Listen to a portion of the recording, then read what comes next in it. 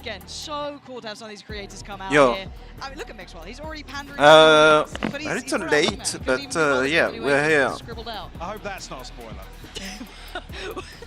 Yeah, please don't play. We are here If you don't for... mind. But expectations here. Hopes. What are you wanting to see, Dan? If you could pick one thing to see, that Rez come into play what's with, the scenario you're looking for what are you first dreaming of here? Yeah. I think the thing I'm looking forward to the most is For the clothes, content creator, bullshit, reveal and stuff. It's very important to win. Riot Games to do. So you see some absolutely hysterical. So we can see some abilities and shit. Everyone is And apparently she's a mix of Reina and controller. Here we go, we got it locked in. Do we get our dreams? We do. Mixwell up on Glow. We've got the Mimi as head-to-head. well. Let's go. Okay, so people at home, if you want to get in touch, use the hashtag. I can't remember what it is, but I'm sure you know it by now because you talk to us and we appreciate it. Thoughts, feelings, who's winning this one? And also, Mimi or Mixwell, who's going to be the better So clone? we have an hour of like Yeah, well, that's what I'm saying. Like, my quick prediction. Chill, I'm going Mimi to the sleeve. entertainment and stuff. I see the sleeve. I'm a little bit worried now for Mixwell, to be honest with you, but I'm still sticking with Team Spain. That crowd buff goes hard today. It's huge. How about you, Mixwell? Mimi, where are we going? Yeah, I think I'll root for Mimi individually. Okay, I'll root for Mimi. I think I agree with the sleeve. The sleeve Looking is very big. dialed in. Very dialed in, but the comms buff is huge.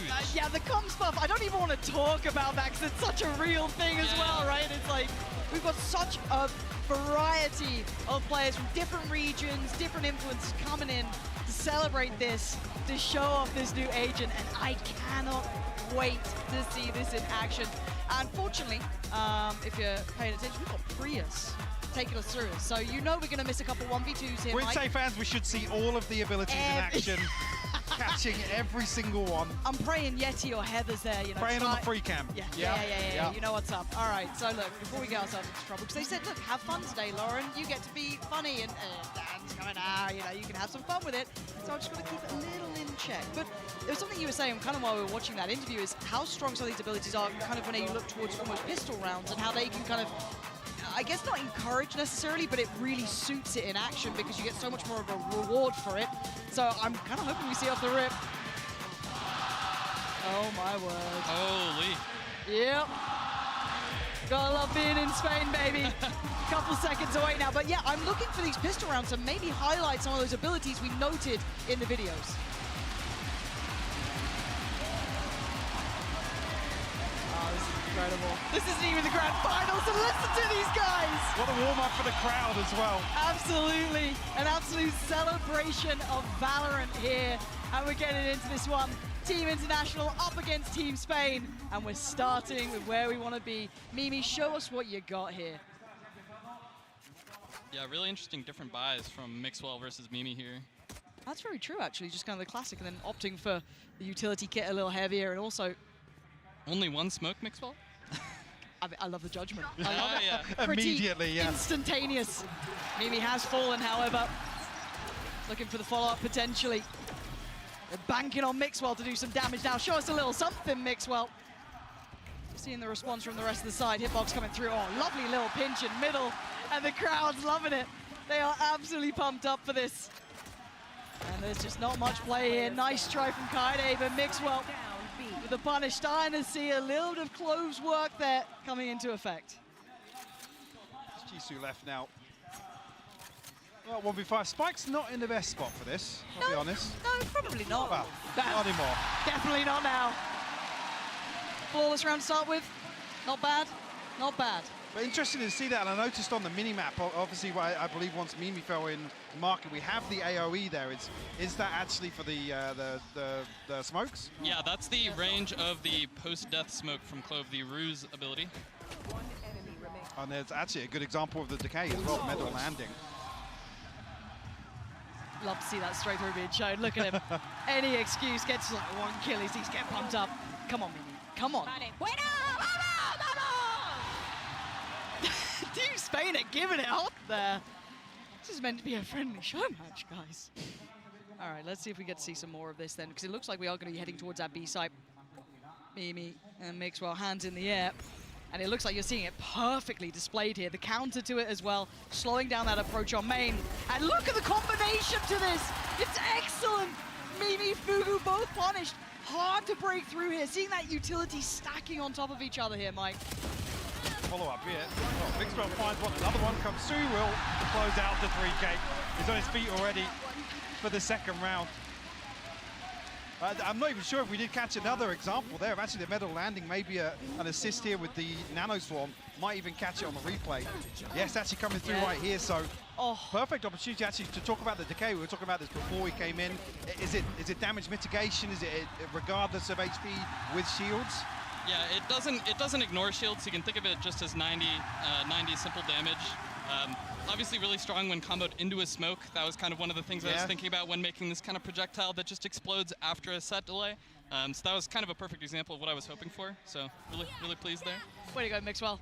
You'll be invited back. Would have got some set pieces here. Yeah, What's going on they've been here? doing strats. Well, they've been scrimming. This is meant to be fun, guys.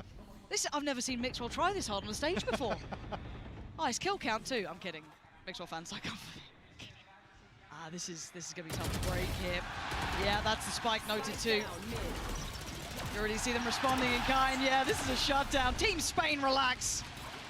They've got the setups. They absolutely do. Crush on the shore. They've already got such a nice idea of how to combo this utility, lock down areas of the map, make it incredibly difficult. Maybe there's a chance here for a little bit of fun though. Good attempt, not gonna get the third. Mixwell trying his heart out. Giving the fans something to cheer for. But yeah, as said, I think there's a lot of room here to see these kind of players starting to consider the creativity with what you can achieve with this agent. Yeah, so I guess outside of that, what are the best sort of combos? What should we be looking out for here? I know obviously on the previous round with the Nano Swarm, there's no shields involved there, so the decay did go down to 10 HP, but what are some of the synergies to look out for? Yeah, really good with basically any damaging utility, so really good with the KO Molly in this game. Yep. Really good at also like punishing Sovas that are in drone if they're stationary in a common spot. If you have lineups for that, you can coordinate with the teammate, get some free plucks. Yeah.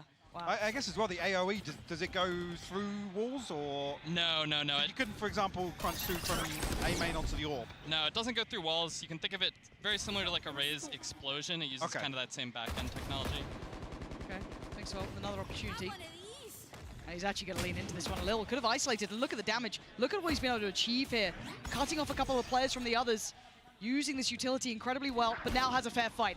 Didn't manage to lock down the opportunity while he had that little bit of timing, so a good chance here potentially for the international side.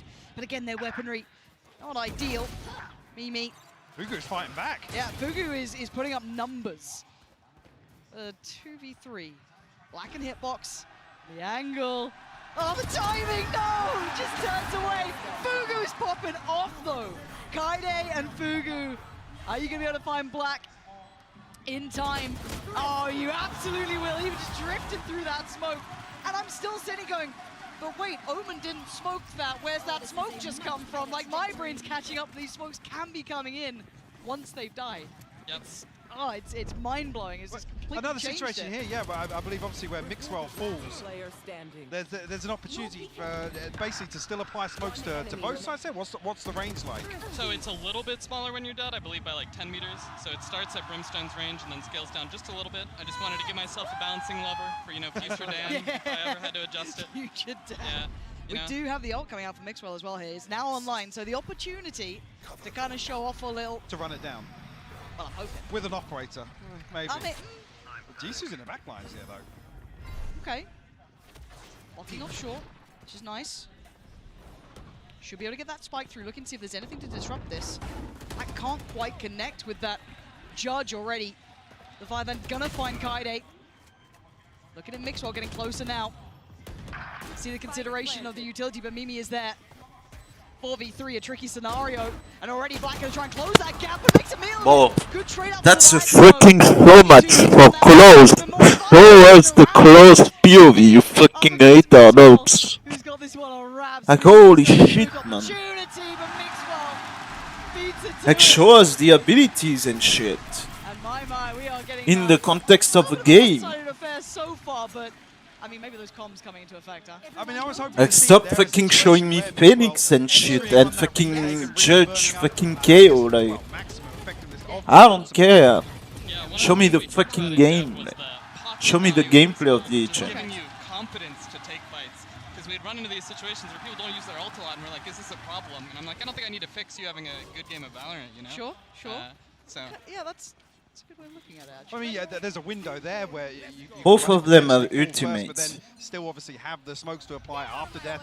What's the timing like in terms of popping the ultimate and dropping smokes immediately after death? Because it's a short window to reactivate, right? yeah, so we simplified the paradigm so that you have to choose if you're going to ult or not before you drop smokes. We just found that in development, it quickly became like this crazy frenzied APM check if you had to do both.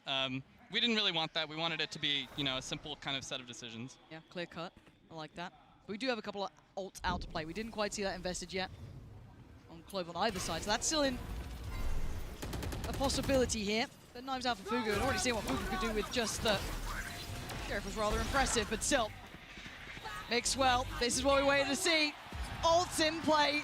Back on his feet. What can he do? But it's blocked in the back right. Kaide with a critical trade. But this is now dangerous. Can he do anything with this? Oh, he's running low on opportunities here. There it is, runs out of time. Bye-bye, Mixwell.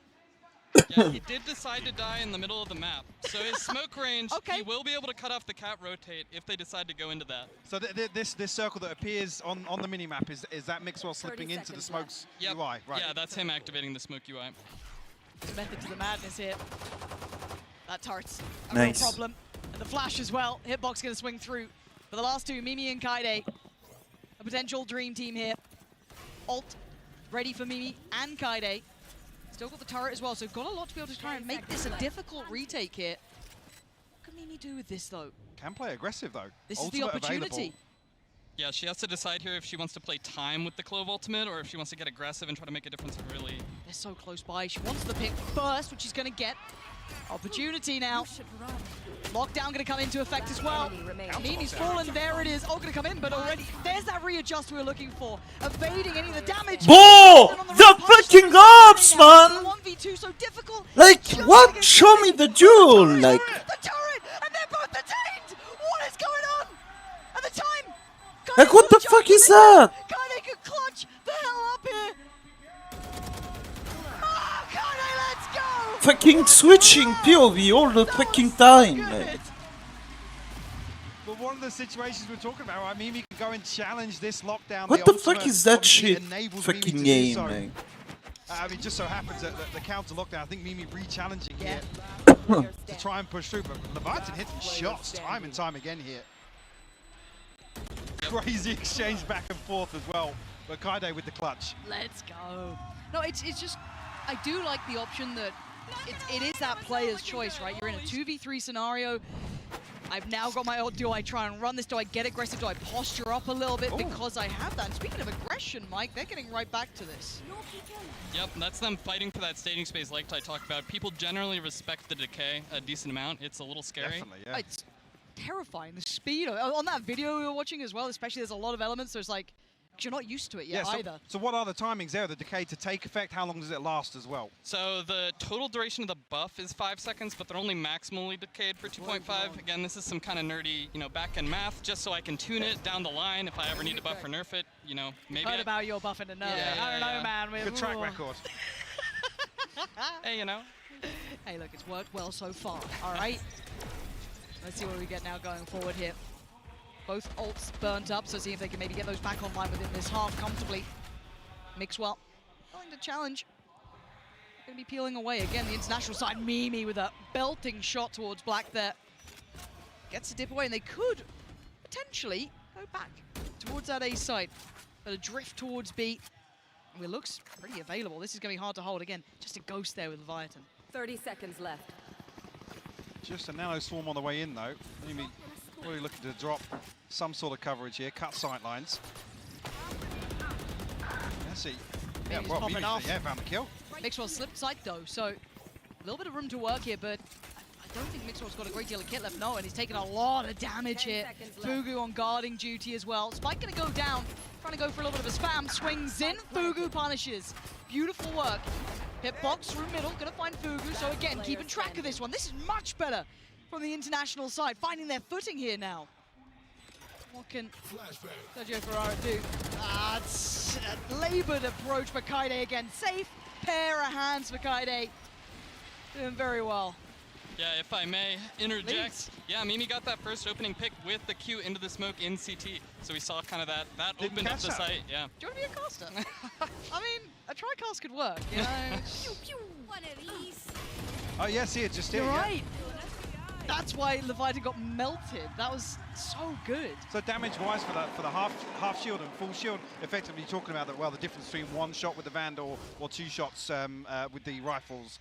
So I mean that's why it makes you super squishy if you sit inside those smokes. So outside of that, Yeah, you but really how have to many respect shots of sitting COVID inside these smokes, vaccine do I challenging need? them, because we see that now in the meta so commonly. With the Yeah, that was with one the of the things that we DK. kind of got. Like, You know, we felt good about smokes in the kind of post-death world. Is they're How usually many kinda shots? symmetric. People can sneak Do I into need them. a booster shot, Sometimes two there are booster timings where things shots? get a little spicy. So I just wanted to give Clove a little bit of a tool. Like, to, that's- you know, if they have the read that's that a there's an big opponent question. there, use the ability to punish them. It's great to see its versatility throughout this. Already, Mimi getting relatively close to ult, 3 away. Mixwell quite some way off, smoke there towards Tree. Fugu looking to take that space potentially off the back of the owl drone as well. Not ready yet. Again, I feel like they found their rhythm towards the A site, starting to look more comfortable here, but a lovely bomb flash in the swing. Good trade though for Fugu, and the pressure. If Mimi had been able to outdo Black, that was the site on wraps. Not the case. Black holds very well. And now we got to look towards where the hell that spike's going. Trying to find a little info. Spots no one out by Wine, so again, knowing they're still drifting around here. Mixwell making their way over towards short too. What's he got here for us? 30 seconds left. Probably looking to slip the smoke here. Yeah. Nobody looking towards. This is nice. This is Mimi's smoke too that they're creeping through in Tree. With the contact, that's it. Look at the lovely synergy, forcing Mixwell to respond and traded out by Fugu, but time. 10 seconds now. Fugu in a 1v2. Needs that plant. Fugu. There's a keyboard mash going on right now. No! Is this keybind diff? Oh no, the setup's not there. What's happened, Fugu? They had to go out and get the keybind set up earlier, man. What's happened? Whose keyboard's he got? Don't give us a technical timeout. No, I can't do it, I Michael. can't do a tech pause Michael, for a show I match. can't. Surely not. That's our final straw. That's when we walk. We'll have to bring Kevin, the producer, out to pick up. Are you ready to cast with some producers or something? Just leave it solo down. I'm sorry, mate. Look at that. But luckily, it is just a show match, so no harm, no foul. We get to play on. And now I've got to check back in on those ults, because again, it changes the dynamic so much that I feel like I haven't kept track of an ult's progress in a long time. But actually, Mixwell catching up pretty well here, Mike. He's right back within touching distance of Mimi, who kind of went for a tear here. To hold the angle all down exceptionally low. That's a bit of a problem. Gonna hear the ult being popped. Leviathan fell there? I think he just got double shocked. Yeah, he must have done.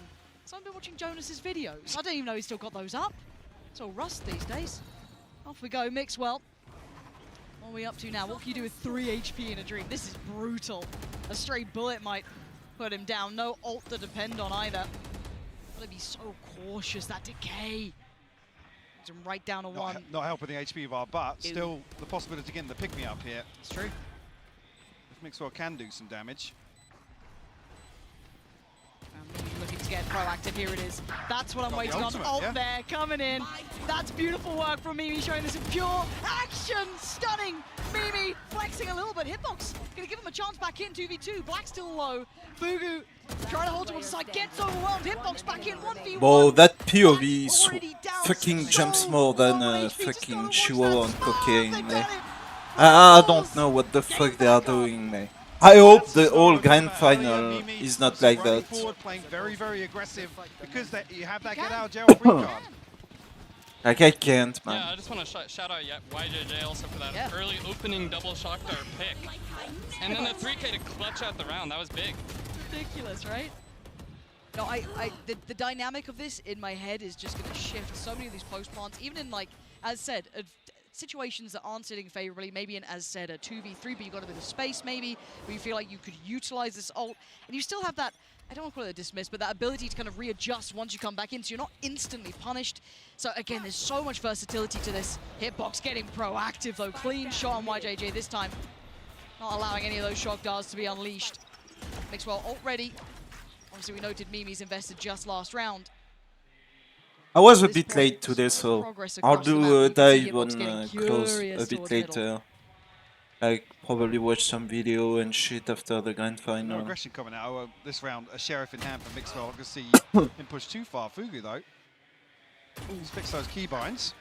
Leviathan's just been fragging, by the way. And Leviathan's then kinda maybe nuts. some Kinda PUBG, nuts. some UE Let's stuff. see who weighing on. Does too. Mixwell decide to get a little more involved here? We'll Has the see. opportunity to.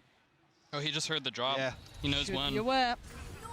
How does he decide to play this? Re-smokes and spots What? a player. Kaide!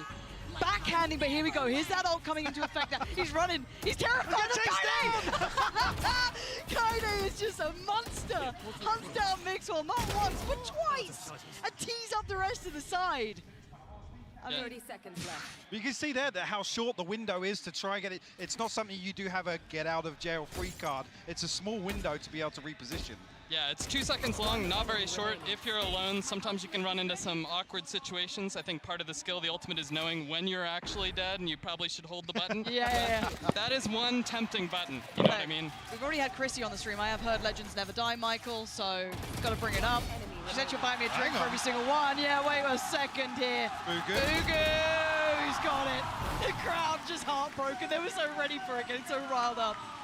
But no, this is, we've actually got a close game, which is wild. Because like normally, whenever we do these show matches, when it's a close game, they're like, guys, we've still got a finals to do. But here we go, watching this back, Kaide. Oh, look at Kaide just hunting down poor old Mixwell. I guess as well, the next question on the back of this, what's the, I guess, window for pulling out your weapon after coming out of the ultimate? How quickly can you, is it the same with like the Euro ultimate where you have a shorty in the back pocket potentially? I believe it is the same as your result. It might be a little bit faster. I would need to double check. Okay. Those values are all really tight. I think it's point 0.6 on Reyna, We're getting into the 0.8 on geeky yours. stuff. Yeah, this is why we've got Mike out here. There'll be a low-tar video in a couple of days. No, in about 5 minutes. He's been counting. Already YJJ. Thought he might have had an opportunity on that one. Mimi's fallen. Like trying to back away, but the rest of the team's here. And look, if Kaide's still standing, there's still a chance. Kaide's been popping off here. Does have the lockdown as well. But again, just so many players up against them. 5-5.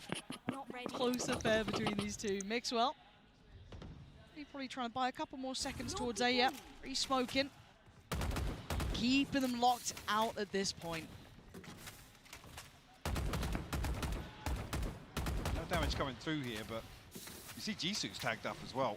Yeah. Down to 12 HP, but ultimate available. Lockdown here as well. Black, I don't know, did he catch a glimpse there? I don't know if he caught it on the smoke fade between the reinvestment, but certainly feeling something's up.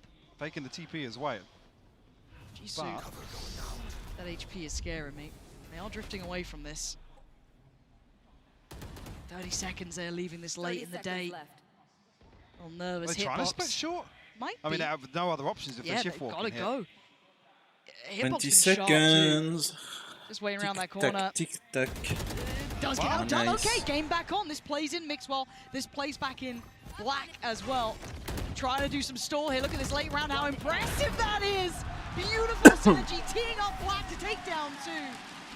Using that util on Mixwell Get so well. blacked. Clove looking Lol. fantastic. Yeah, really well cast Q from Lola. Mixwell there.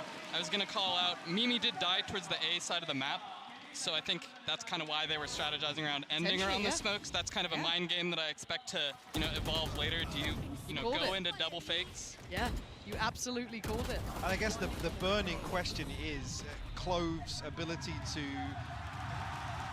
kind of play solo controller, or is this more leaning towards a flex controller, something to maybe back up in some of the double controller compositions we see? Yeah, I think Clove is a little bit weaker if you're playing as a solo controller on maps where you want to play really fast. I think you can pull it off if you play a little slower and wait for the smokes to recharge and you're willing to default and play picks. But I think if you're only rushing, you're going to get outdone by like Omen or Brimstone. So maybe actually scarily enough alongside a Viper. Yeah. Oh. The decay and the vulnerability and everything. Yeah, now I'm scared. I always wish we'd seen it brought out here, even a little unorthodox, just to see the potential to it. But as we see, Plant going to be coming in. Kaide snapping. I mean, 10s in the final, Kaide before just warming up, you know what I mean? That's actually kind of nuts. Mixwell getting closer now, though. Put down. Just down to 2 here. Leviathan has been really solid, though. Oh, come on, preventing this. Maybe he does get a glimpse up here. Leviathan again. Kaide's down now. Okay, still a chance here. Starting to see those late round smokes coming into effect here. Mimi trying to turn the tide a little. Done very well. Spotting out the barrel as well. Noting that final player's position. Gorgeous. Yeah. Of course, we've got a tied game. Another question here as well. Once a null command's popped, how does that interact with Clove's, I guess, dead body or where the smokes are then allowed to be placed? So right now, and this is definitely on the watch list, it does not interact at all. That's something I'll have to keep an eye out for. We just wanted to see the consistent power of the abilities, see how they work, but right now it is not affected by suppression. Let's go, you guys. So Interesting. Yeah, bigger question to that. It seems like you guys are very flexible with being able to see it once it's been put into players' hands, see how it plays out, and being willing to adjust off that. It's not just a final product the second it's out, right? Yeah, I mean, we are a game as a service. That's something I always talk about at work. It's like we gotta balance the game as we see it.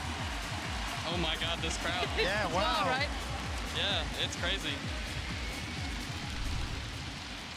Again, this is for a show match. You love to see it. Audience getting warmed up here. Obviously, the final not too far away. The second this is finished, I believe it's about a 20-minute turnaround until the grand final starts. So if you're wondering, once this ends, that SEN GenG game will be right on the horizon. But we have had such a good opportunity here to potentially see Mimi do some serious damage already. Noting this is going to be this A hit. Mixwell going to find Mimi, and that's a problem. They're winning out all the fights.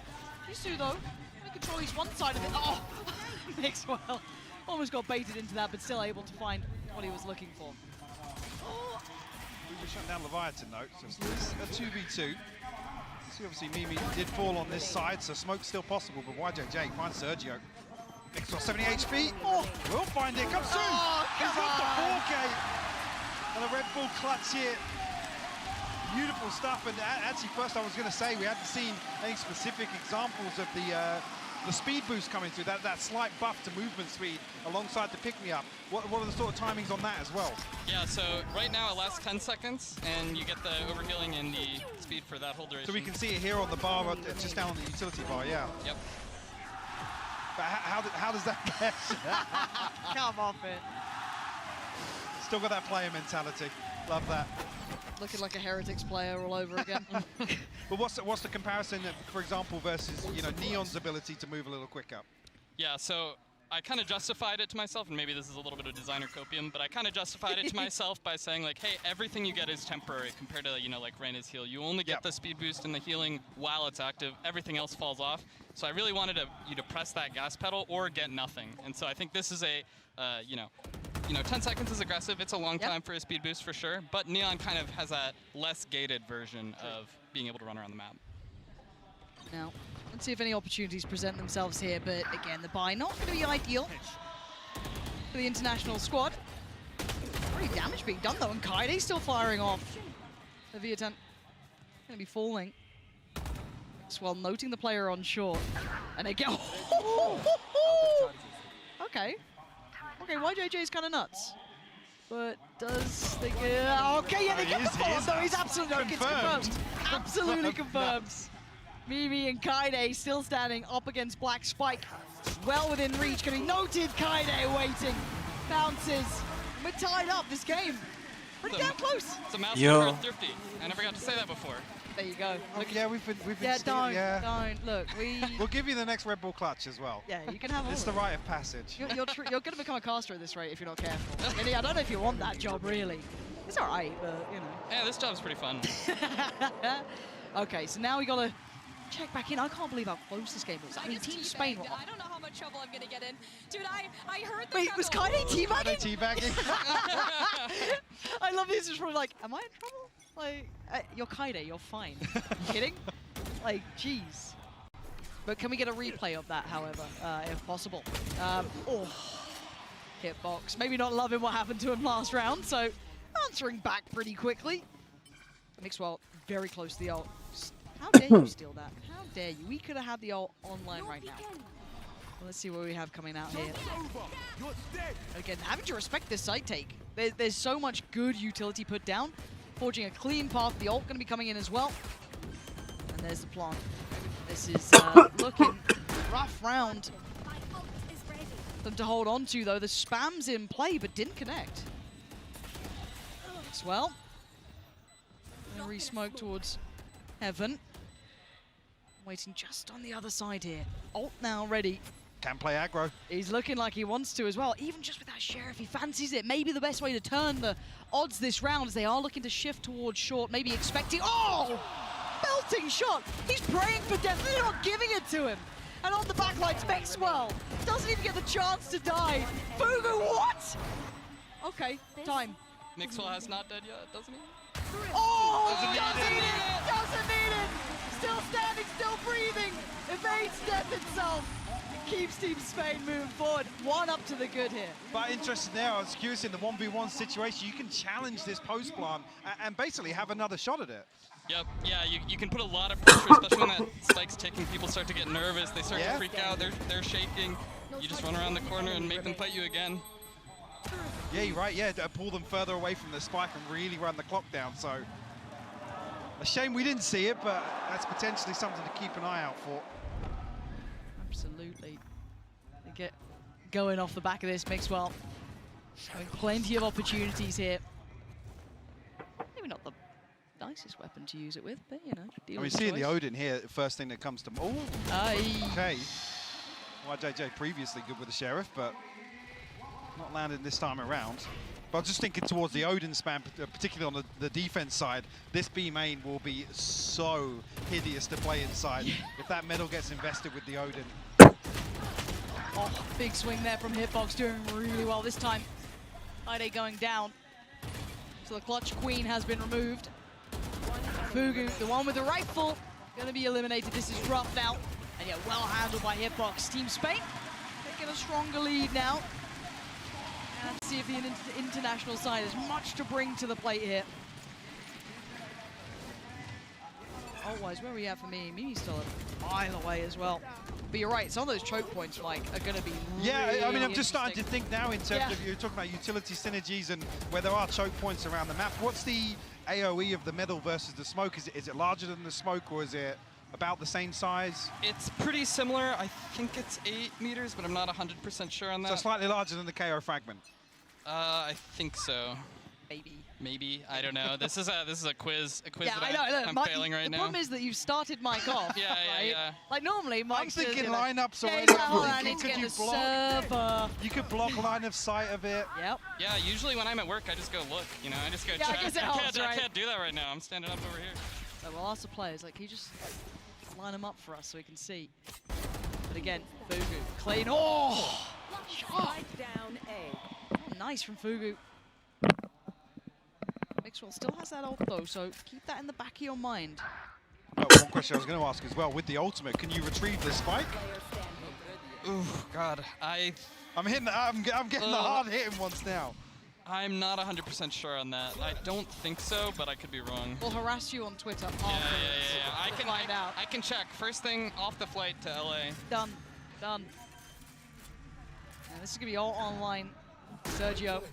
Oh, the little peek. It's perfect. Jisoo. Ultimate though. Yeah. No flashes, no TP, no decoy. Oh, this angle. He's got the. Oh, Jisoo! What a snap! I thought Sergio had that every day of the week. So yeah, that would be a really interesting interaction to see if, obviously, the spike will fall when Clove dies, and then the ultimate's activated, whether or not you could retrieve that, potentially get it back out of harm's way, back into a safer position to recover, potentially. Yeah, I think usually because the timer is so short at 2 seconds, you want to get somewhere and then fight. Yeah. If the spike is down, I think if you're trying to, like, you know, jump off of Split Heaven or something and chase that thing down, you're probably already in a kind of tough spot.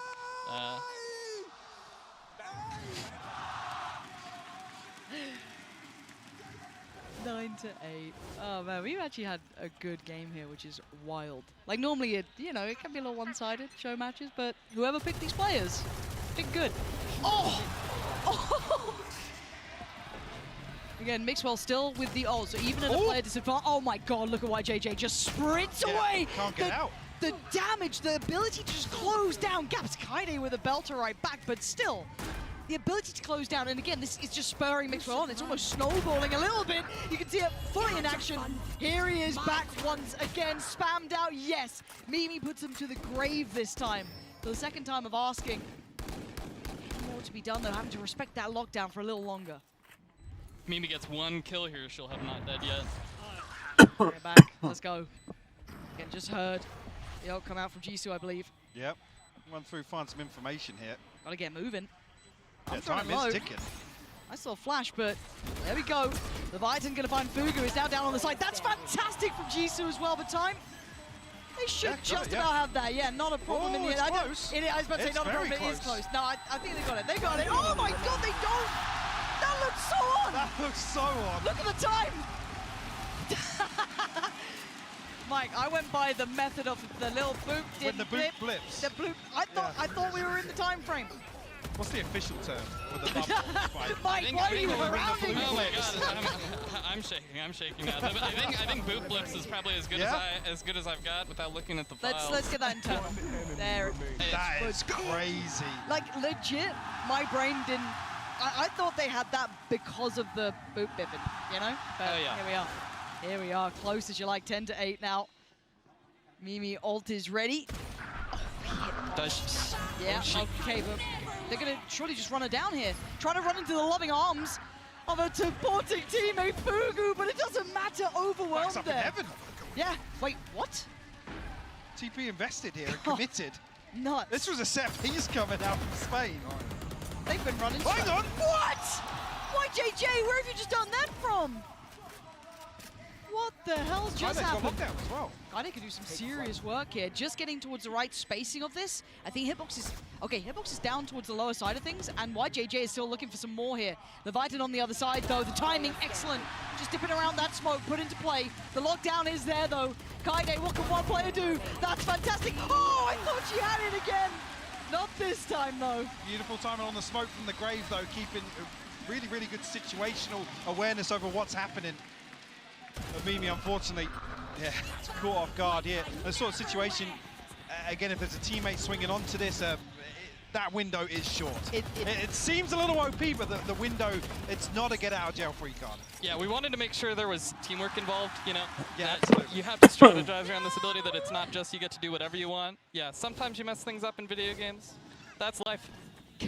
The official dev line. Yeah. The Q hits your teammates too, you know. Ah, there you go. Right, as it stands though, 11-8, Spain's trying to take the lead here. That's some incredible rounds so far though. Already Hunter's Fury just getting posted, actually catches. Oh, YJJ's kind of nuts. What? Nearly catching Black as well.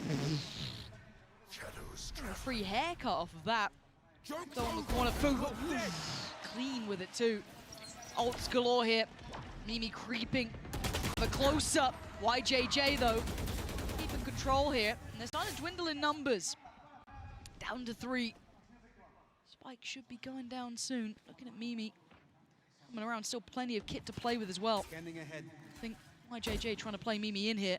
The synergy Perfect off the bait, charts. Yeah. Love that. Again, we were worried about the comms, but looking pretty clean. Sergio trying to themselves a shot on this. I don't think I would have caught all the players, probably just 2 at this point, but still, nice shot there towards YJJ. Mixwell looking to try and get involved again. No ult in play here, so that's Mixwell in this. Kaide creeping closer. Sergio again. Oh, it's lovely. Mimi, you got something for us here, though. A 1v1. Mixwell, Mimi. It's gonna be Mixwell here. Overhealed, knowing what he's doing. Just really starting to enjoy the agent, it looks like. Yeah, you could tell he de-peaked, realized he still had the speed, and was like, well, I guess I'm going to go wide now, and took the fight straight to Mimi. Planted. Last player standing. Now we're starting to get towards the end of it. 12-8 here. Now the question is, do they close out? Does Team Spain have that? OT? Don't say that, Michael. We've got a final. The crowd wants it. I know, but... What's the time limit, do you think, on this? Because they'll start panicking. You know, I'm going to start panicking. I'm going to lose my job. It's not going to go well if that happens. But you know what? I'll take it. I'm down. I'm down to clown. If I get to see more of the agent, I get to see this matchup, the audience, hell yeah. But again, opting straight in for this A-take. All players present. It's going to be down to the international squad to try and retake this one. Doors removed well ahead of the plant here, so not sure if Mixwell's timings on the smokes regenerating here. YJJ taking a ton of damage. Smoke back towards heaven. Kaide, great impact to huge. trade though. They're going back into it. They're winning out the fight here. And now down to 1. Jisoo gonna have to do some serious lifting here. Well, this one is done. This is a 1v5 too, Mixwell with not dead yet. Oh God, you're absolutely right. The odds stacked so heavily against them. Trying to swing in, trying to find a fair fight, and none of it. No! Not the knife! Oh, Let's go. What a way to round it out. Team Spain, home ground, picking up the show match victory. A fitting end. And actually a taster for the crowd today, Lon, as well. You love to see it. Mixwell looking comfy there, up on 24 kills on the brand new agent. Great to see the crowd having their home team to cheer for, but the other side, gotta say it as well, Kaide putting up numbers today, looking solid. Mimi showing off a little bit herself as well, but YJJ was a firecracker during this series. Yeah, it was a real Sova and Sheriff spotlight out there on some of those rounds. Really, really nasty. Awesome double shock entry. You don't get to see that often. No, you absolutely don't. So again, a real pleasure to get to watch this, to get to see Clove in action as well, seeing some of that capability and possibility. And this is after, I mean, I think these players have had some hands-on time. Yeah, a little bit, but not much. You can only imagine what pro teams, pro players are going to be able to achieve once they get the ability to really play this agent, get their hands on, and get, you know, considering, I said, Mike was starting to nerd out towards the end. They go, well, what about this then? Wait, no, I need you to tell me about this specific thing.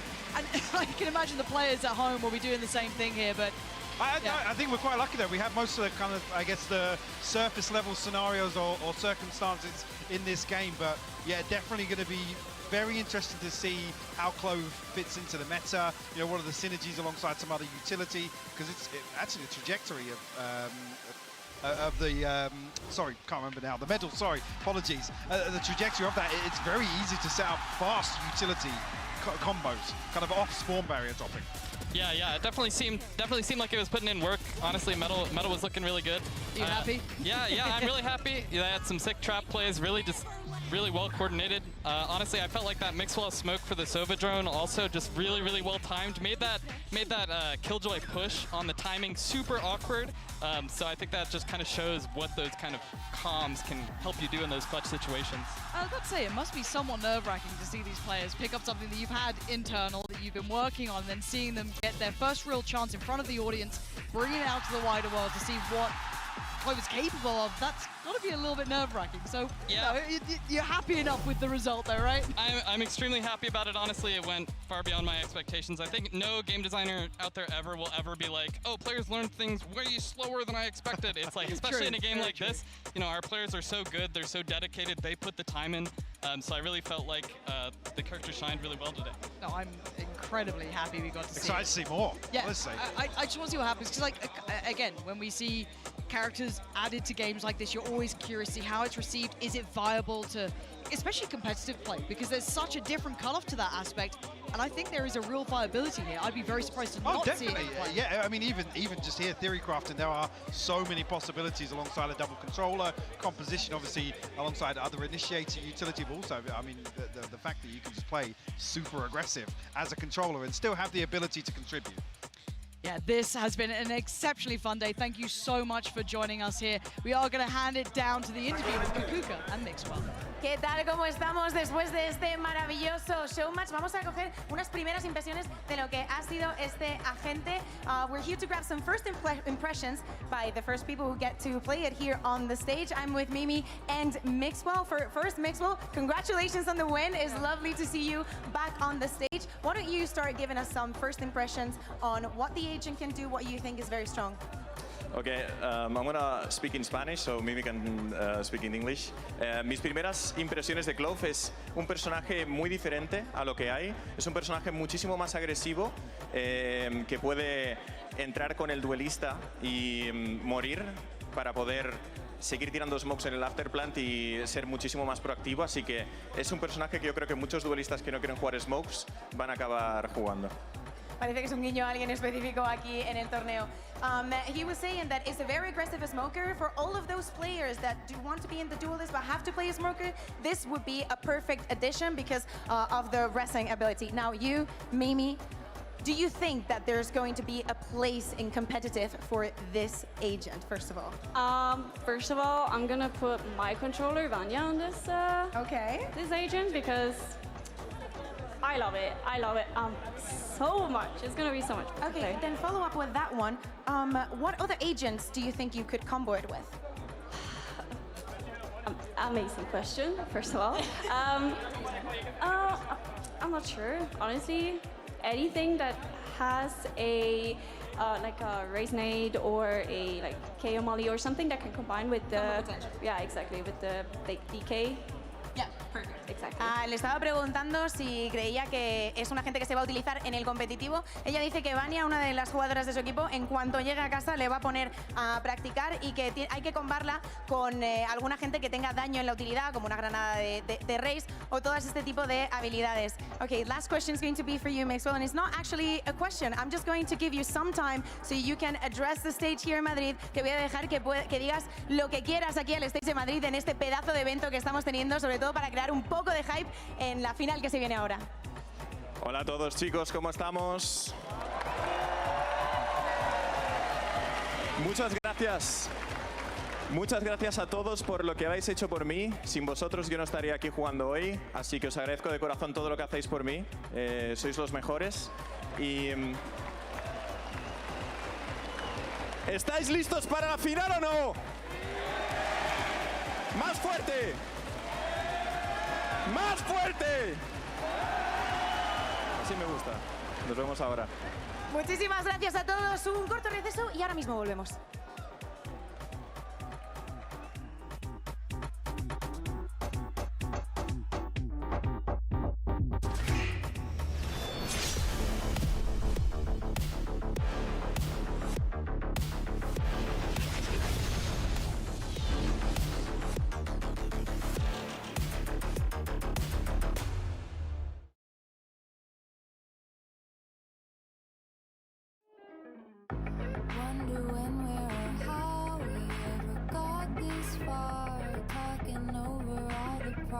Like we live for it.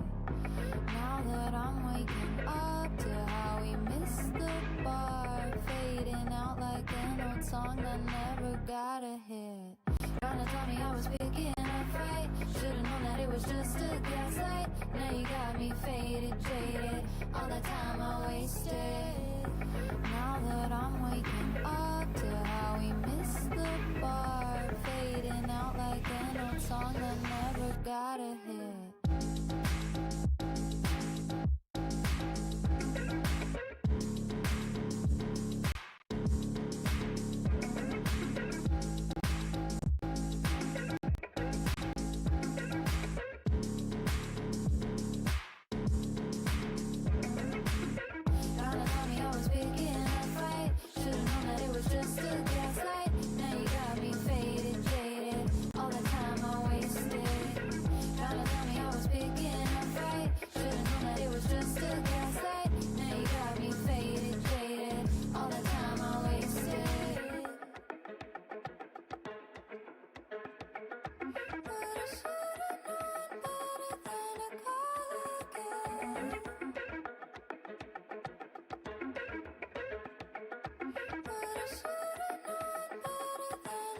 All the time I wasted. Got so comfortable here, I couldn't give it up. Getting high off of the mess that you would not throw out.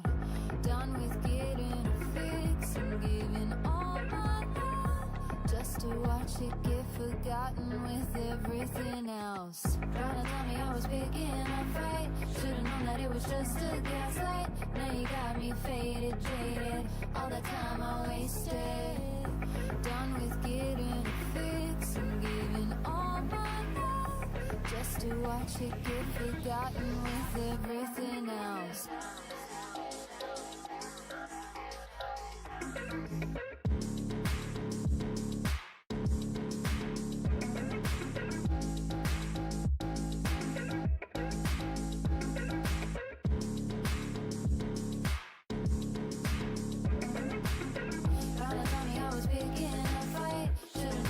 Just a gaslight. Now you got me faded, jaded. All the time I wasted.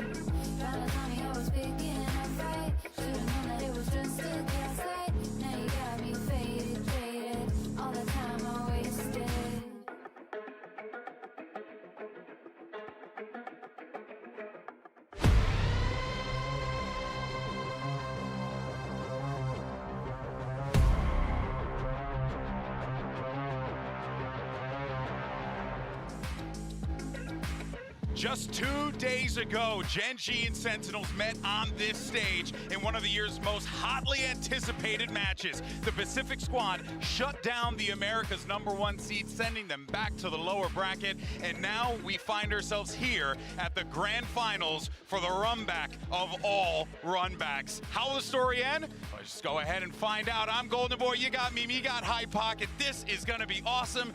Look at this place. It's Dude, to the brim, bro. Crowd during the show match was absolutely bonkers. What a warm-up for them for the grand final. And the game hasn't even started Yeah, yet. exactly. And they're already this loud. It's already this full. Yeah, it's unbelievable stuff. But regardless of what happens on this stage here today, history has already been made thanks to the players on GenG. History-making performances bring them to a grand final. And not just a grand final, Hypoc.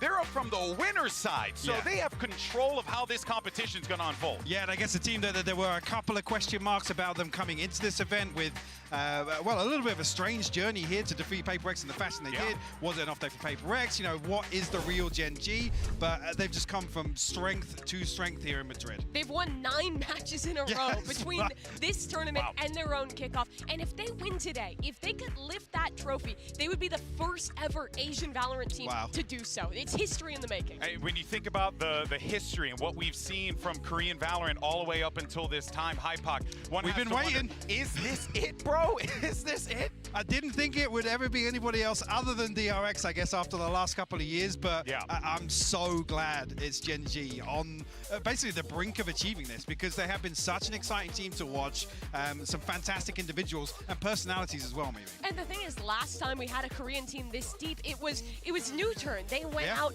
in the upper finals all the way back in the first ever international tournament for Valorant here. I mean, it's wild that it's taken this long for a Korean squad to come back, but it has some of those same pieces. Lakia, after barely attending international events, after kind of falling off the radar, going down to tier 2, has come back to another international and is now in the finals. And Solo, who was on that New Turn squad, is now the coach leading this GenG team to the run that they've achieved. Yeah, what a journey it has been. But for more on GenG, let's go ahead and send it over to Yinsu, who managed to get some words with Munchkin. Hello, Munchkin. Welcome to your first grand final. Of course, you're the first Korean team to make a grand final here at a global event. What is the plan for today, and how do you make sure you bring a trophy home for your region? Nothing. We just play our own game. Well, it's worked so far. Thank you very much. Well, it's their game that brought them this far, and it doesn't shock me that Munchkin's coming into this one with a ton of confidence. But here's the thing. Yes, there's history on that side of the field, but let's actually head over to the other side of the stage, because it has taken TenZ almost 3 years to get back to this spot in a global final. And Mike, this could be a massive achievement for a guy who started off his career in Valorant white hot. Yeah, I mean, as the chosen one, we keep talking about being the chosen one, but this is a player there was so much hype about, so many questions about when, you know, there was a little bit of a drop-off and a few iterations of this Sentinels roster. But so far, so good. Looking absolutely, well, godlike, to be honest with you. Back to the original form that we know and love from TenZ. Yeah, but the thing is, he's not playing the same roles. He's not doing the same things. Back then, he could lock Jet, dominate every map, and win every single game. They didn't drop a map on that run. But this time around, TenZ making it to a final, it has been the hard road. It has been every third map. It has been every lower bracket game. And it's been him playing on new roles, becoming so much more of a team player than he was 3 years ago. Yeah, we have definitely seen the evolution of TenZ throughout his career as a Valorant professional. Actually, here's what TenZ had to say about the squad during yesterday's post-match interview. Let's go ahead and take a listen. I think this is the best iteration that Sentinels has had for a roster. Just, we work together, we get along, we're great friends, and I think we trust each other, and that's what matters the most. Best iteration of the roster, but I think we all can agree that most definitely is the case here, Mimi. I mean, it does feel like this Sentinels team, like, just rose back up like a phoenix from the ashes practically, because it felt like they were pretty much, you know, dead men walking at one point in time, and now here they are in a grand final. Yeah, it's been 2 years of struggle, 3 years even of struggle for this organization to make it back to this point as an international competitor. But they've taken the time. They've invested in rookie players along with the veterans. They've brought on a coach who has instilled such fantastic fundamentals and has really built a team that is incredibly cohesive. And Sentinels have never really had that to this extent before. Yeah, and that's what makes it so impressive, this run that we're seeing from them. But of course, Tens and Sasi have already held global trophies above their head, but the other 8 players on that stage today have not. And in fact, two of them are here for the first time ever. They literally showed up, and then now they're in a final. It's Karen and it's John QT, which is so incredible, because John QT doing this as an IGL has been utterly impressive, but then Karen genuinely is a god. Yeah, he actually is, well, a ranked god, to be honest. Pulled straight from the depths of the Radiant ladder.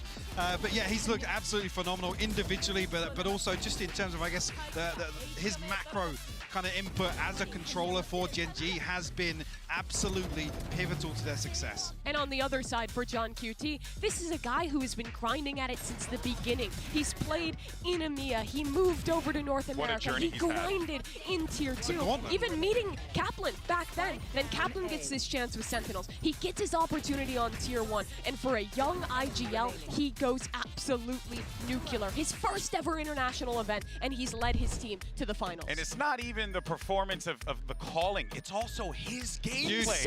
He's so clutch. I still think that clutch on Split, one of the coldest we've had here in Madrid. And it's the same for Karon. Both these guys, they're young, they're new to this pressure, and they're both stepping up, winning clutches, popping multi-kill after multi-kill. It is ridiculous what these rookies have achieved. Yeah, it has been mind-blowing without a doubt, but another player who has actually been shattering our brains is Zekin, and he's actually standing by with Yinsu to get some words as we get ready for this matchup.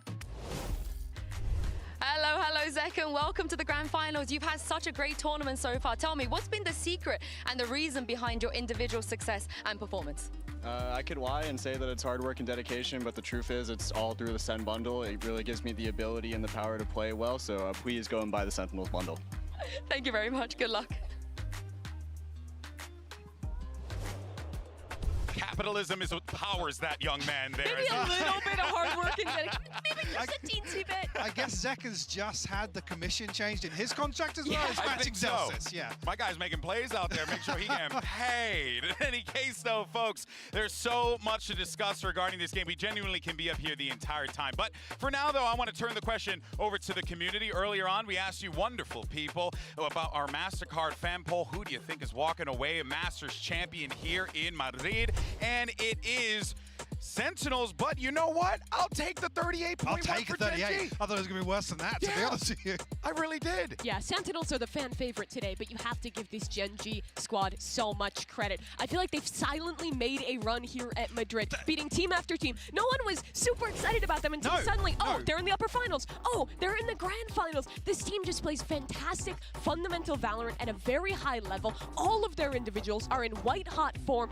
It's time to stop doubting these guys. They're on the precipice of maybe lifting a trophy today. Yeah, and I think talking about it being, quietly along like the sidelines to the headline, which is Sentinels returning here, looking in great form. They have just played some really clean Valorant. It's bread and butter. There's not an awful lot of flair to it, but they've just looked fundamentally solid. But the thing is, for Sentinels, right, if they were gonna lift a trophy, it would be the hard way. They played every match possible in Americas. They went down to the lower bracket. They played through play-ins. They had a long offseason. This is a team who has really dedicated themselves to the grind. Since the beginning of 2024, they have played every match possible, and it's the reason they're so good.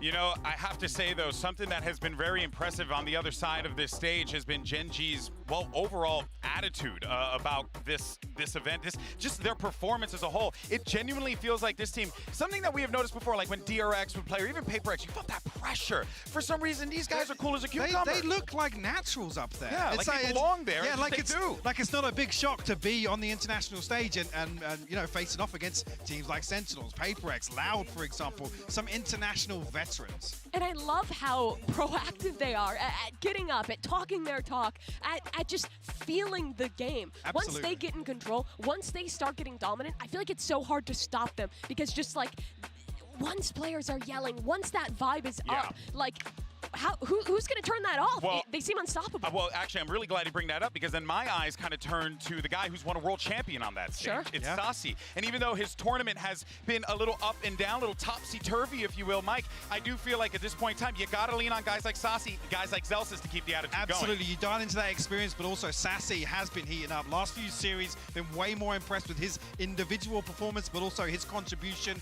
to some of the executions around his utility, which have been, I'll be honest, the burning questions, not necessarily the numbers he's putting up, it's the value that he's bringing to Sentinel. Yeah, also when he's in the server, even if he's not putting up numbers, he's putting up great supportive utility. One of the reasons why Zekken looks like the best in the world right now is the Gecko or Sky player who's Sassi behind him. But on top of that, it's the emotional leadership too. He brings that world championship attitude to this squad. He lets them know, we can do this, we can win this trophy, and it's the same for Zelsis as well. They have guys who will keep them in it today. I don't know if you guys could tell, but your boy's sweating up here because it's hot. I love it. I'm all about it. I want to know, though, real quick, who we got taking the dub here? I'm going to predict Sentinels. With a double map ban for GenG, it's going to be really tough. Ooh. But if it's the hard road, I can't doubt them. Okay, Sentinels is what Mimi says. Hi, Pac, what about you? GenG walking their way to a trophy today. Ooh. I'm telling you.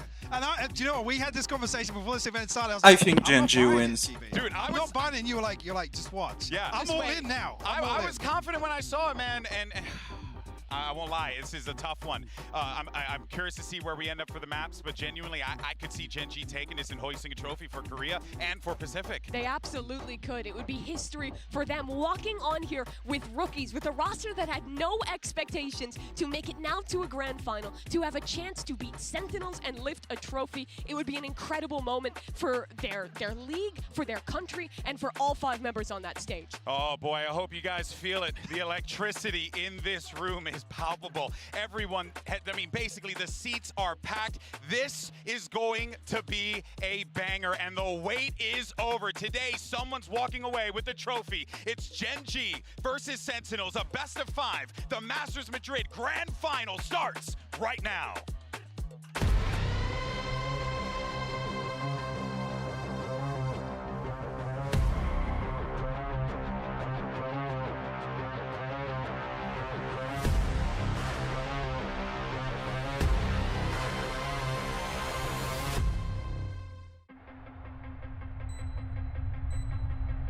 He's going to hear this. Did he spot him? Did he see him? 2 already in the round. A 3rd would be needed. Mind Freak's not stopping. He's got to check. And he does! Sentinels are going to the grand finals! It's good to see them back as well. It's been a while. Looking back at my career as a whole, things don't always go your way. It's not always a perfect road. Hopes and dreams of building a dynasty this year left in tatters. The Sentinels are sent home. They only win a single map in the entire stage. Super disappointing. That's been the story of their year, really, hasn't it? Sentinels are out of LCQ. But I am thankful for the opportunities I've been given. Just the path that has allowed me to be the person, the player I am today. Sentinels are going to be your kickoff champions. Tens. It has been 3 years. Sentinels take down Newton on map 2 on Haven to take the series to move forward to the grand finals. Newton surely got rocked here by Sentinels. 일단 건강 문제로 되게 힘들었었고요.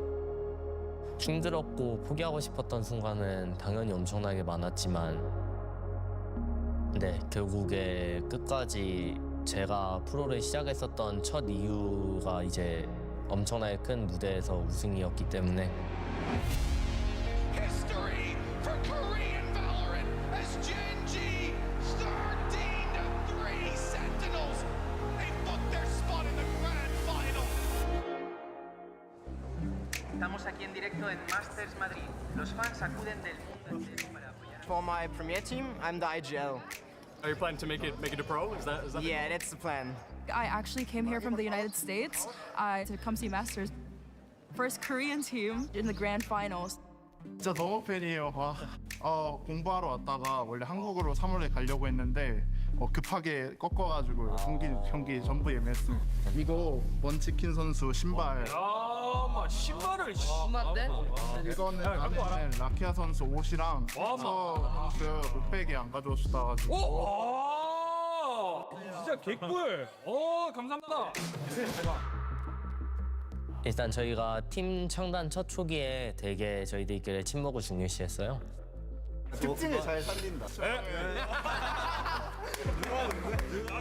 저희가 운이나 그런 게 아닌 진짜 피땀 나는 노력과 그리고 마음속에 쌓여져 있던 응어리들이 늘 전부 다 해소하면서 여기까지 오게 된 걸 알아주셨으면 좋겠습니다. I always kind of dreamed about having Kaide at an event, being able to watch me win it. Just the fact that she's present here now, it means a lot to me. This match is redemption for us. I've been a fan of 10 since 2021 when I watched him in Reykjavik. 3-0 Sentinels, I'm calling it. Go Sentinels, Sun City. Go Sentinels! GenG, they changed their setups to be specifically against what Sentinels does to entry. So meticulous. 젠지 화이팅 대왕제. 아직 자랑스러울 순 없다 생각하고요. 트로피를 거머쥔다면은 어찌 됐든 자랑스러울 것 같습니다. It's not always a perfect road. I'm just really thankful. May the best team win.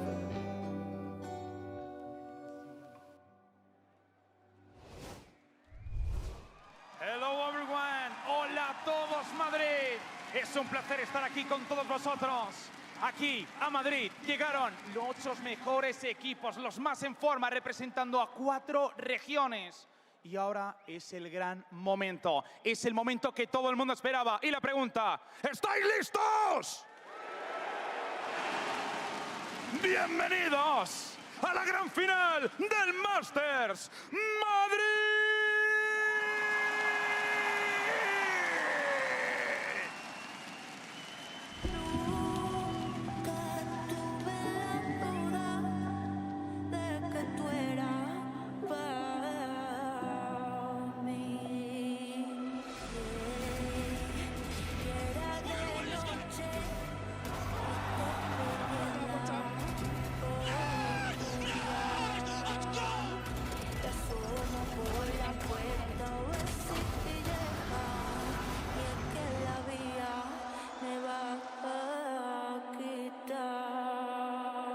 ¡Campeón de América Sentinels!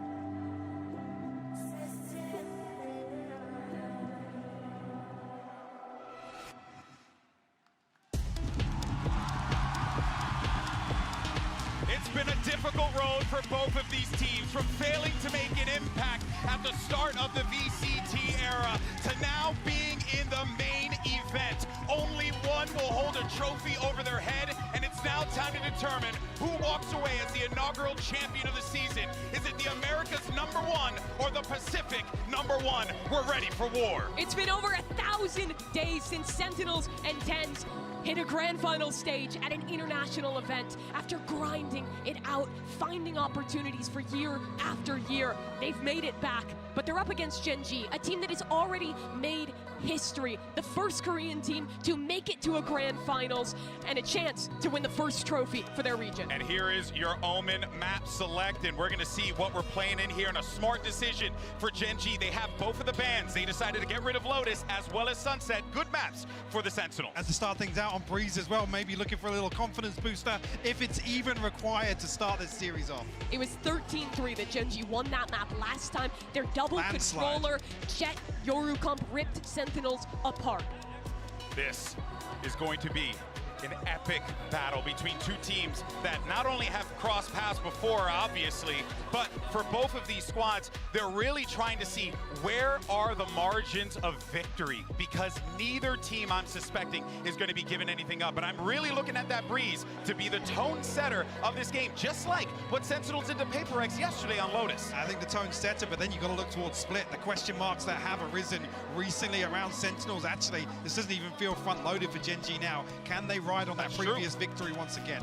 Kaplan did say that Sentinels were ready for anything, that give them Breeze, give them Icebox, they just want to play. They're trying to focus more on their own game today, and that's the same focus that GenG said thereafter. Still, it's going to be brutal. Back-to-back BO5s, game after game for the Sentinels, while GenG has had time to study their opponent and prepare for this rematch. But one has to wonder, though, that lower bracket run, right, gives you the confidence, especially taking out a Paper X team that I think were just shooting out of their minds in this tournament, especially toward the later end. One has to wonder if that kind of warm-up, if that initial battle could actually pay off for them here in the grand final. I mean, scorelines aside, it's an exhausting series to play against a team like Paper X, but whether or not that now, you know, kind of puts them in a position to be ready for what GenG is going to pull out here in the grand finals.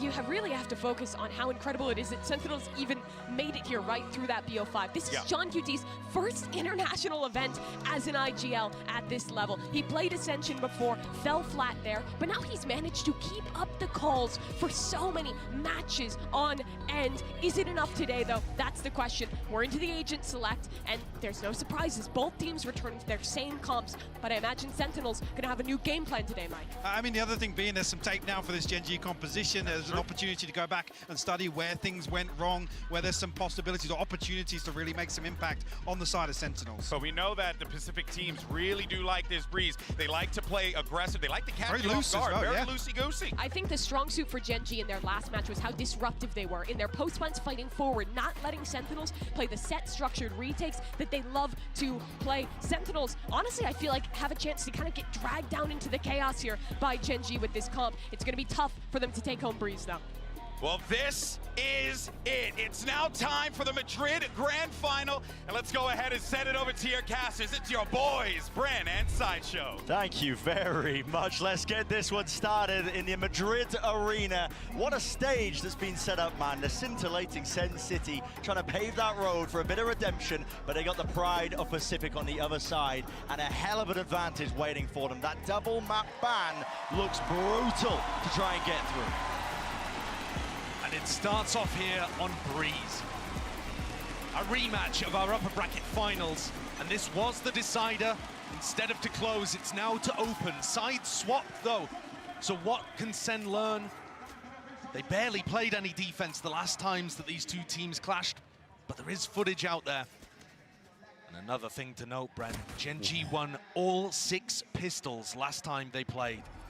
That's an almost insurmountable advantage. Something that's got to be turned around if you are Sentinels heading into these series. They've mentioned that they're putting a lot of focus on themselves, not too much on the counter-stratting. I think that might be wise as well. Breeze is going to be a map that really comes down to a bit of form factor. Can you hit your shots? Can you try and take down the big dogs that is GenG? Because they got some heavy hitters. Munchkin now setting up for the wall. Looks like a bit of an A split. Going straight into John QD's setup. John QT just crouched behind this one, still flash. Molly coming through, trip as well, and the counter play in order. There it is. Deleted him. Trip kill. Never seen that one before, at least on the big stage. Here it is, though. It slowed down GenG to a crawl. Lakia in through the back of the site, though, and there's the response, the return of firepower. Zelsis left to pick up those pieces, but already a site has been gained and granted. Shock dart kills, 2 versus 2. And now, as GenG have to return to grab this spike, Zeken's gone to make the play, wrapping all the way around. He's got a Sheriff favored for long-range fights. And that shock not quite as successful as the prior. Sassy's been locked out and has given away his position, and Caron, new to the big stage, so aware, but he's missed the timing. Just barely. From ranked to rookie to tier 1 stage to the chance to lift the trophy, Caron looking like he might take that first contact dart. Supportive util, Sassy finding it difficult to really get himself into the position. Second, walking wide, now the dart finally ready, clearing it. At least onto one position here, but time's starting to work and tick against them. A face from all of them. On top now, Sassy versus Lakia. And they're all players against one another. It's Lakia who cleans it up for the pistol. And another one of those pistol rounds going the way of GenG. The individual skill on this team is so high. Even after you see this ridiculous opener for John QT. Clearly anticipating an A-split from coming through, Sentinels simply couldn't capitalize on it. Lakia, one of those players with a lot of focus on him, was there to open up global events in Valorant. And is here now at our most recent, looking in incredible form.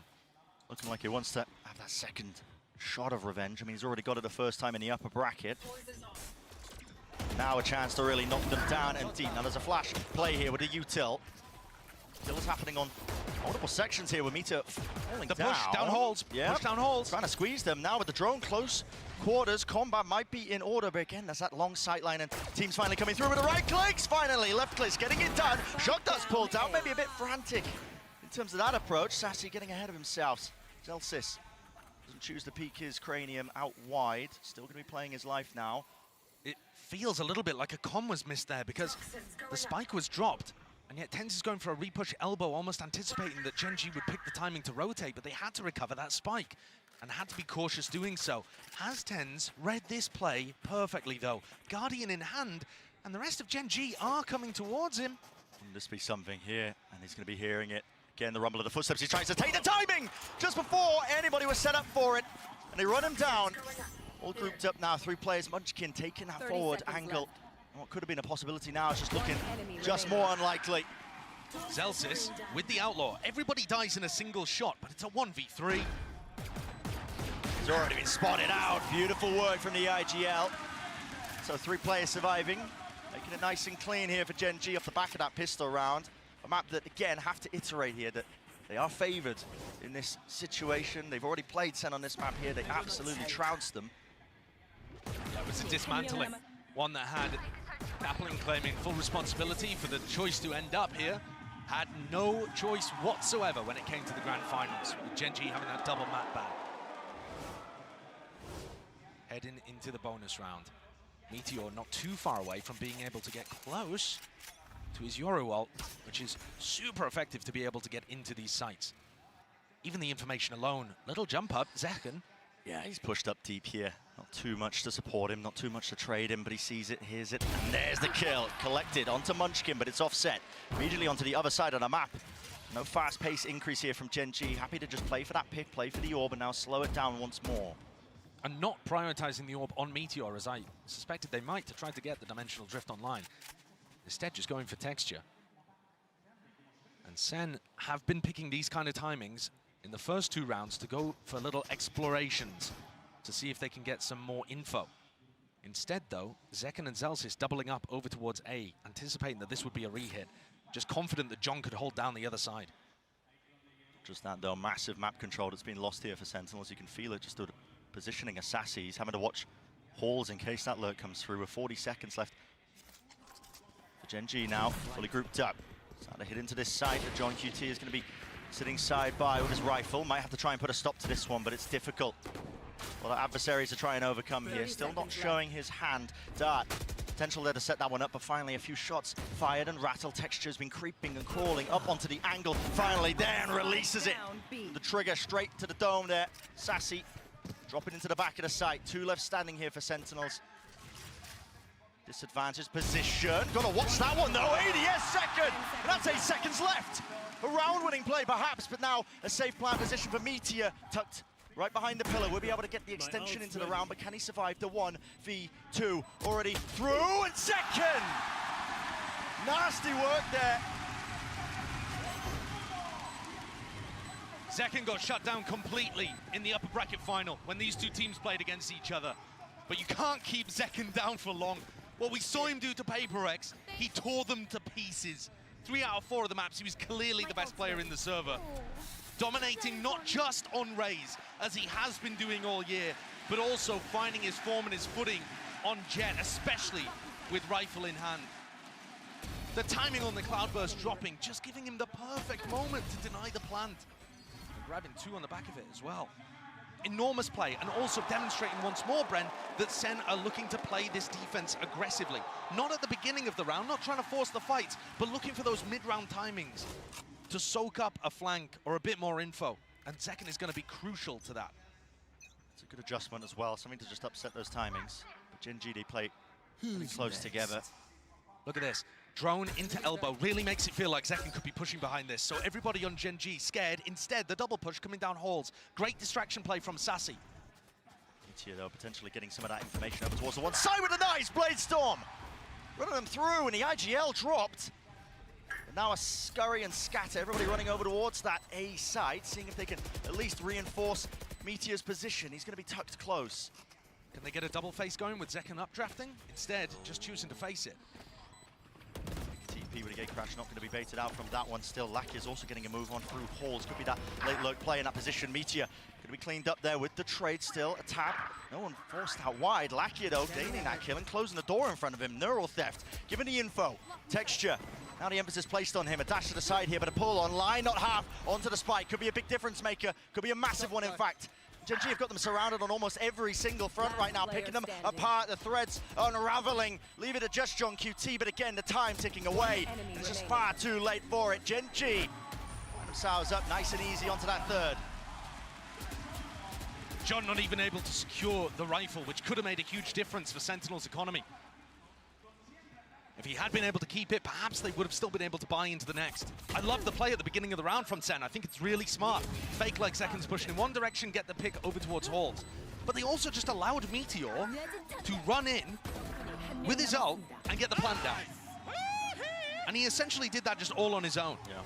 And once you're in an afterplant situation and GenG are walking all over the space, it's much more difficult to clean up. And SEN's retake protocols do not look as good here as on some of their other maps. Definitely tell it's a map that's just been, less honed over time. From Sentinels, just missing a jump there. I mean, a deep dart, I believe, broken early, so Zekken didn't want to take the peak timing. So they're just holding down towards elbow. For GenG again, happy to play this one nice and slowly.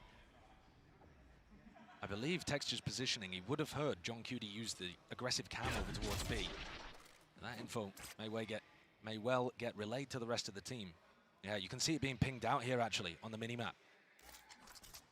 And so they're expecting the stack to be over towards mid and A.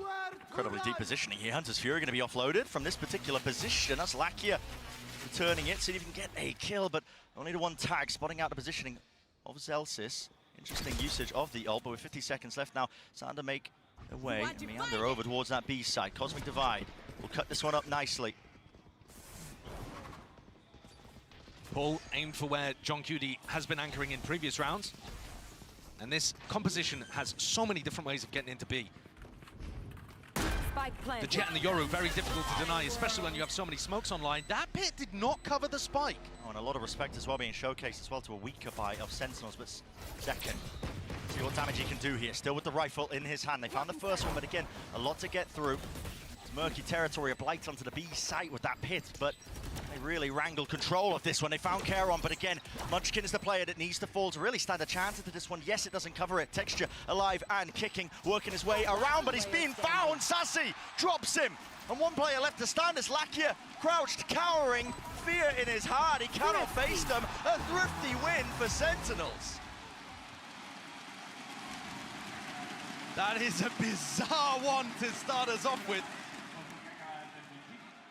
With a pit being invested as well, you think GenG have just got that wrapped up. It's a gorgeous flash recon play that catches Meteor, but then there's just a lot of timing plays all around the spot. Oh,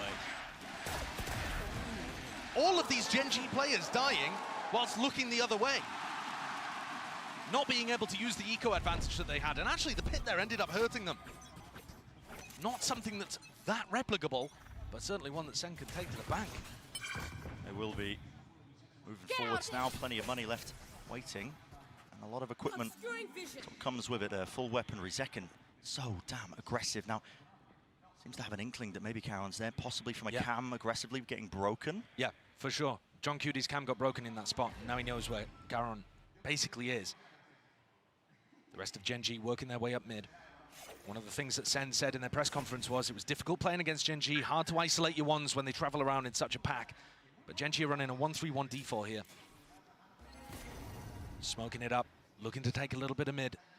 But TenZ has gone walking all the way down halls here, getting good info for his team. That's fantastic info. He's going to be hearing the scurry of the footsteps from Munchkin, maybe even seeking to punish, but he's going to be calling this now for his team. Look at this. Sassy starts to go. Yeah, good maneuvers all around the map. Can really follow those sound cues and follow them well straight towards the B side, but it's going to be setting up for that B split. Out through tunnel. TenZ has got to be careful here not to overflank. He just needs to play to contain. He grabs one, No grabs way! two. And the heads will roll before that space gains. And guess what? GenG just sent rattling now all the way, man! The movement looking clean with it. Texture's got something to say still. Only one blade left. Rest of them finding it into the back wall, but there's the refresh and shut down. Traded time. Really, really quite low. Only 11 seconds left. It's going to be barely able to get onto the side, but Karon has to clear a little bit. He might just have some time spare, barely a second. And yes, we'll be able to get it here, but Sentinel surely don't let this one slip for 1v3.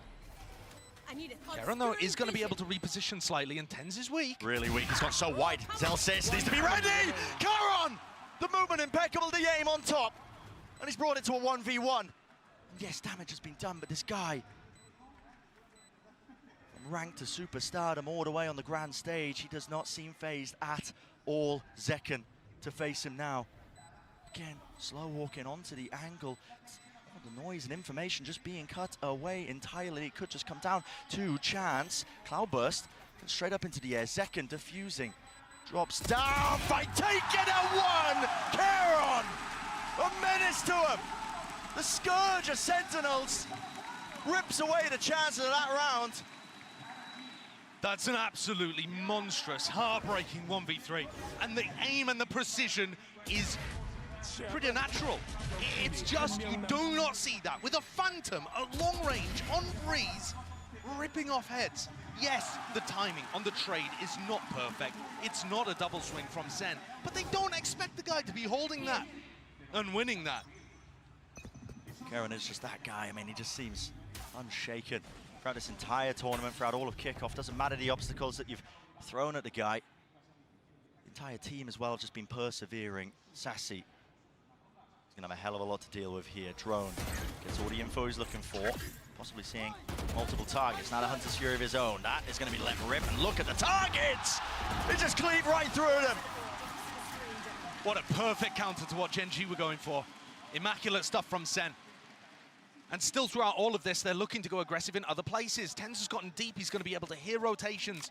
I think that's such a pivotal part of SEN playing in this finals. GenG love to rotate around the map on their attack side and their defense side, getting people into good positions like that for info. Impeccable. Seems like a clear game plan, just disrespecting them. But also Sassy, really, the playmaker there. Of course. I thought he was going to get overwhelmed. You saw him get the tag onto Meteor, and I thought that SEN were going to get baited into the fact that there was only one there. Clearly, a better read than it appeared. The Hunter's Fury obliterated them. A few layers too. I mean, Celsius, the bodyguard, playing inside the smoke, making sure 30 that seconds there was left. no punish in sight when Sassy was ulting. Yeah.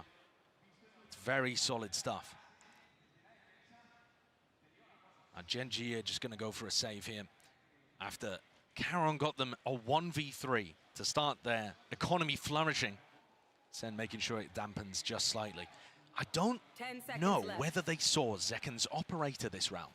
they didn't really interact Yeah, with I'm it not very too much. sure. Because he went for the peak double doors at the beginning.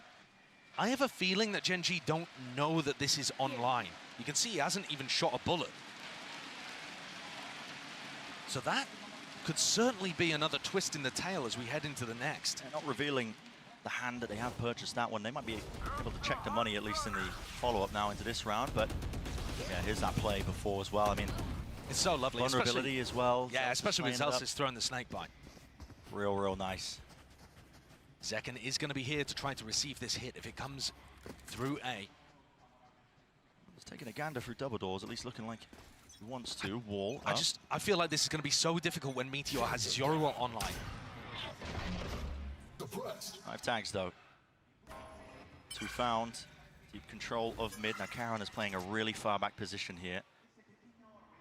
Just seeking to contain. Oh my god.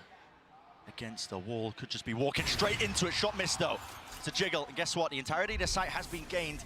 Given up entirely here just from that dimensional drift. Out of it now. Meteor with the plant. And this is securing brutal. it for texture. This is brutal. You're going to end up having pulls on this. You've got people running, you know, Munchkin's got lineups that he can throw. Off-site post-plants buy time for post-plant lurks to come through, and this is the game plan for GenG. SEN are not in a position to play this quickly. They have to clear so many areas and then put pressure so deep to punish Karen and Munchkin. Already the lineup sailing across. Dart not quite broken. Reveal onto multitudes of targets. Again, this all causing issues, and it is too much to overcome, too much to clear. Ults are being rattled off here. Texture from the high ground, eventually traded, and now the flash, pop flash, round the corner, Tens, it was all dodged. Meteor! Massive play. Second sticking inside the cage, broken. Destroyed and dropped. GenG finding that 5th, but you're right, Josh. It all began just how long it took SEN to really get their ground, get started onto the retake. Frankly, the push into main, I have no problems with. Ten's doing a great job, but how is Meteor turning this and still getting a double kill out of it? If you remember back to the defense side pistol that SEN ran on this map against GenG, they flash peeked Zekken in, Meteor dodged it, got the kill. I'm just getting flashbacks of that again.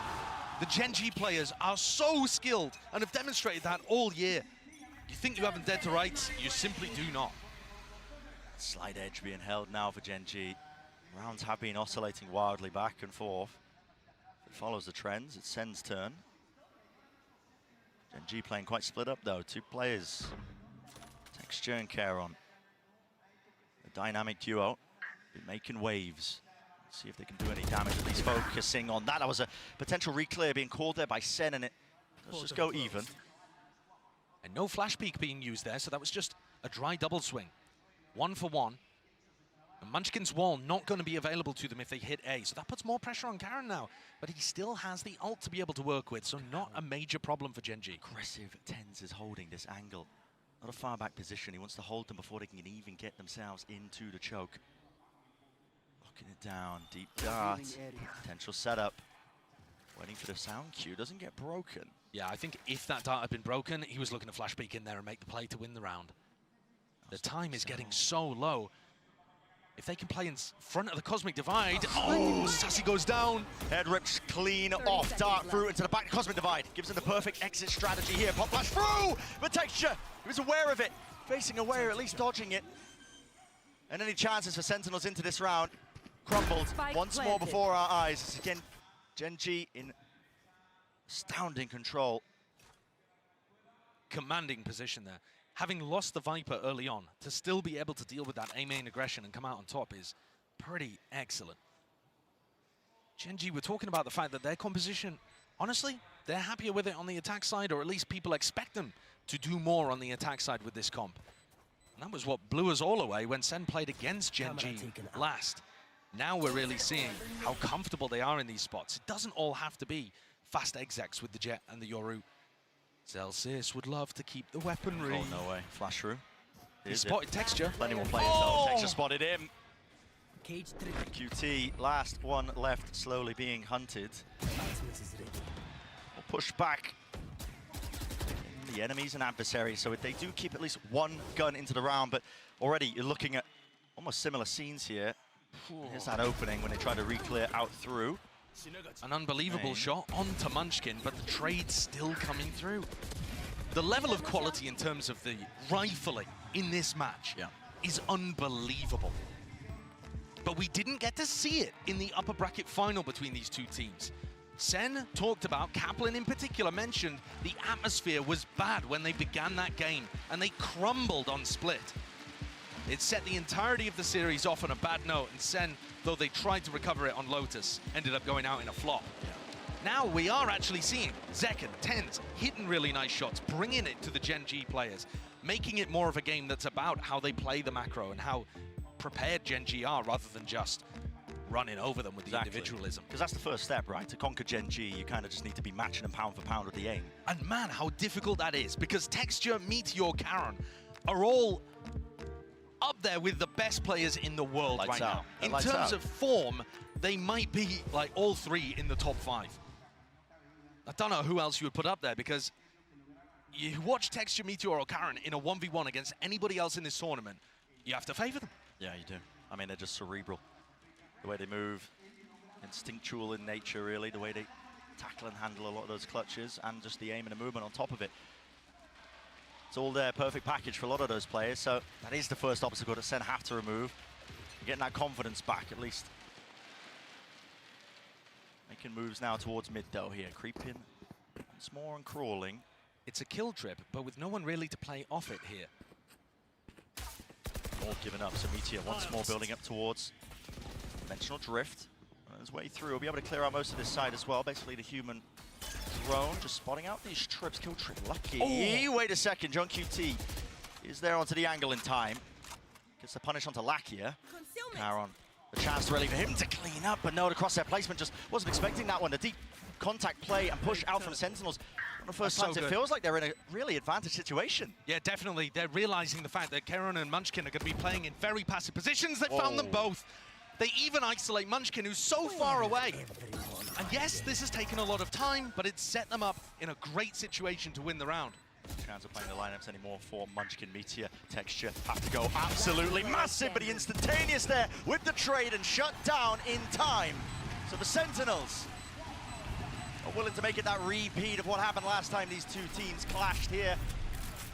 That 4th one on the board, steadily, slowly but surely, chipping away, trying to make it at least even at the half. Look how John gets at it. It's after the kill trip came through, but it's this repush, not looking to try to go for the retake at all, fully waiting to try to flush out Karon and Munchkin before they ever go towards site. It's a great adaptation. It shows that they understand how GenG are playing the post plans. This is the kind of stuff that made Sentinel split so scary. You know, we'll forget about the last 2 times they played it. Yeah, I mean, they've had their confidence knocked there as well. You can tell that just from the way that the map veto ended up shaking out. Wasn't the first map that they ended up picking. Deep dive here, Texture want to take advantage of this one, but it's broken. Sassy using it. They did miss second. Hello, spots it. Up in the air. It's all about the reactions. Follow through there. Just a clone, but a shorty. Defending the area and teammates flooding back in.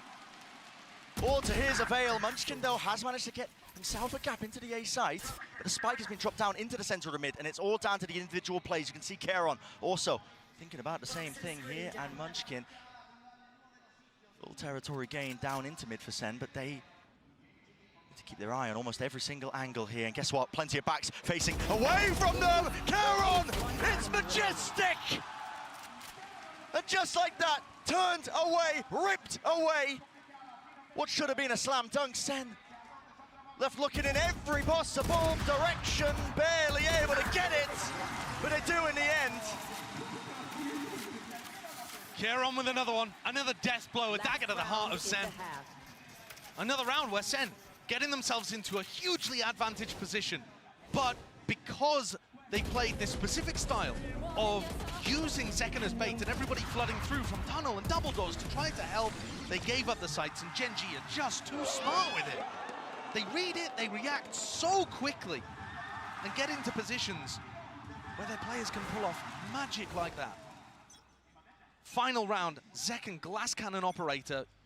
You're watching here as he tries to take contact. Dodging that initial wave of utility. Won't be too many targets. Now, once more, Brent. Sassy drones out through B main, making it feel like perhaps there's some level of aggression happening over there. They're trying to prompt the reactions out of GenG. But this team is so smart. They wait for a full commitment before they decide to do stuff like that. And Munchkin's the playmaker actually here, making his way all the way up through halls.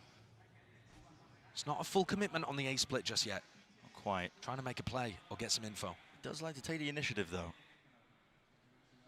That player to watch for here, Meteor. Holding. KB's a util, potentially the flash there, I believe, in his hands, but thinking twice about it. And again, it's just pure silence. They're letting Sentinels stew, hoping that they make a mistake. No real reaction though from SEN. They're not going to get baited into defensive aggression.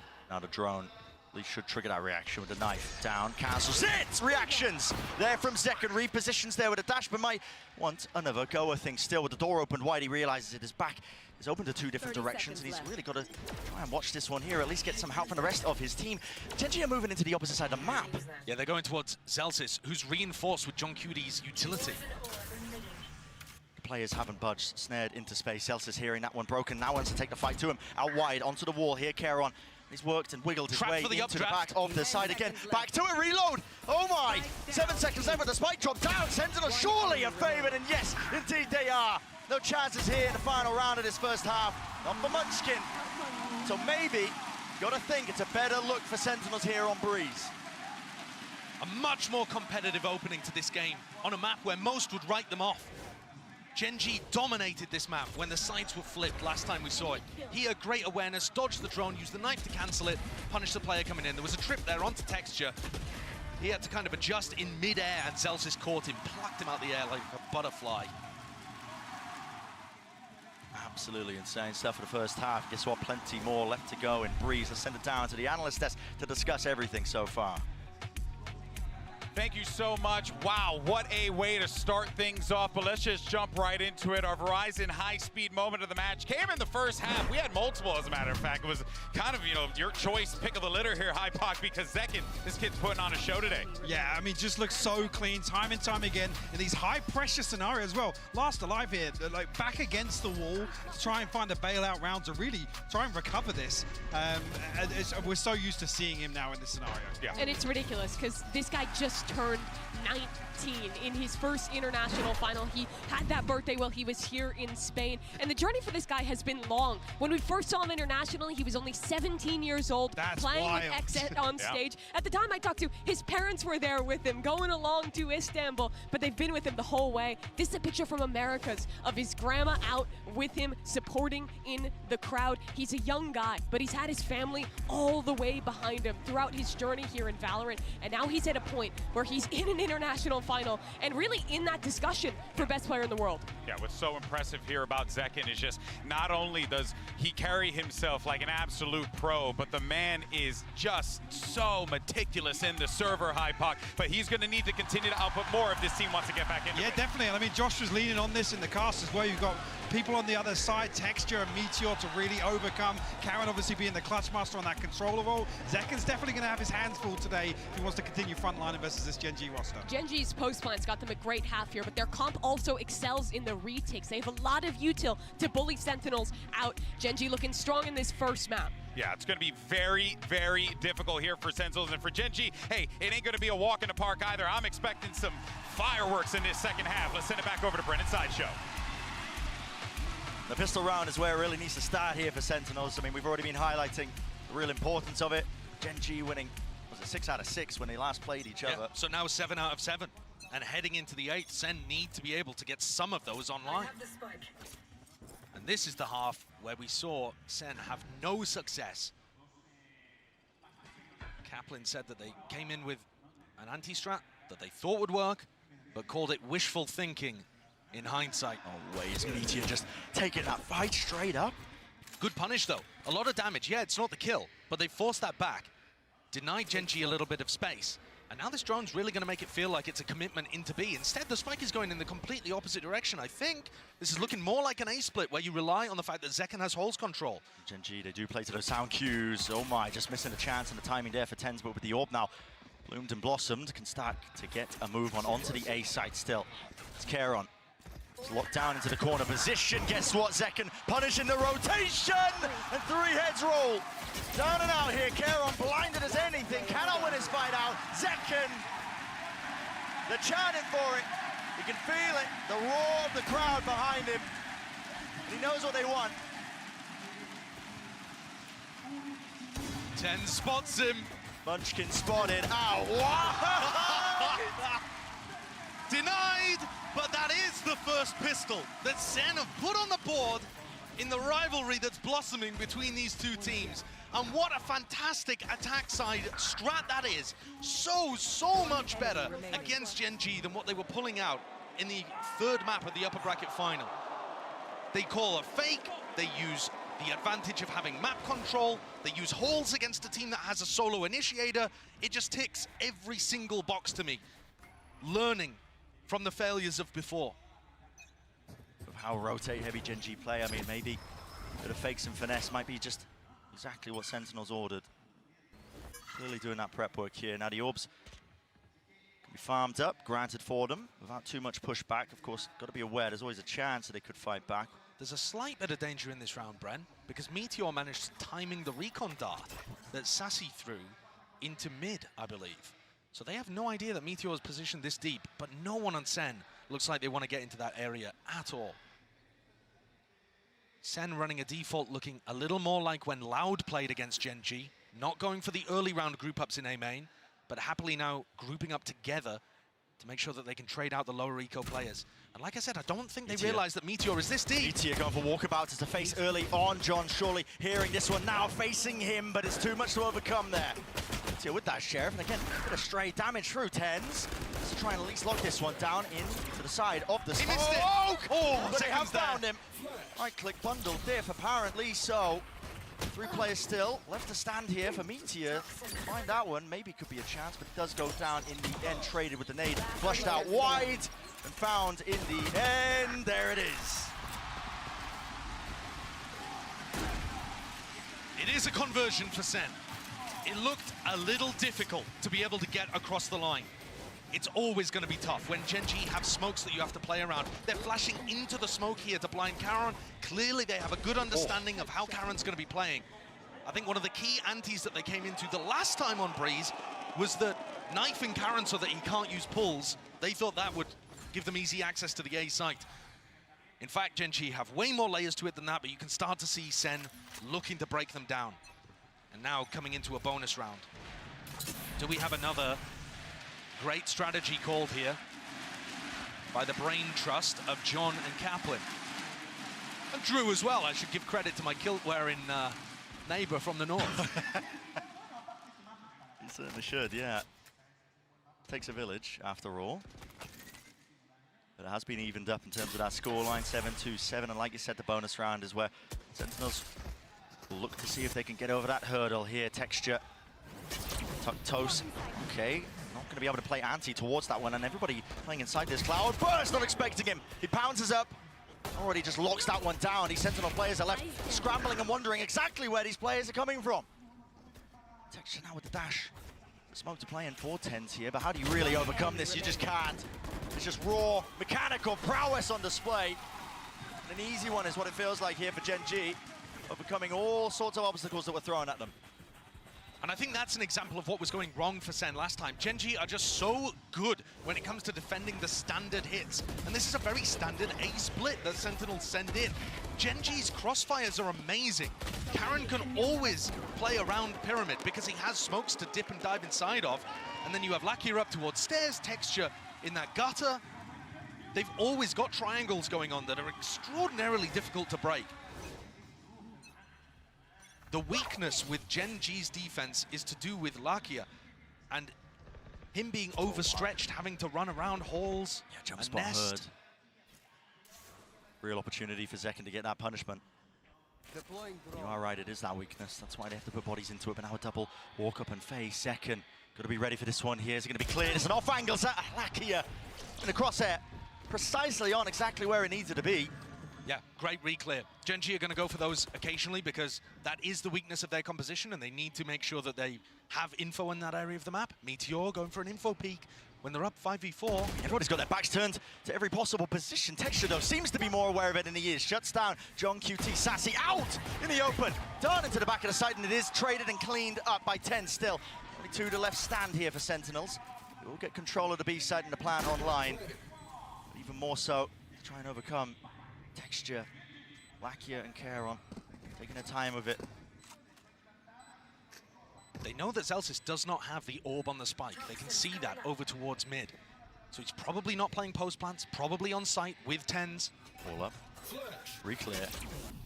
Just feeling unsafe, but they do take control of main once more. They can play this post plant from this position still. Smokes are available.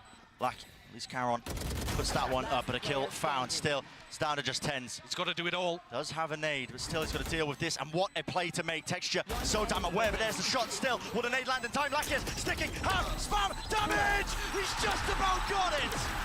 Unbelievable from tens!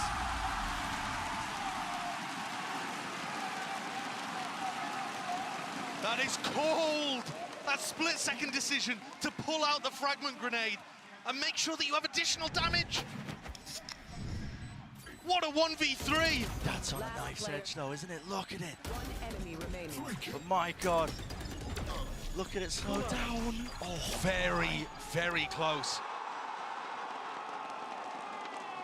He's drawn the game back 8-8, where SEN actually have the economy advantage, putting together much better rounds, using more of the map. And GenG, even though they're finding advantages, letting that one slip away. This time, Munchkin going wandering, tucking underneath where John Cudie's playing. This is always a dangerous spot. It's obviously a risk. If the player on window checks, you're just 100% dead. But taking a risk on a round like this where you have lower economy is absolutely worthwhile. Oh yeah, it's the time to do it. And of course, he will be able to hear rotates if they go heavy towards B. And he'll hear them early enough to call those defensive positions. Back here with the Bucky.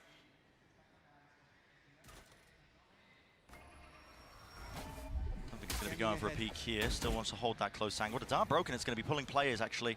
Reaction out of GenG, thinking that, okay, well, his presence there, but now the drone adds another level to it. A bit of confusion into the camp for GenG, wondering where the hell are these players landing with only 40 seconds left. Time could start to become a problem, but Texture, he was the real danger in this round, at least with those knives, and with him shut down, now it opens wide, but Munchkin immediately there.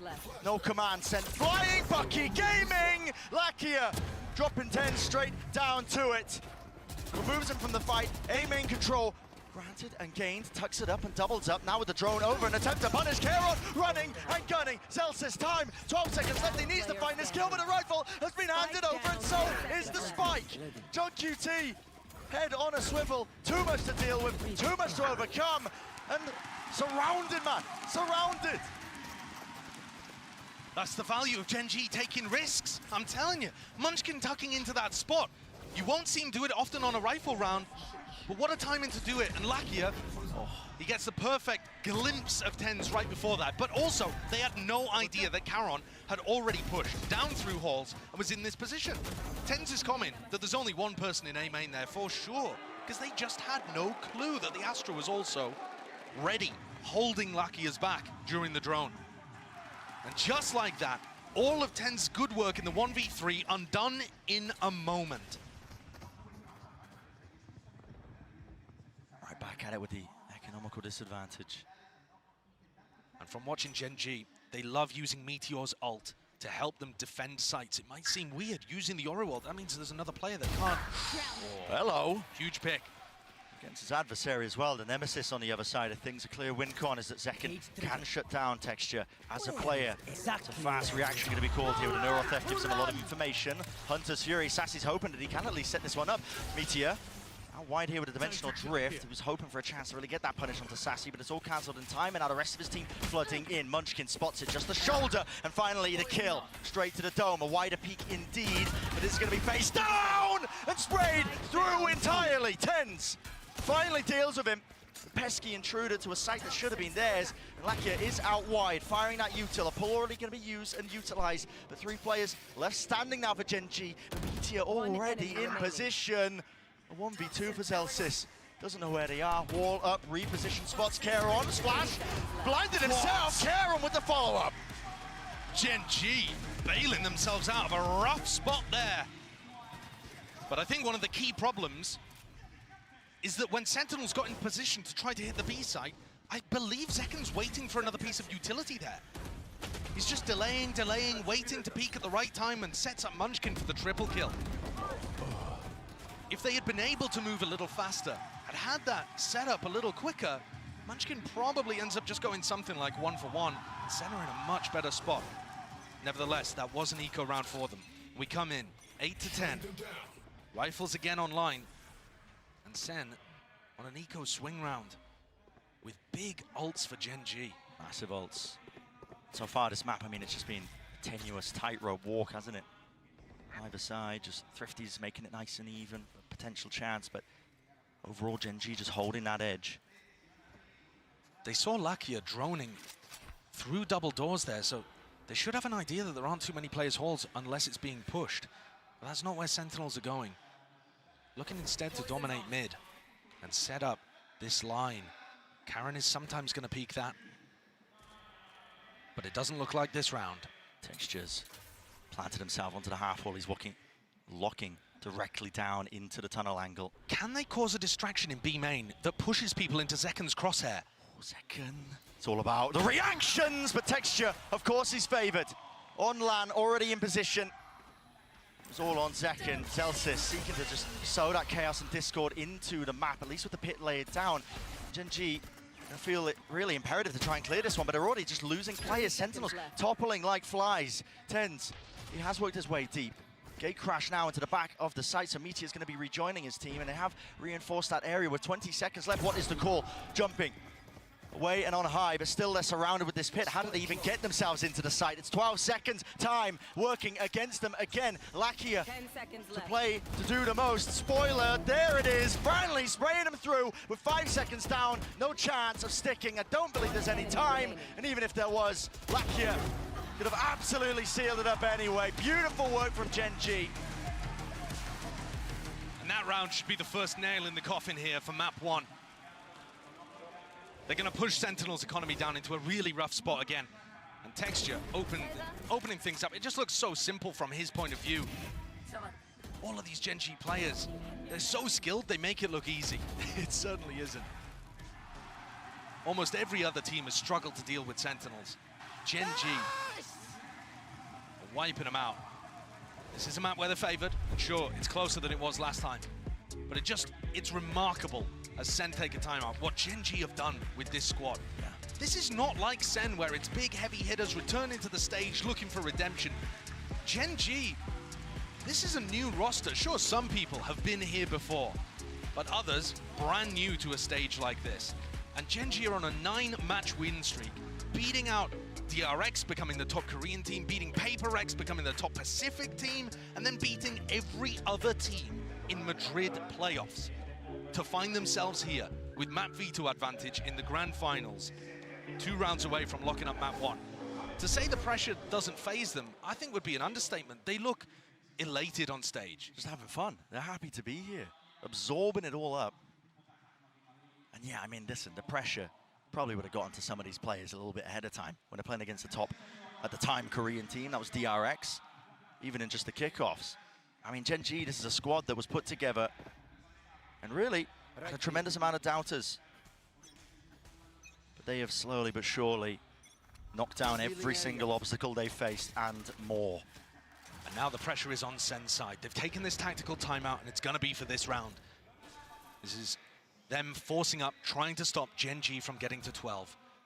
Little jump peek there in case Texture was on the angle. Deep knife.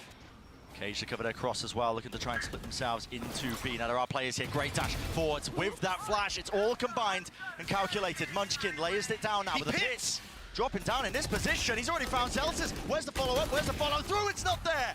Caron, the supportive util, the smoke to just prop it up and divide up the entirety of the site. And now a tasty morsel has been claimed with the spike drop down. The advantage again, rolling its way to GenG. It's Sentinels that are forced to react. Unbelievable play from Munchkin. How he's got the awareness and the composure to do that boggles the mind. Here. This is an almost impossible spot that Zeken and John find themselves in. GenG are not giving them anything. Diligence off the charts here. No crumbs. Slight jiggles onto the angle, never overextending. 30 seconds remaining. Left. Texture Stray shot fired here, potentially just catching a glimpse. Opens wide again, John QT, that was his only chance, but there goes the op. Is there, op down, still 18 left, and they have to deal with Munchkin. Smoke down, grabbed and out, dash forwards, but Munchkin again, they weren't expecting it, right from behind. It's the IGL Oasis. And credit where credit is due for this guy. Munchkin, one of the players with the most international experience. He's been to these events before, but guess what? On a completely different team. And the deepest runs he's ever been, 9th to 10th. And now finding himself pushing up with an ace to get to map point in the first of the grand finals. And not just any old ace, not an eco ace, in an incredibly important round, under so much pressure, pitting, running towards his opponents, making a mockery of them. SEN have to force up again, but it's odds and ends. It's not looking strong. It's scraps, man. Pure scraps. Take flight. They're gonna have to drag it into that territory to stand a chance in this round against GenG. And I think they've found the most success when they've tried to find people, push people into aggressive positions, but that's almost impossible to feel good about lurking and then taking a 1v1 if your player has, you know, a bulldog or a stinger even. Yeah. You just don't feel favored. Contacting as well into these angles with texture, opping. It's apparent, it's known. Puts that little bit of fear, that little bit of doubt into the back of your minds. John QT, it's all about the corners being cleared, and guess what? Doesn't look like he wants to open himself up to it.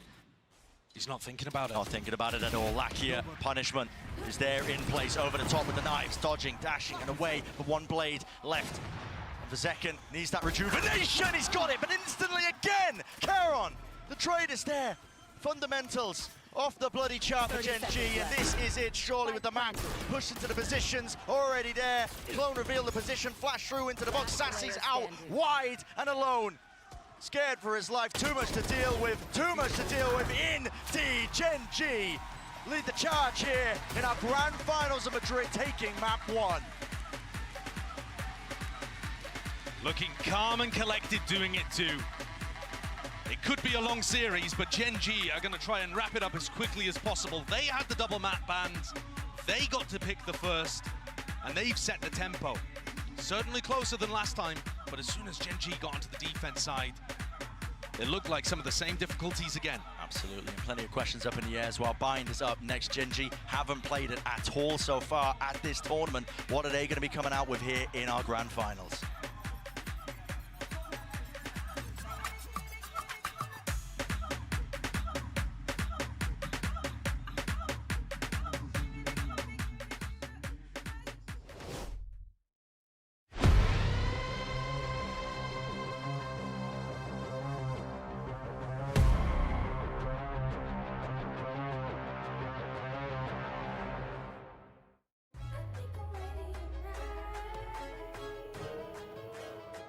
Hey guys, it's Jimmy Lin. In this series, I'm going to walk you through attack on Pearl. Watch out for the stairs, clear this angle, you're going to be able to fight this.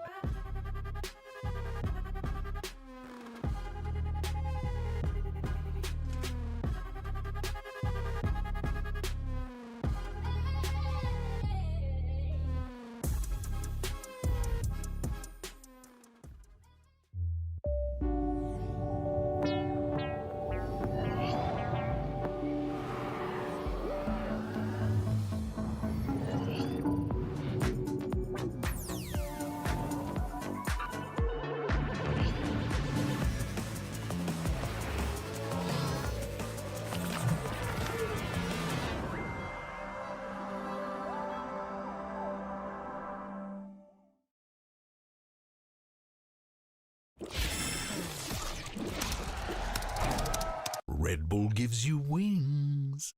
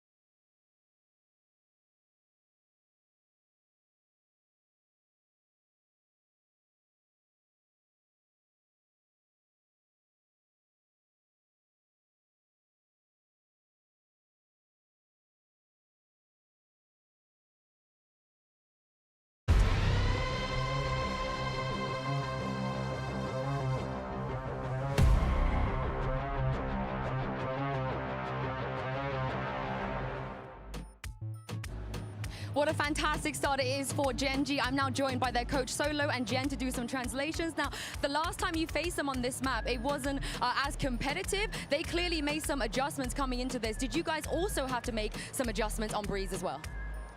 감독님, 지난번 센티널스를 만났을 때보다 훨씬 더 접전인 경기가 펼쳐졌는데요. 센티널스도 많이 준비를 해왔고 또 젠지에 맞춰서 좀 카운터를 많이 준비해온 것 같았는데 젠지도 오늘 하면서 좀 즉석으로 전략에 변화를 주던가 아니면 어떤 준비를 했는지 궁금합니다.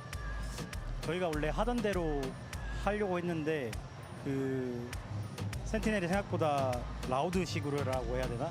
준비를 잘 해왔더라고요. 그래서 저희는 라우드식으로 하면 어떻게 이겨야 될지 알고 있었기 때문에 그 후반전에는 좀 저희가 좀 더 수비적으로 해서 게임을 이긴 것 같다고 생각합니다. 네.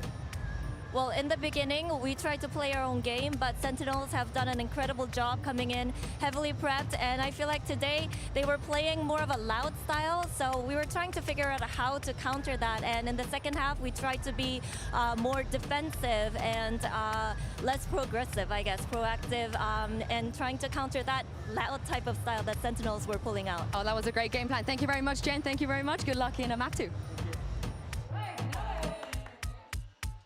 GenG picking up right where they left off when they defeated Sentinels on Breeze last time. This time, though, you got a Sentinels that had a bit more up their sleeve, but I think it goes without saying, GenG, they knew exactly what the game plan was getting ready for this one, Mimi. They had to beat them on Breeze. Yeah, I mean, like the coach was saying there, they absolutely did. Sentinels, I think, changed up a lot of their ideas coming into this, but GenG did a great job of adapting, slowing down from going for these forward aggressive plays on their defense, instead playing more of these set retakes with the Euroflash dart combos, and it worked really well. Yeah, and I think as well, the key thing to know here is every time we watch GenG, the protocols, the fundamentals, they seem to improve time and time again. And Sentinels are the perfect sort of team to dismantle that sort of play style. And I mean, players like Karen, obviously Texture, Meteor, the ones that we time and time again talk about, these ones really actually reinforcing that play style. Yeah, I mean, they're also, if we want to take a look at a specific round, round 17, I mean, this came off of a 1v3 from Zek and Mimi, and then GenG's like, hold my bear. Yeah, I really thought that second clutch was going to be the turning point for Sentinels to maybe take this map home, but this Thrifty round was utterly pivotal. When we talk about GenG, we tend to really focus on the fundamentals, how good they are at converting advantages, being clean in their trading, but they win a lot of scrappy rounds too, and this in particular is a great example of how good they are at kind of disrupting those timings, getting weird in those Thrifties, and oftentimes coming out on top. Yeah, capitalizing, being creative and reactive to what's going on is also something that GenG have excelled at, and really that comes down to Munchkin being the one to really take hold of, exactly, take hold of the mid-round and actually push the heat back onto IGL John QT that we've kind of bigged up as that's where he excels, the mid-round, the reaction to information gathered across the map. Yeah, of course. Let's go ahead, though, and take a look real fast at our aim lab shoot-around with 10s as we break down what we should be expecting here on Bind coming up next. Yeah, the entry duo for Sentinels, second and 10s, did well this map, 10 and 4 in their opening kills. I think they were taking over a lot on the attacking side in a way they weren't in the last GenG series. However, GenG's really good at sneaking in, converting those advantages, making the hero plays when they need, and that's what won this map. All right, well, I do want to hear what Coach Kaplan actually has to say before we get into map 2. He's always got to drop some nuggets. Let's see what he has for us as we get ready for Bind. I'm now joined by Coach Kaplan from Sentinels. Now, you guys looked a little bit more comfortable on Breeze this time around, but looking at the rest of the map pool, no Lotus, no Sunset. So what other areas do you feel like you guys feel comfortable on right now and could potentially give you a map pool advantage? I mean, we feel really good about Bind and Split. We feel great about Ascent after yesterday too. I would say Icebox out of the maps left in this series is our least comfy, so I was relieved they put Ascent ahead Icebox for us. Yeah, and that's where we're at with maps. Thank you very much, Kaplan, and let's see if they can indeed bring it back on Bind. Well, I'm now joined by Coach Kaplan from Sentinels. Now, you guys looked a little bit... That's what we're wondering here, right? And I think, if anything, this is going to be the opportunity, Mimi, for Sentinels to really make the statement. It absolutely will be. GenG haven't played this one since Pacific, whereas Sentinels came to Madrid. They debuted a new comp playing the Gecko and the Sky and implemented it really well, taking down a Team Heretics who were looking hot. Yeah, whether or not GenG have a trump card to obviously pull out. Last time we saw was very one-sided versus PaperX, whether or not they're feeling as if this is the comfort composition they want want to pull out. But it's interesting, obviously, in the coach interviews to hear, you know, the allusion towards Sentinel's prep. Actually, is this a question mark for them? Is this something maybe they're expecting to have to deal with very early on in this veto? Yeah, he said yesterday, Coach Kaplan being him, that Sentinels was kind of playing for a 3-0, and that's where their prep was focused on in those first 3 maps of the pool, which they predicted. It sounds like what he said in that coach interview is that they're playing for the 3-1 here, that these next 3 maps are critical, and he's absolutely right. Sentinels have not played a ton of Icebox. When we've seen it, it hasn't looked great, and that has been one of GenG's strongest maps in this pool. So if Sentinels is going to lift a trophy today, I think these next 3 maps have to be where it happens. Yeah, there's a method to this madness. You love to see it. There's a game of, I mean, you know, there's the battle of the coaches and the picks and where we're going to end up in this game, and that is also part of this journey that we've been seeing both of these teams go on, where they're not just trying to, especially with the format, try and like counter pick against their opponent. They're trying to play their game, but in this format right now, you kind of have to manipulate it to your favor. Yeah, I mean, but it's a big question mark for me. You talk about expected results and expected scenarios with the map pool. Let's not forget what's happened with Split, right? Even across the map pool, there's questions, sure, of how deep the strength runs for Sentinels, but if that's kind of the MO coming in, GenG were the team to kind of throw that off balance, right? Yeah. Yeah, I mean, they were the team who dominated them on Split, the map that has been their home this entire tournament. Even back in Americas, they looked incredible there. So honestly, I mean, they rattled them so much that they gave them they gave PaperX the playbook when they played against last time. I mean, it is crazy to think that Sen has lost their best map twice in a row now, and I'm not going to focus on hindsight because they were amazing at that map, and they still are. It takes nothing away, but I think it gives massive credit to the teams that can dislodge that sort of statement. And it really goes to show how close all these top teams are, that you can big up all the fundamentals, all the ideas Sentinels take, but it just takes one good day of prep, one good team showing up, and that can really change. All right, well, we do have the Agent Select coming up here. We'll see what we end up getting. And again, I think really it's just, as we keep saying, you know, HiPoc, it's just going to come down to the margins really at the end of the day, the small details between these two teams. Yeah, don't expect any changes here. We're not seeing any, obviously, GenG previously. Whether or not this is a comfort pick for them coming out of the grand finals. Only saw 2 occurrences of it regionally, but they look damn good at it. A close fought affair with DRX, sure, but that finals versus PaperX, this was the home stretch for them. I think the struggle for GenG will be playing the solo Sky here, not having that refreshable utility that the Gecko gives you. Sentinels can re-clear extremities, can have that Dizzy back online. GenG, on the other hand, doesn't. It's time to see who has the better ideas here on Bind. And let's go ahead and send it to your cast. You got Sideshow, and I had to say it, Bren, the birthday boy. Love you, buddy. Have fun. Thank you very much. Yeah, Bind being a stage that has been set here between these two teams now for map number 2, and it's a series of unknowns really for GenG. I mean, we haven't seen them pull this out in quite some time. They are running the same comp as they did when they qualified for this event of Madrid, just before it all occurred in the kickoff. And yeah, some question marks really about their play, about Sen's preparation, how comfortable they are going to be heading into this. Now, clearly, there is some level of that. It was the first map the Sentinels got their pick off when they actually got to, wrangle that map, pull that map veto out of the hands of GenG. Pistol round again. Very clear focus. GenG looking to fight over Shower's control. That's where Tens and Second both are. They are rapid onto the corner here. White face, 3 players though left to fight them. Tens hightailing it out of there. Backs away. There's a smoke drop down at his feet as well, just to cover that retreat. Looking like they want to take another fight immediately over towards short. Tens just trying to make sure that nobody walked up behind the Viper wall. Risky to try to take that kind of play, hoping to catch a timing on Munchkin had he gone for that. GenG's approach here is quite slow. Sassy's already used one of his flashes just to let him know that Fountain was clear at the beginning of the round. But now Lakira Munchkin gaining information, peeking into John. John should see this, as you said here, with the jiggle. A little bit of damage done. But John, look, not pushed off that angle. So still getting information that Hookah is clear. That's going to keep 2 players over towards A. Right here. So if GenG were hoping that that play would open up A as the weak site, it's not going to be the case. Zels is still with Molly. Although will be about to be set up here. Now, what's the emphasis being placed towards this A side? Dogs straight through to Molly, doing a bit of damage. It has slowed them down. They realize Showers is open. The reposition now into the back of the site. Dizzy up and away. Broken in place. Sassy, good kill. Wingman with the swing. They are absolutely running over these GenG players. There's the fast TP and a wrap around. Shut down. Sentinels. A pistol round gained. And just in time for them. Fantastic pistol. completely turning the tide of the narrative in the previous match that GenG were dominating all of those important rounds. And the player to watch there was TenZ. He did such a good job. That's a fantastic play from Sassy too, but I love the wingman usage. I love the double up with Zelsis and Zekken, and making sure that they catch Meteor. To me, when I watched GenG last time playing on the attack side on Bind, the player that stood out to me was Meteor. He gets so aggressive on Cypher. Oh yeah. A little Alpha Year-esque. A lot of solo takes into Showers. This time though he's supported with the whole pack almost here. Still Outlaw. Texture meets his match, drops to the floor, and these are kills that you don't really want to be funneling into Zekken. Don't want him to get those showstoppers online, but with Showers control gained, peace of mind granted for but a moment. They still need to deal with potential lurks. They've actually pinged out where John Cutie was playing in the previous round, and everybody on GenG looking to group up over towards Hookah. So perhaps, you know, because they found that positioning previously, they're going to look to try to punish it. There. Look, again, setting up, making sure the crosshairs are in the right place, but John playing a different angle. Yeah. Escapes without any danger. Good jump spot from TenZ too. For GenG again, the whole pack just roaming around here, looking for those openings. Here's Meteor.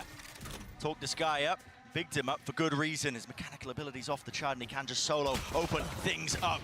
Cool Karma collected with the aim, has to really steady the hand now through and out into the site. And they have dropped the players for assaulting the positions. 30 seconds Karen left. spotted. TenZ holding position, just waiting for these reinforcements to come through. It's looking fairly clean. Nicely done from Sentinels.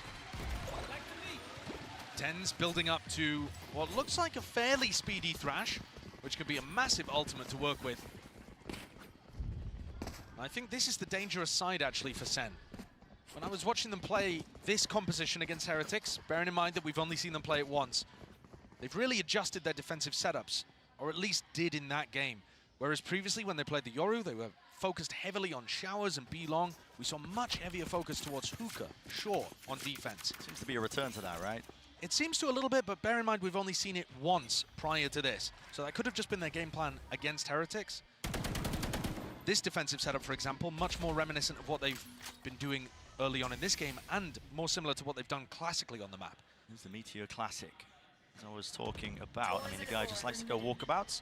Solo plays towards Showers. He tries to play off the timings as well and noise that the rest of his team makes. And I would say that this is Munchkin's weakest map individually. I think that's one of the reasons that SEN will have picked this and felt confident about it too. GenG's map pool is just outrageously good, but this is probably down towards the bottom. If they're able to recover here and put up an X, might just be the GOATs. Who knows? Let's see. Taking Uganda now seriously at this bonus round as a call being made fast. Look at that Stimmy. TenZ following it through all the way into Lamps. Stunned up. There was that connection and they are just running and gunning. Current didn't stand a chance. A second go of things now. Dizzy. There's some value. Blinded up, but at least Lakia can stand his ground. Rooted into place with 40 seconds left. Time. Not too much of a problem just yet, as long as they do slow it down and pick off these remaining players around. Sassy, back at the site. Ghost winning it, but now just facing all together. 30 seconds Second left. realizing it, backs himself away now, up towards heaven. Lakia has to plant here with 3 HP. Zekken has a nade. Is he going to be able to get into position to deny this? Open himself super wide, but he takes the risk, actually just goes for the wider swing. And Lakia, yes, he does go down. Straight bit of damage, 140 to the chest and Texture. Back at the site, not accounted for. Gun round earned here, and one out. So no bonus to get away from them. SEN don't get that luxury. But they've done an enormous amount of damage, honestly. GenG's economy is not going to be in an amazing spot here. You know, Guardian, Bulldog coming into the next one. And there was certainly danger. I love this decision to fight back site. It was a little disjointed from GenG, but a nice call. SEN's defensive setup again prioritizes Showers at the start of the round of B-Long. Quite different from the last time they played against Heretics. Certainly does.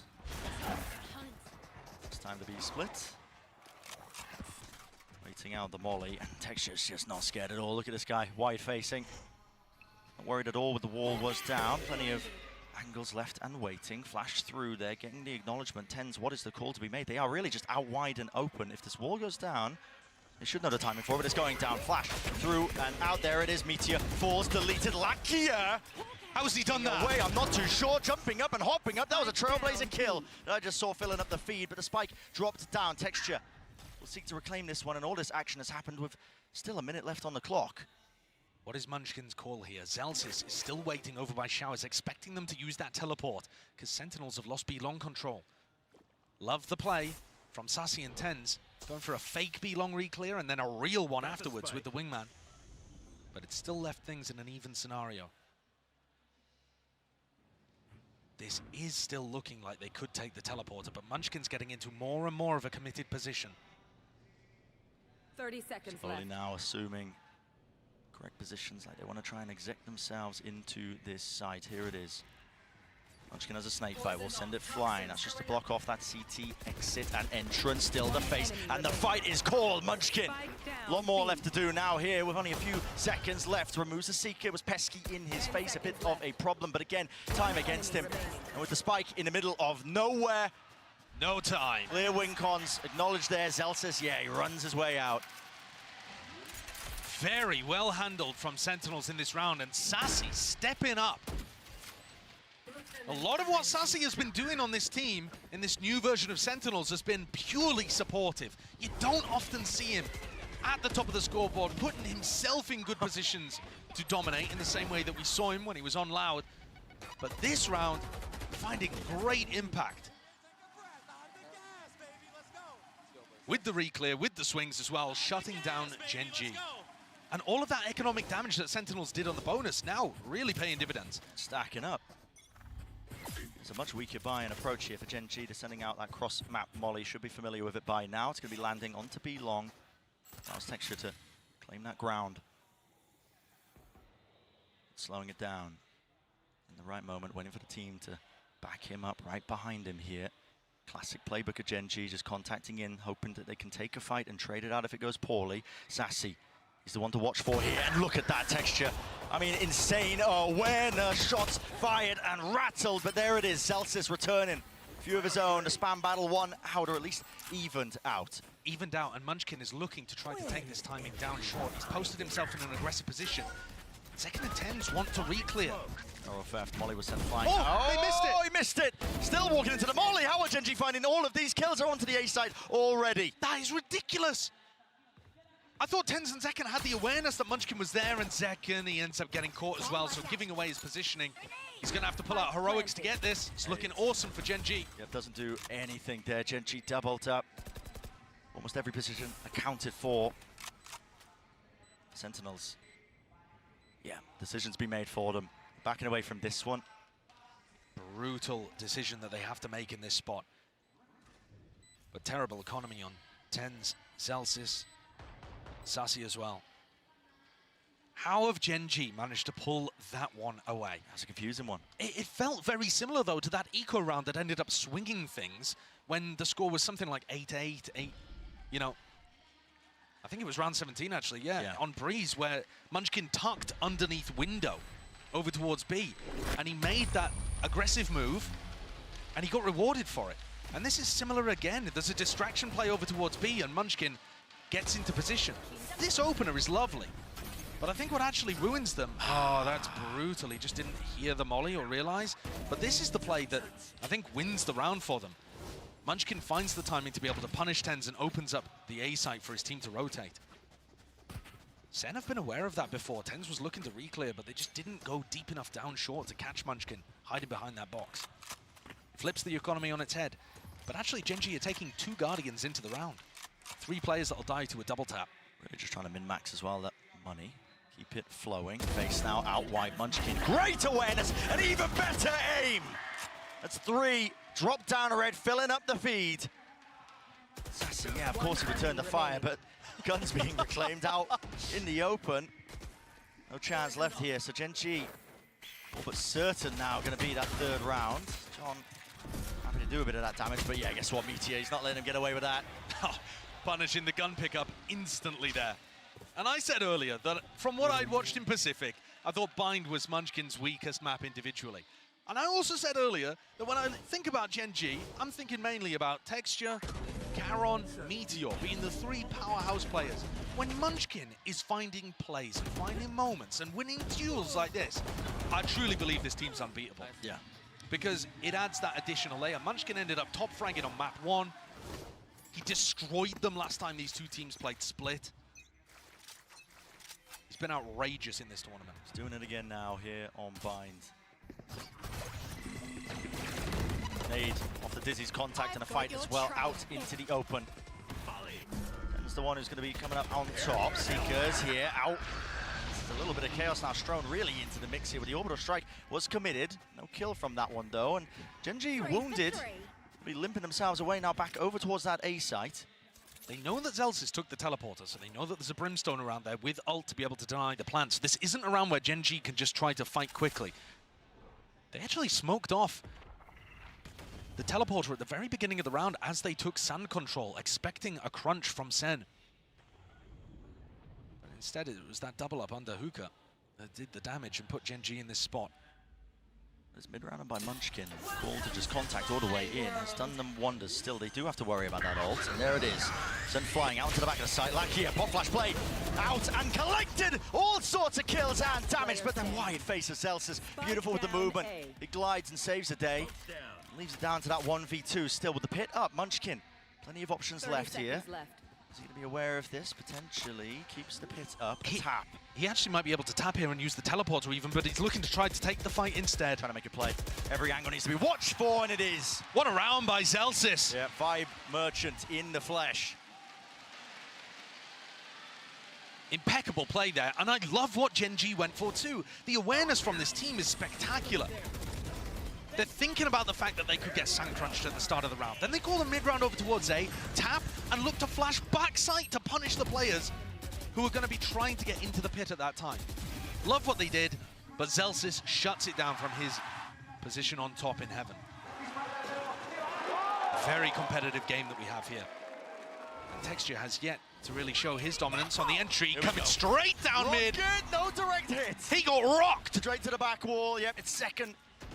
Comes out on top in that one here. Nade will get sent flying. Players seeking to try and plug up that gap as well. You can see them, GenG, trying to swarm that position. Mosh Pit does relieve that pressure, but okay, Meteor still alive and has dropped him down. Now the showstopper. Earns up and a bound. Zekken eventually claiming the kill, just using a gun this time. Here it is into the site.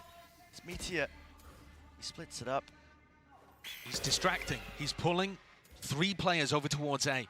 Munchkin, though, instead of rotating, decides to reinforce his player, who's in a deep position. But this crossfire looks impossible to break. How do you break it? You just can't, surely. Well, they're worried about a B lurk, so this might break it themselves. No way. And they don't swing. The trade's late, the swing's late. Meteor, he's gone for seconds, you greedy, greedy boy.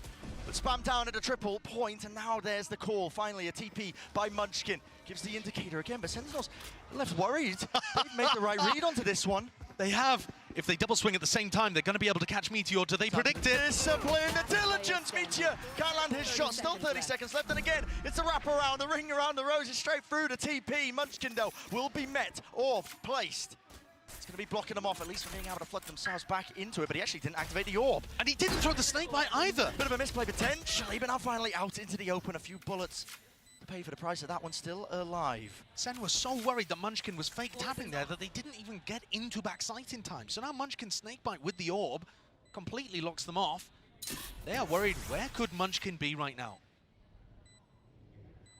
There's that misinformation strewn into the round. Now Munchkin has a snakebite. Can play it as the first point here. Sassy just sticking, holding with faith in his teammate right behind him, and you can feel it all the way through. Paranoia settling in for John, but still he lands the shot in the end. Great call by SEN, and a right smile on Munchkin. Look at that. Fantastic positioning by Zekken, and he hops over the top of it. Playing jump rope up there. And Kaplan's happy about that one. SEN starting to pull away.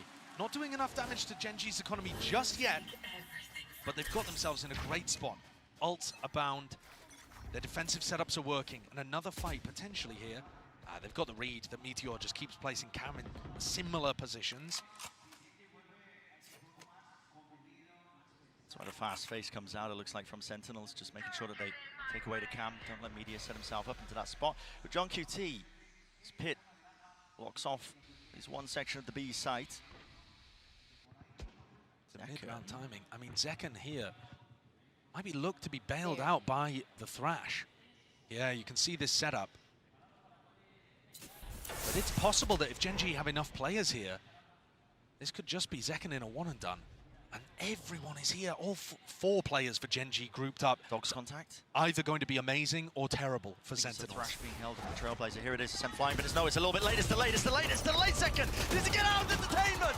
Right on time, Kieran. Oh, he's barely crawling away there. Death's door, but he will survive into this round. And guess where Meteor is? Go and walkabouts once more. He made a noise. So damn good at trying to play the map into this fashion. But yes, he did make a noise. And now the Seeker's being used. It will point him towards him. Has to break it. Drops down the cage. Direction. GenG turning in and facing over towards the B side. And again, Sentinels will be running and following them fast on them, hot onto the heels. Inside the smoke. Meteor dominates the angle and dominates the space of his own neural fifth down. GenG stand a chance and more. The decision to be made. They fight into the back of the site. And it is going beautifully for them. Spike planted. The pace from GenG is just far too much for Sentinels to deal with.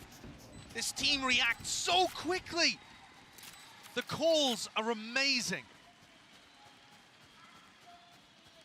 The decision there, realizing that the solo play from Meteor had taken enough space to get in, and instead of doing something simple, like throwing Karen's molly over towards that smoke and stopping the SEN flood retake, they get inside it themselves.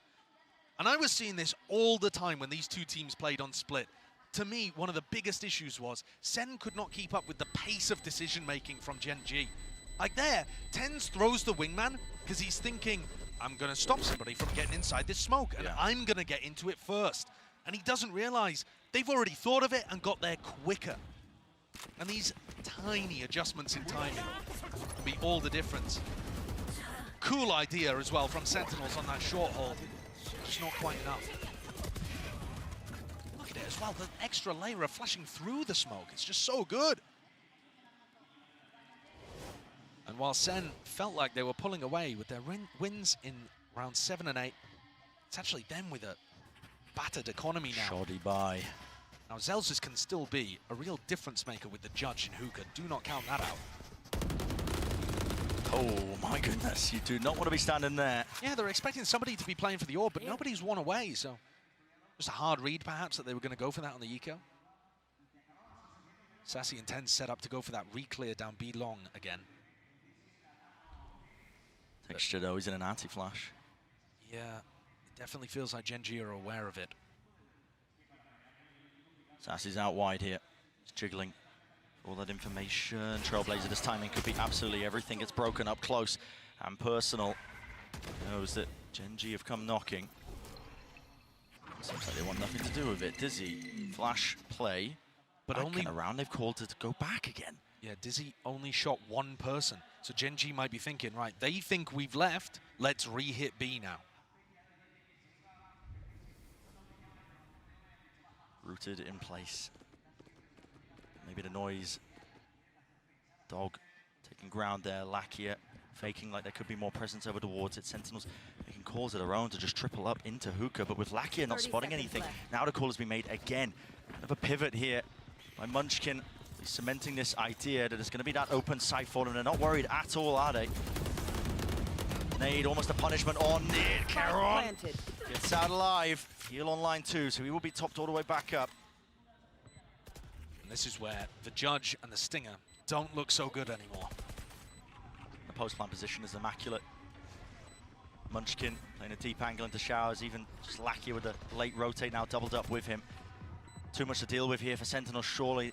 They'd have to just some absolute miracle shots, and they're already setting up and gearing up for it now. Out wide again, but guess what? Yeah, Meteor is too fast onto the approach. Inside the smokes, inside every possible option that could have been there for Sentinels, and Zekken, the only thing is focused on his mind is trying to get out with that gun, but even that is denied.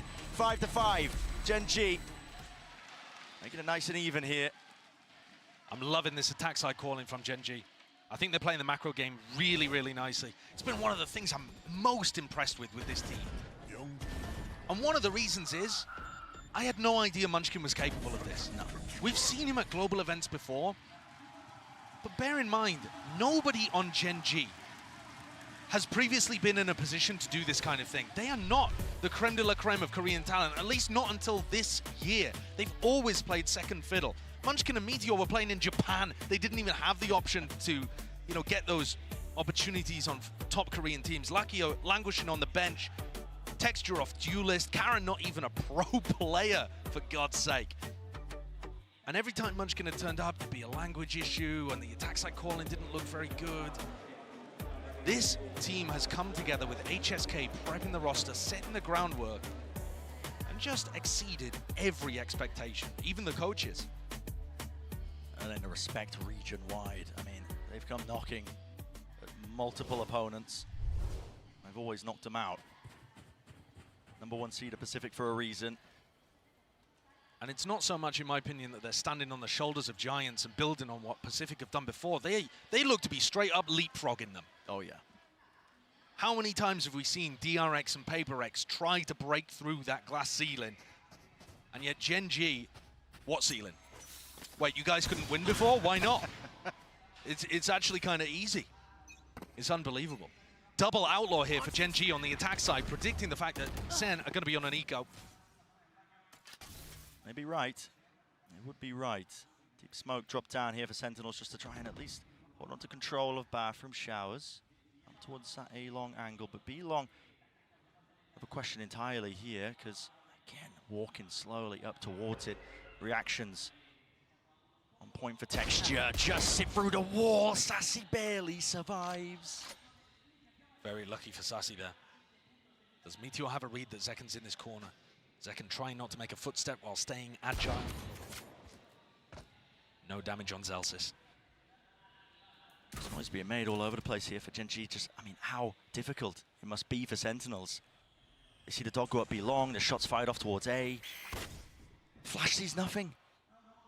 That's ridiculous. Flash sees nothing. Anti-info and Sassy's leaving. How has that happened? That is ridiculous. I have to see a replay of that one later, and it's already just being sold even further. Nades, snake bite, full combination.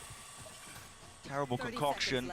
John QT, the sole defender, just needs to hold down his little portion of territory. But Meteor just seems so damn aware of it, he is. Hunts him down, sniffs him out. Brutal situation for SEN to be in. This site's so difficult to retake Lakia. Oh, body block there for a moment.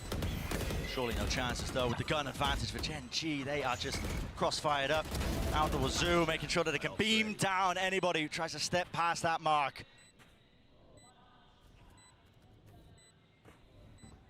Zekken will take the death to be able to, oh, the kill, sure, to be able to get his ult online for the next round. But it's just all focus on round 12 here. Oh, and they're just playing with Sassy. Dude, I thought he was going to go for it. I really did. And any danger in the round for GenG, completely upset by that bird telling lies over towards B long. Let's see this one. Yeah. Way to go. Not Flashes too around. sure. I mean, it just goes into garden, but everybody's playing an anti-flash position. I'm not sure on purpose there, really. Just happened to give terrible information. The bird disappeared without a whimper. A canary in the coal mine as Sentinels quickly did the same. 3 ops online for GenG here, looking to try to close things out if SEN get aggressive. Okay. Let's get silly. They've all got rifles, I would assume, to be able to pick back up as well. Round 12, final round of this first half. And actually a really important one, I think, for SEN to be able to get online. You know, they've got the ults here. Zelsis one away from having an orbital strike too. All it takes is one misstep though. One opened up body, just trying to gather the information from Sentinels. It might just go down to it. Zekken again jiggling. Meteor eager for the fight, eager for it indeed, and there it is. The first punish online. I mean, operators across the field. It's Karen just plucking tens out of the picture. And that reaction trying to set up the showers crunch where Zekken could re-ult back onto Meteor. Didn't realize Meteor had already left. They'd read the play and punished the reaction. Hiding inside the smoke, doubled up now. They want to flood back into this one, trying to catch that timing, and here it is. Doubled up high-low, Sentinels. This might be the right read for them, but Lakia is brute force and barrel through Sassy. So damn fancy. Might have brought them a window of opportunity, a chance, very narrowly.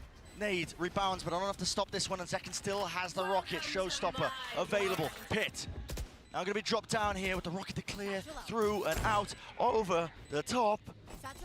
It's lifeless. Baron in nature, but he snipes him anyway. Expected a position, Sentinels claiming the 6. Zekken takes over in the 11th hour to tie this one up at the half. But if this is where Sen thought they had the biggest advantage over GenG, this first half has taught them that they are not going quietly. This map pool, it's an ocean for GenG. Lovely play from Sassy there, utilizing the brim smoke, ducking, dipping inside of it. But this is anybody's game. Right. A series of unknowns really as we head into that second half of Bind, despite it being Sentinel's map pick. Absolutely insane stuff. But on the floor standing by, we have a special guest, a very special interview. I am here joined by Valorant studio head Ana Donlan and obviously our global head of esports, Leo Ferrer at Madrid. Uno de los motivos y las razones por los que estamos hoy aquí es gracias a ellos, así que os voy a pedir un fuerte aplauso para darles la bienvenida y las gracias obviamente por este pedazo de evento. That's just for you guys, so thank you for this event. Now, Ana, I want to ask you, today we just introduced a new agent to the pool. What can you tell me about them? So Clove is something we've been working on for a really long time. I'm so proud of the teams back at Riot. They really pushed themselves on this agent, both from a design perspective, creatively. I think they are so vibrant and beautiful, and it's going to do so many great things for the game. So I can't wait for everyone to get to play them next week. I thought the show match today was amazing. It was so good. Congrats to Mixwell and Team España. That was amazing. And yeah. Okay, we love that. Thank you very much. Now, bueno, obviamente creo que lo habéis entendido, ¿no? Que tiene muchas gracias de que tengamos a Clove entre los agentes, que el showmatch ha estado genial y que solo en una semana ya podéis estar probándolo y creo que va a estar muy, muy guay. Now, Leo, of course you're on the competitive side. What do you think about this gorgeous, gorgeous event here in Madrid? Oh my God, we are so happy to be here. We've been dreaming about coming to Spain for a very long time. This is our first time here. You all have been incredible hosts. Thank you so much for embracing VCT. We love you. This is just the first event of the season. There's a lot of VCT to come in 2024. We're gonna jump straight into stage 1, and we're so happy to be here, so thank you all again. Nos da las gracias por estar aquí, por ser tan acogedores. Esto para los que no habéis hecho el workbook. Pero la verdad que lo estáis haciendo genial. Obviamente todavía nos queda todo el stage y todo lo que queda por llegar en 2024. Recordad, cuanto más ruido hagáis, más conscientes serán de lo que necesitamos estos eventos en España. Pero obviamente esto no ha terminado, así que seguimos con el partido.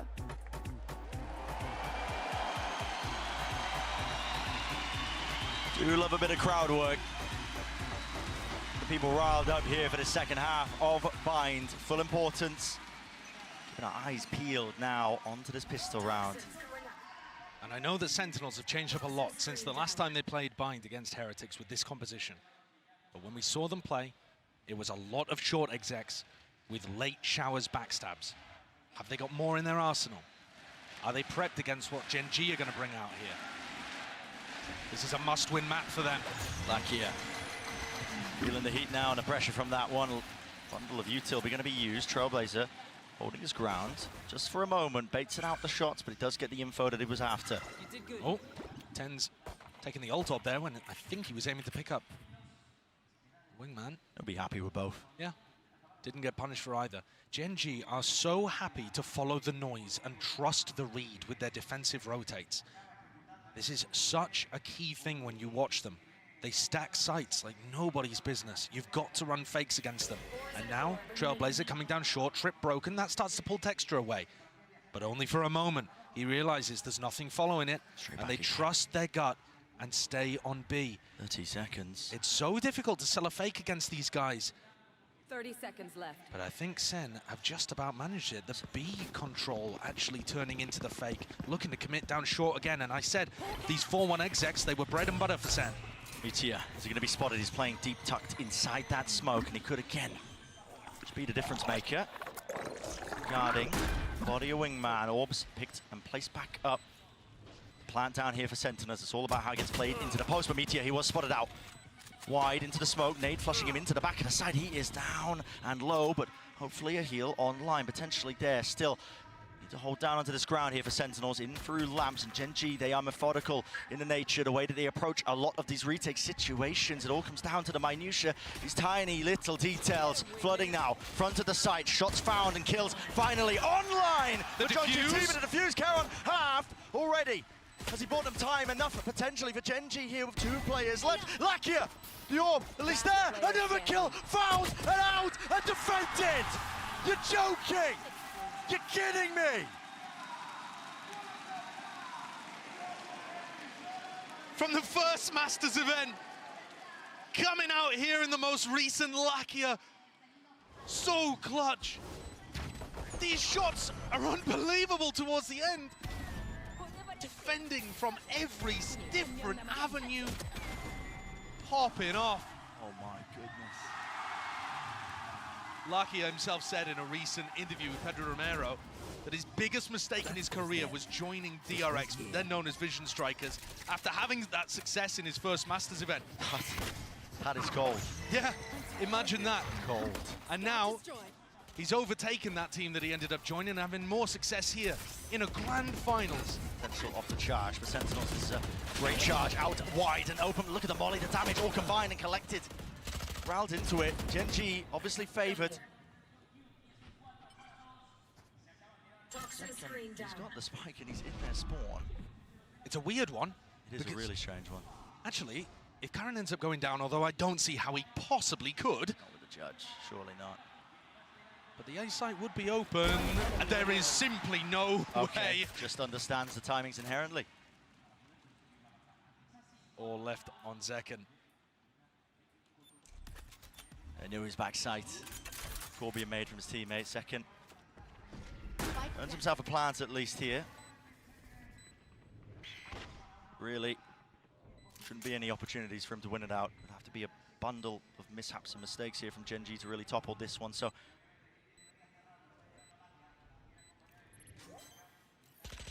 and these are just the consequences of GenG winning a beautiful pistol round here. They get themselves up to 8. And Lucky is going to take the defuse. He's now only 2 away from getting Seekers online. They know that Caron saved the judge into this as well, so might anticipate him being positioned over to Hookah for the next. Normally that's going to be Munchkin's job, defending onto Hookah. And when I was watching GenG playing Pacific on defense, they loved to push. Not in a coordinated early round manner, but just looking for those mid-round timings, trying to abuse the fact that on Bind, teams don't tend to be as spread across the map, watching everything all the time. Of course, SEN's comp doesn't have the Cypher to be able to rely on. Those trips are not going to be there in market, so if anybody finds the mid-round push timings, they're good for it. And it is Munchkin looking to cover Hookah, while Caron picks up short.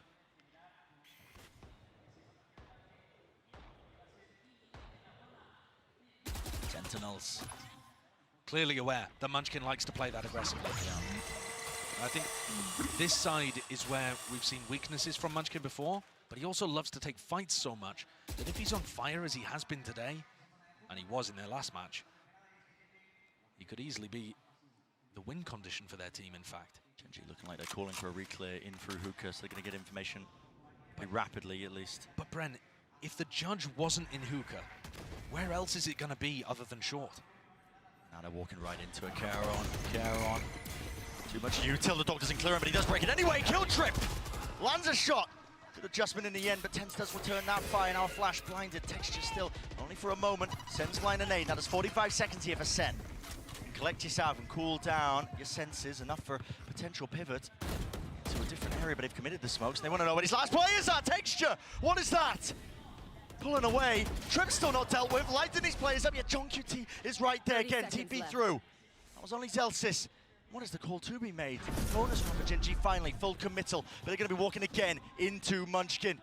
Never losing his ground here. Always holding on to this space. And now Meteor doubled up crosshair setup. This could be nasty. This could be brutal. Obliterated! GenG! just have such an immaculate read. Every position, every scenario, it's all accounted for. It's these defensive rotations again, Brent. GenG are so far ahead of it. SEN think that they've got the timing to be able to go through the teleport like that.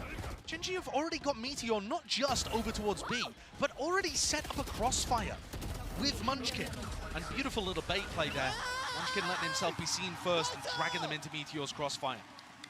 When you watch GenG on defense, you would call it over-rotating if it wasn't winning so often.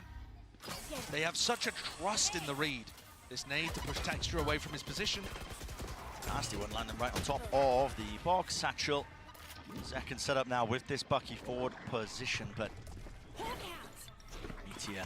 Oh, Meteor. Oh, what a snap to the side. That's the wrist breaker there from Sassy, and hello, what a time to come alive here for Sentinels. Much needed, much anticipated now. Texture trying to dodge and juke that timing here. Entertainment onto Lakia. Is back to all of them, chasing them down, hunting them down. Sassy wants even more, offloading the Seekers. Why not? A winnable spot, a winnable position. Charon all alerted to the presence, but he picks up the rifle almost with the pre-fire. Still 2 versus 4. Spike has to get planted here, so Sentinels will at least earn that. Everybody on SEN inside lamps. It's a really unusual post-plant position. Gaps to be played within. Sentinels cannot let this one slip, not after losing previous gun round, not after losing most of the scenarios where they had that advantage. Thrash off that tap. Satchel over the top here and a seek to punish. There it is. Texture, last one left, last one alive through the box. Nade earned again, but tucked, hiding away from the position as Sentinels trying to play this one just with a little bit of intelligence. And John gets that information. And a shot to the head. Thrifty here. MasterCard well earned. What a timing for it too. Definitely felt like GenG was running away with this game. And this is a must-win map for SEN. This is where they felt the most favored. This was their pick of all of the maps they could have gone to.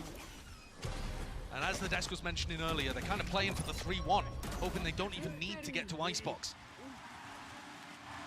Incredible shots being hit there, and Sassy on fire here on Bind. We expect to see those a little more, I think, from the GenG players. But here it is. Texture, time. Texture with an operator looking down B long. Yeah. He's got himself onto a really nice forward angle. Spotting out this operator is going to be pretty key and essential here for Sentinels, but they don't have anything concrete to clear it out. Look, even the Dizzy just clears it. Jump spot from second was really out wide, but giving up that space. But GenG putting such a heavy premium on control of just both B long and showers. Even got a cam set up. Munchkin willing to hold it down. Yeah, and they've actually not really heard much on either site. Charon goes for the gamble over towards B. I'm interested. Munchkin didn't quite find the timing to take a duel, but he's now tucked in a position going to get cleared by that flash. Yeah, certainly should be. Zekin eager to take the fight there with a boombot just right behind him. He knows the rough position here of Munchkin. Charon's back immediately over towards A, so there's still 3 players defending this. But only 30 seconds roughly left here. Moshpit sent flying over the top now as well, trying to take the space. It's only 10s and he's left alone to his own devices. So for the rest of his team here with only 25 seconds, that's a spike drop down on top of it. It needs to be heroics and it needs to be masterful play at that. Munchkin almost going down to the stray Satchel, but it matters not. Overwhelming aggression from GenG. Full lockdown in approach and play. And seconds dwindling down to nothing. It's GenG up to 10. The stack, the crossfire, way too much for SEN to deal with. And not just that, GenG fighting close. Not trying to hold into backside and rely on the fact that, you know, they'll give SEN the play and try to push through smokes or anything like that. They fought almost even before Meteor was taking contact from the short trips. Look, they pick off 10s here. They're looking to try to fight them in short. They mollied off showers as well, so Zekin couldn't help. They picked that apart and fought aggressively. There's a really interesting quote from HSK, actually, during another interview where he said that GenG tries to make the plays that other teams would hesitate to make. That's a very conscious thing that they've come into this year trying to do. We are going to try to be the team that picks that timing and fights you. Been working so damn well for them here. GenG Look at the rotates, Brent. Look at the rotates. Set up and There is less than 10 seconds into the round, and they're planning to 5-stack B. Second showstopper. Loose here was vulnerable, but up close to the corner to clear. Lakia! Blinded! What? Found what? Snaps it! Sentinels, they found an advantage, but it's about converting it now into a round win. And they've got an inkling that there's a ton of players here stacking the site, but they're not fast enough to pull the trigger and go for the rotate through the teleport, which would have been a play to open up the A site for a free plant. They found themselves that player advantage, and now GenG, with the players stacked, looking to re-explore. Oh man, look at this call to contact re-clear. Are they going to be ready with the rifle play? It needs to be online. It is Sentinels. Clean sweep there, out towards it, forcing GenG out in the open. That slight pause keeps them alive for now, and it was really necessary, Josh. I mean, you end up losing that one. GenG up to 11. The economy just been dwindling. Sentinels getting rocked left, right, and center. But what is this? The timing on that dizzy. It just blinds Lakia so one right. HP? Yeah. Well, he was 1 HP, I think, after he went through the Viper wall as well. Yeah, so just, but still, caught down extraordinarily low. And the crowd here behind Sentinels, willing them forwards. Not easy rounds that Sentinels are winning. They're not at all. Again, GenG had 5 players B. That's fast though. Second. It's in front of the snakebite as well. A little bit of damage, almost a kill onto Lakia. It's good damage. It's going to be permanent. There's no heal online. At least he can't heal himself. Now the Trailblazer for the re-clear. Munchkin, you can't be calling for that one again. He just goes down with it. Yeah, and these are the times when Munchkin ends up getting punished, and it's looked rough for GenG. We haven't seen very much of it. Munchkin's been playing a superb game, but that's the kind of stuff that was happening in Pacific, and SEN have taken full advantage. There's 3 players very close to key ultimates as well, though the orb is not here. SEN put another pause in the round, maybe hoping that GenG would do another exploration. They've got to be cautious about Texture's ultimate, and Garon's, for that matter. The more they let the time click, the more that those ults could just win it for GenG. Josh is waiting for the fuel here just to prop both of it up, make sure he can clear some of this util. Trip. Spotted and broken. Not be pulling any of the GenG players away. It looks like positioning is being shifted. No. Still a reclear of Texture. He's happy to hold this close angle. 30 seconds left. This one he has the rocket available to him. Another trip. This time. Noise pressure on either side. The TP rotation is now core with 20 seconds left. Guess what? What about gone now? What about Caron's ult? Caron's ult, yeah, it's not really going to be handled here at all, and that's going to be sending it out with Wingman. He's going to be broken. No, they disabled it correctly, but it does catch on the second. So the plan is online. 4v4 though. A must win for Sentinels. Must win indeed. The flank. Fast wrap around, flanks on, flanks Lakia, punished for it. At least recognizing SEN the weaknesses of their own compositions, but is immediately answered and evened back out. Celsius got Even ult. so, advantage now for GenG here with the ult. Here's the first tap, but he's waiting for the second point. Caron's fast onto him. Caron's fast onto him. Already approaching and expecting that position, and he just has to let it rip anyway before anybody even taps. GenG so fast with the moves, yet Sentinels shut it down.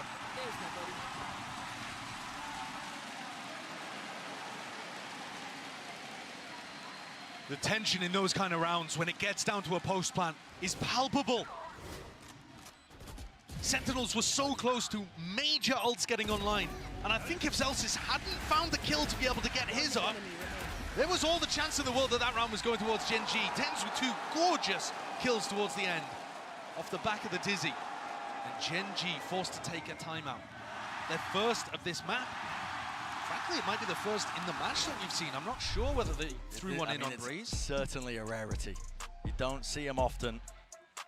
Calling for that timeout, cool down in the play here, because this is Sentinels actually making a very decent go of it. Yes, they won here and there, a couple of half-buy rounds when the economy wasn't too good, but that was, full-on gunplay occurring. Remember, though, that this should be the map where Sentinels are the most favored, and they're still behind by 1 round. Yeah. Even though they're favored in the next, due to the economy advantage, it's not clean sailing here, not by any means. GenG fighting for every inch of this. Not willing to give up any of these maps that they so carefully selected.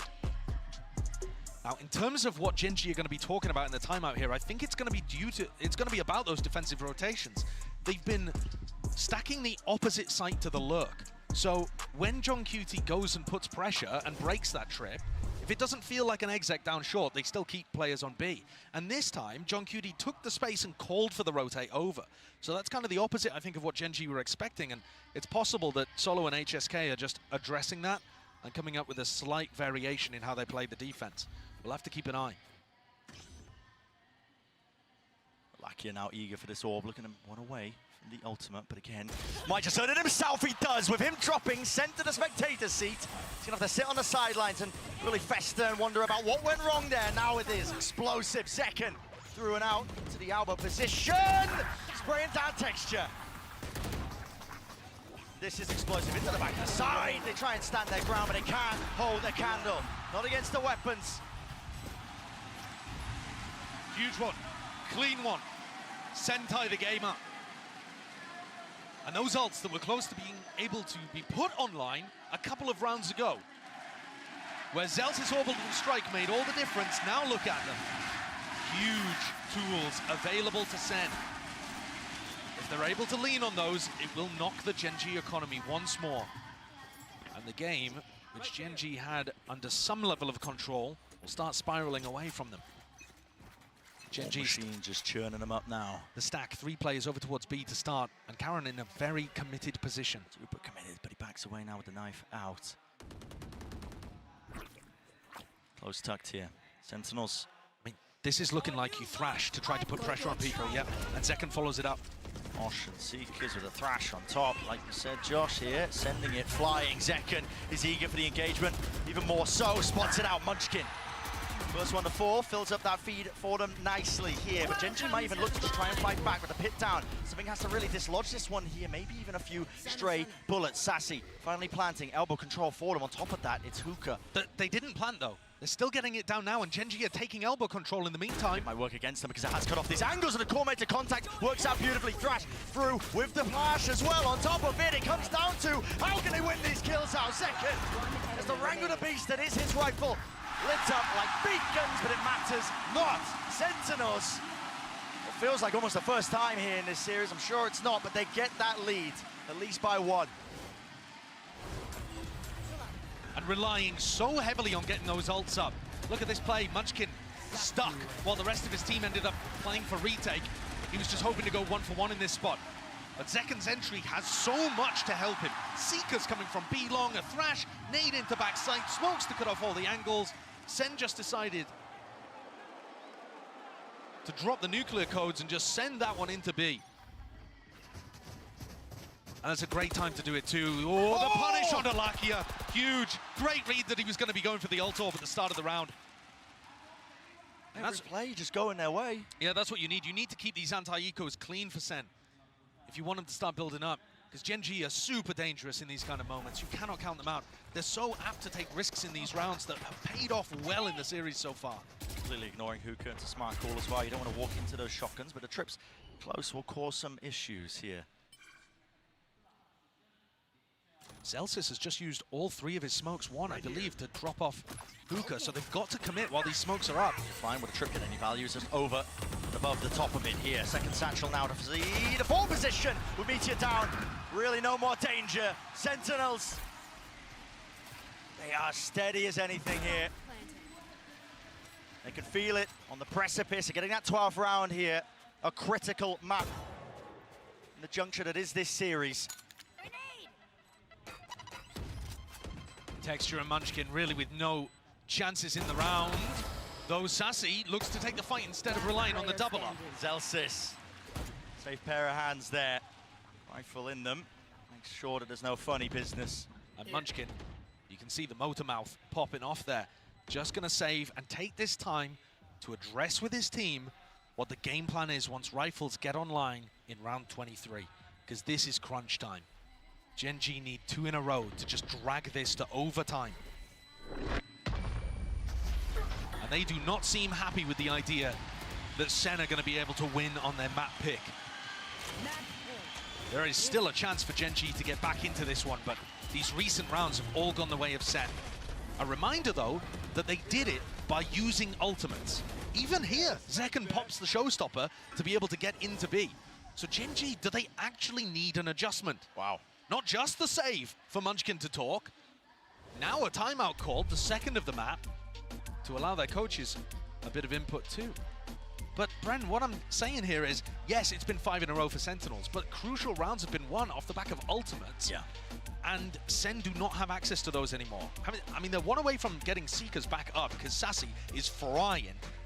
But I think GenG's game plan has not necessarily been the issue so much as them fighting an uneven war. Well, finally, there's going to be a bit of that parity. Even guns on GenG's side. Sentinels running out of those ultimates. I think you are right. I mean, you're right on the money in terms of just talking about the game plan for GenG. It hasn't really been going amiss. They've just been getting ran over, steamrolled almost by just that sheer ult economy that's just been churning, generating constantly for Sentinels, but it has run out. And GenG have to put a stop to it here if they want to stop Sentinels on their map pick. Yeah, and we're talking about it running out, but Sassy could certainly play for the Showers Orb here. It looks like Sen are set up for a fast Showers take. And unless Meteor's able to pull off some magic, because he's going to be vastly outnumbered. Let's see it. Seekers are going to be online, surely.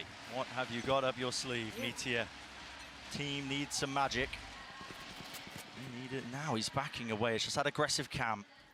He's been putting that there a lot, though. Yeah. They've already seen that in a couple of post-plant situations. Sen are going to know. It could trigger some kind of Showers crunch, though. So they've got to be a bit cautious.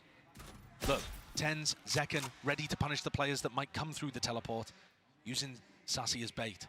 And now they walk forward, get Seekers online. Texture. Close up onto the angle. Dog broken. Boombot is the first layer of contact. Munchkin here. pushing out through at his sand, feet is Munchkin, and he's been doing this at least in the qualifiers. It could be a punishable element. They have to be aware of it. Gaps in the play for Sentinels, and it looks like Celsius is seemingly clearing most of this. But they've left that tiny, tiny window. These are slow rotates. Zekken, though, making a little bit of noise. Munchkin's going to make the call. Look at these rotates from GenG. All come in, beating the rotate. No way. Getting into B. Flooding back in. And Munchkin has not overplayed his hand. Makes sure that he just feeds the info his team needs. And what a call this is. Gets the hell out. 30 seconds. This is going to be a full committal. Straight into the maw, out wide. They're not expecting it. GenG players holding their ground, rooted and snared into place, but they're willing to just fight tooth and nail. Spike dropped down, Molly's at the feet. Nobody can advance, nobody can step over the line. There's going to have to be those shots, going to have to be that firepower. But again, is it enough? Is it enough? It's not! Meteoric from Meteor himself. And what a call by Munchkin, man. We saw him go for those sand pushes all throughout Pacific, often getting punished for them, but played this one to perfection. Sentinels have got to be scratching their heads after that, thinking, how on earth, when we were fairly quiet the whole way over towards B and had made noise throughout Showers, how did they get the read? How did they know? Let's go. Incredible play from Munchkin without really even popping up on the kill feed. All just based on getting that deep positioning and hearing the footsteps and calling the rotate. The defense side rotates from Munchkin are just phenomenal. And to make that play and just push the very boundary of what you can get away with in a round that now makes this feasible, that we could be heading to overtime. That's why Sen are calling this time out here. It's the last one that they've got, at least in regulation, and they understand the importance of the round. You don't want to go to OT, not against GenG, not when they've been making these adaptations over time and correcting towards it. Yeah, and not just that, Brent, we were talking a lot about the ults being on the side of Sentinels. Well, now the coin has flipped. Munchkin still has access to that Viper's Pit. Charon, one away from being able to get an orbital strike online. These are ultimates that in the middle of a round can change the flavor of what's happening dramatically. Oh my, GenG are going to start the stack on A with 4 players. What a gamble to push them through into OT. 4-1 setup. Don't see it. Looks like they're going to try and set up Munchkin for that deep pit in through the main choke, and he is going to layer it down. Needs to be defended in time, but here's that Showers fight. Molly drop down. GenG walking, GenG walking, but losing the fight. Initially, it's up to Lakia. Hold it down and stand his ground. Short players. Away the short players, and Lakia comes up huge. You're joking. Getting away with murder. It just flips in an instant. GenG not happy to just sit inside the pit. Pushed outside of it. Managed to get a kill, too, up towards short. Outrageous decision from Munchkin and the GenG coaches coming out of SEN's TAC timeout. And now funneling the final 2 survivors straight into these trip setups. I mean, this just looks absolutely brutal for SEN to deal with. Dire straights. Not only the trips, got to worry about Charon's ult, delaying, denying. Meteor himself as well, he's just tucked. Safe position. Not out wide, there won't be any punish onto these trips, but they're not going to walk into it anyway, it's just concealed, but that TP through Munchkin. They just He's know. just got to read, I mean, they just know now with the cam, they spotted it all. And look at that, Charon sends it and splits them up. For OT, all the way here, GenG not going to be denied it at all. John QT dropping to the floor. And let's go again, shall we? There's a perfect example. I mean, look, let's let's look at this for starters. Second and Celsius trying to hold the push and just got minced. TenZ as well, not realizing that Lucky was in the corner, despite the fact that he caught a little bit of chip damage. But for me, that final moment where Munchkin just comes, all right, there's 30 seconds left. We haven't seen them over towards A at all. They've got to be taking B. And they just went through the teleporter. They're not worried about the fact that it could have been a late A hit at all. They just trust the read. Something that a lot of the coaches have been talking about. I mean, defending champs, Potter and EG talk about that all the time, trust in your gut, and I feel like no team embodies it more at the moment than GenG. Yeah, full committal to the calls that are being made here, but the sides are swapped around now. Opening a round of OT. Meteor. They're going to go with this one here. Cam attacking, but already through the choke point. Still, they deal with him. Pesky intruder out towards, and Shower's control is going to be essential. What is the call now for GenG? A plan for backside here and taking control of the defense spawn seems like a good idea. But GenG don't want to commit to it just yet. Now, Karen's got one smoke to play with. You can smoke off Heaven, you can have somebody watch over towards pipes, but they're not making a decision here. They're slowing down and they're kind of trapped. Waiting for Munchkin. Yes, but what is Munchkin really going to do? TenZ is on a great angle at B long. It's just all hinging on this, isn't it? It's an off angle at that. I just don't see how Munchkin clears this. Yeah, an ADS. Spoils it for Munchkin here, TenZ. It's weird though, because they don't know where GenG are. They could be all the way up Heaven, all sorts of spots. It's going to cause the push out here by Sentinels, meeting them right into texture, but he wasn't waiting for it. As a trade attempt by Charon, he will fall too. Everybody topples, Sentinels. Flawless here, the first round of OT, and another chance to seal up this map. Rare moment of hesitation, I think, from GenG there. Munchkin clearly wanted to take matters into his own hands and was hoping that GenG would find Sentinels making a mistake, going and re-exploring A for information. But Sen was so happy on B. Just one watching spawn, one watching B long. Very good patience and diligence from Sen to get themselves up to yet another map point. They've got to start closing these, though. It's integral. You look at the overall map pool in this best-of-5 grand finals. It's an uphill battle almost all the way through. Bind is a necessary component that they need to take away. Brent, Munchkin's in a really committed position here at Hookah. I don't see how he dodges Boombot Dizzy. Here it is. He's out wide anyway, just hates to fight to him. No way.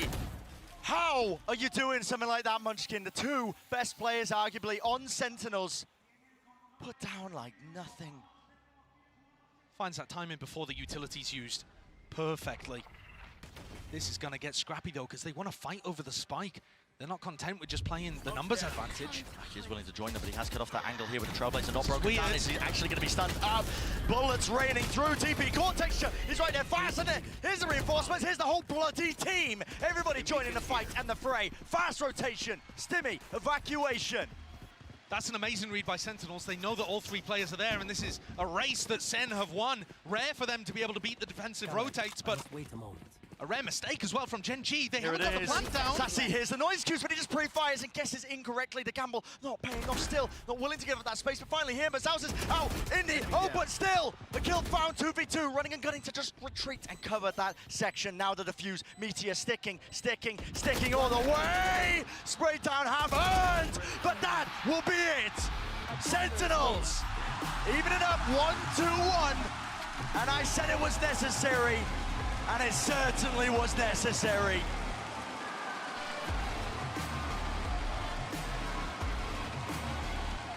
To the elation of the crowd, SEN, a grueling win for them, forced into overtime, but they do it at the final moment, converting a 3v5. Absolutely incredible stuff so far. Plenty more action where that came from. Do not go anywhere.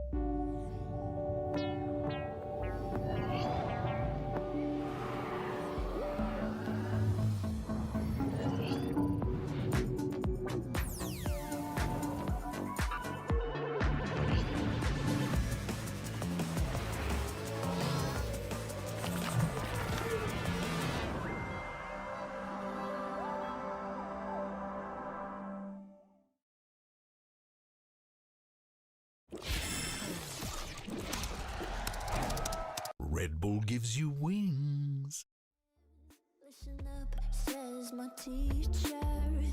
In front of the class, he says if you're not a believer, I've that's on you. Better shape up and pay your dues. I've refused, that's on you.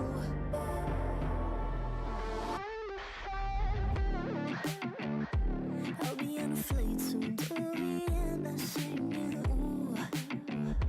Gotta know all this propaganda, how do you do? Better get in my own medicine for you. I'm never gonna make them think I'll stand there. For all the things that I've said, pushing me closer to the edge. And I don't know let loose, don't mind if I do.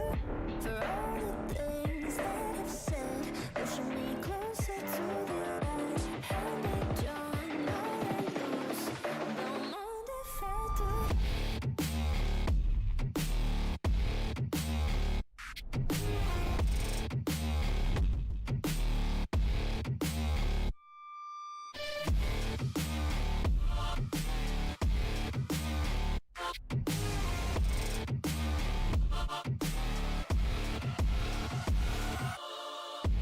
Free as the wind, and as strong as a piece of amber. Give me a breath, like the fire you'll soon remember. Ooh. I'll be on a flight soon to Vienna singing, ooh. Gotta know all this propaganda, how do you do? For all the things that I've said, pushing me closer to the edge. And I don't know let loose, don't mind if I do. For all the things that I've said, pushing me closer to the edge. And I don't know let loose, don't mind if I do.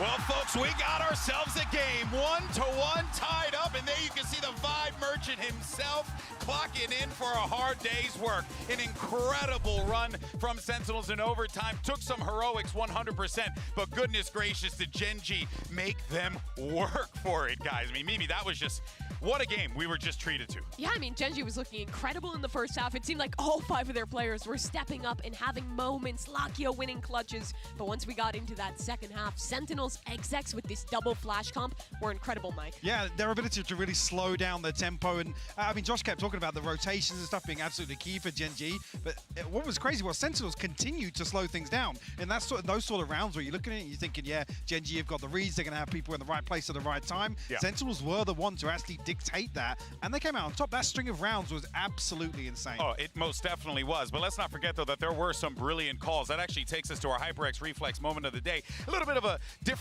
one this time around. Mimi, why don't you go ahead and walk us through it? Yeah, so this round, I think the real reflex of it is just showing how good the timings on utility is for Sentinels. Zekken using one satchel to get over that molly and then waiting for the second one. But right as that happens, you see that Sky Flash Dizzy combo coming in from long and from short. Perfectly catches that player in hookah and blinds everyone on site as well. So these traders from Sentinels can swing out together and win this round. Their synergy on those are incredible, and it really relies on these two guys on your screen, Mike. Absolutely does. I mean, Zekken, we keep talking about how he's so explosive. I mean, no questions about it now. The most explosive player in terms of impact, in terms of what you see him doing on screen. And I think so far, it's 51% overall round win rate for Sentinels. It's 70% when Zekken gets the first blood. He's dropping, literally, there's a 1 in 4 chance of him getting a multi-kill. He has over 80 multi-kills already at this event, topping the charts. It's just insane to watch. And I love watching him and Tense play together. No matter the agent, that duo's synergy is absolutely on point in the server. But you know who I got to give some love to here? I got to give love to my ball brother over there, Sassy. My guy's holding it down.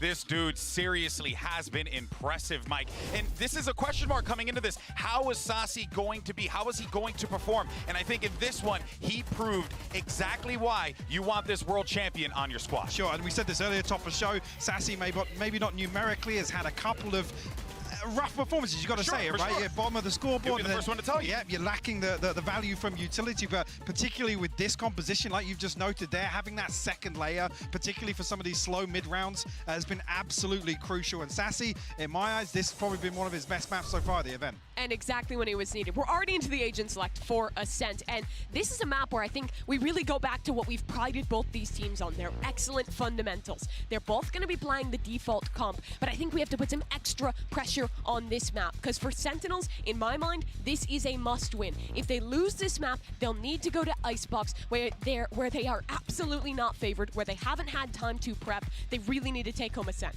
Yeah, absolutely agree. And we've also still got the concern of split. And that's right. behind Ascent as well. So talking about aiming for the 3-1, looking for this to be a little front-loaded, this is the one you've got to follow up from that bind victory. If GenG can win this one, they have a real chance to lock in that trophy to win the first for Pacific. It's a pivotal map 3. We'll see how things land and send it back over to Brennan Sideshow. Even more important with this one here, getting us started. Ascent in our staging ground. Territory left to be claimed for both of these teams in a best of 5. Constant back and forth. There's so much weight on Ascent. And so much uncertainty, I think, in terms of how these two teams are going to perform. It's a map that SEN like to float. I recently saw them perform incredibly well in their recent game against Paper Rex. Zekken in particular, starting on defense. GenG grouped up over towards tiles. Both teams, when we saw them play against Paper X, did a lot of the defensive set plays. But I think that was a specific ante. I don't know whether we're going to see as many of them here. It's a trap play in mid for SEN. Turret to watch contact over towards B. The question is, how do SEN pivot now that the turret takes a contact? It's going to be Zekken eyeing it up onto the angle. Orb picked up, now a smoke. And this is quite nice because once you break the turret, you actually break the trap setup in mid as well. So SEN's setup that was dangerous to walk mid on, dangerous to walk cat on, now gets dismantled a little. The macro game continues to be played really beautifully by GenG. Taking a bit of a wander now, straight down mid. Got the alarm bot to notify them of this one here. Sentinel's potential chance for the reclear, but no, just a shock dart. Bit of damage now onto Munchkin. Now steps going to be made with the alarm bot broken. Here it is, the flurry and rush from the Sentinels players. They have to really flash. Back them up. He does have the flash. Paranoia goes wide and does not connect onto the necessary target, and that is second still with that dash spraying away. Quite praying as well. It's all Sentinels. Collecting and colliding. Only two left to stand here for GenG, Munchkin, Lakia. Side by side. Now, there is damage done, but the door has been broken into their face. And with only 12 seconds left, Spike drop down and spawn on top of it. You have to make a good go of this if you are GenG, but you have to take liberties. How's he got away with that then? Time? 4 seconds, barely enough, but now broken in place. Second slaps him down with that one. A pistol round now granted here for Sentinels. Zekken gets the cleanup on the final two, but his positioning tucked behind the box. Getting the pick on Meteor, I believe it was, who tried to push lane. That's the one that's huge. This kill right here. If he ends up losing it, Celsius is under pressure. Suddenly the B side looks like it's going to fall a little. Very good setups from SEN. From the pistol into the adjustment. All looking good. Somebody to keep an eye on as well. I mean, Second does seal it up onto that pistol round here. Getting a bit of acknowledgement, but we'll be taking a gander, that head-to-head, him versus Texture. Texture, have a great map too on Bind. Seeing how that made manifest. Will there be a continuation into the series? Yet to be seen.